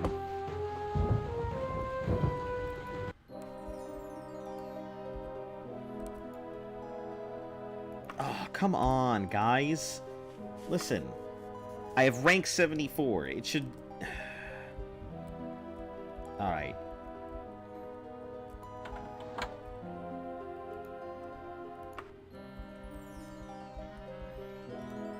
I will go ahead and train here while I'm here. Like the UI doesn't stretch to fit the monitor. Oh, I see. Illusion restoration.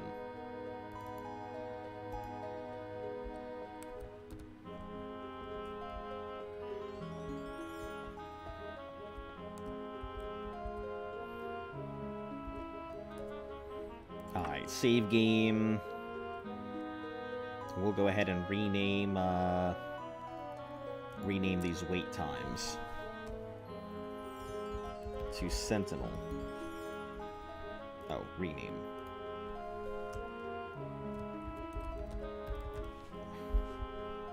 And save.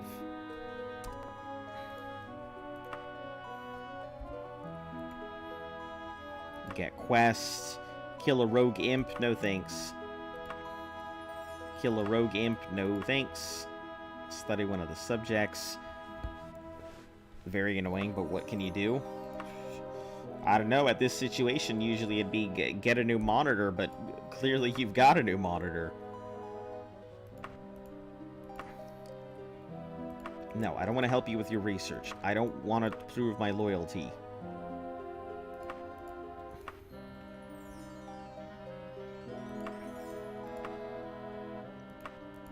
Nope.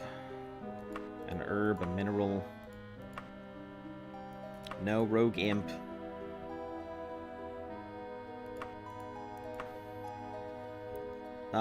Search indeed. Yes, he soon asks for you to guard him while he sleeps. Obviously, agents. Okay.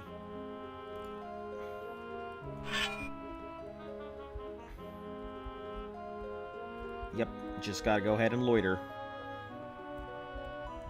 Hopefully.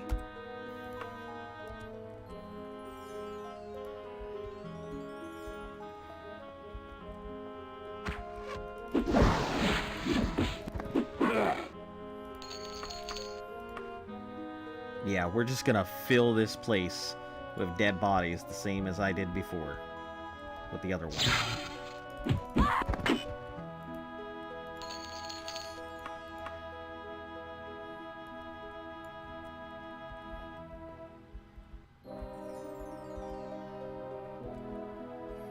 Can't find none without color banding issues? Huh. It's interesting. I don't think I've ever had any issues like that. Maybe it's because I'm not much of a computer player and I tend to do a lot of more console gaming, but... +9, +13. This is +21. So yeah, it's a dwarven helmet of some sort.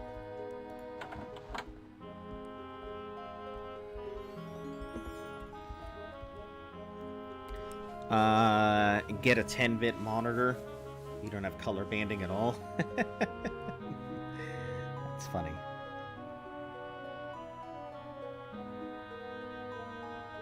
Loiter for 3 hours. Ooh. I don't even know what it is. Alright, so what we'll do is continue to F9.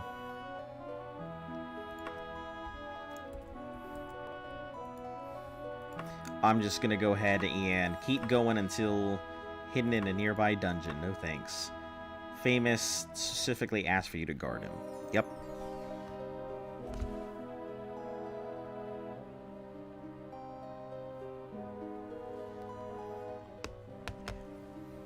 Yep, I'll take it. 3-hour trance. We'll just loiter for 3 hours.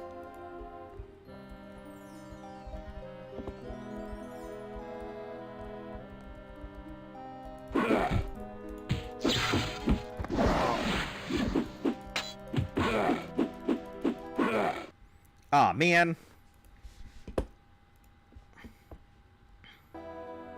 I guess, yeah, I'm just being dumb at this point. I could have done that, had that by pulling some stamina stuff. That was my fault. Alright, we'll go chill at this, whoever, whatever. This is the Screaming Dagger. This will be our home away from home. We'll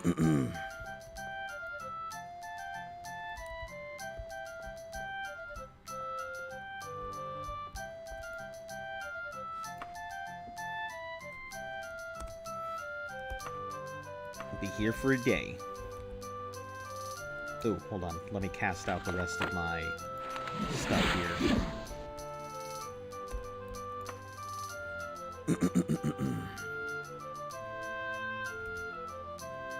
Alright, good stuff. Alright, kids. Everybody, I'm gonna go ahead and hop off for today. Thanks for tuning into the stream, for all of you guys who actually have and everything. I appreciate you guys so much when you pop in, because man, does it get boring. Like, just running through the desert on a horse with a name, doing nothing. Or, you know, walking across the ocean and everything. Alright, guys. Hopefully you have a great night. For any of you guys tuning in who are new to the channel, like, sub, share, comment, whatever. You know the deal. Helps the channel grow. And thanks for everything, you guys. Yeah, if you guys ever want to continue chatting and whatnot, and you have a Discord, shoot me a message, and I'll shoot you an invite. It's the same name, that's the #, so I don't know if you guys have it or not. But hopefully you guys have a great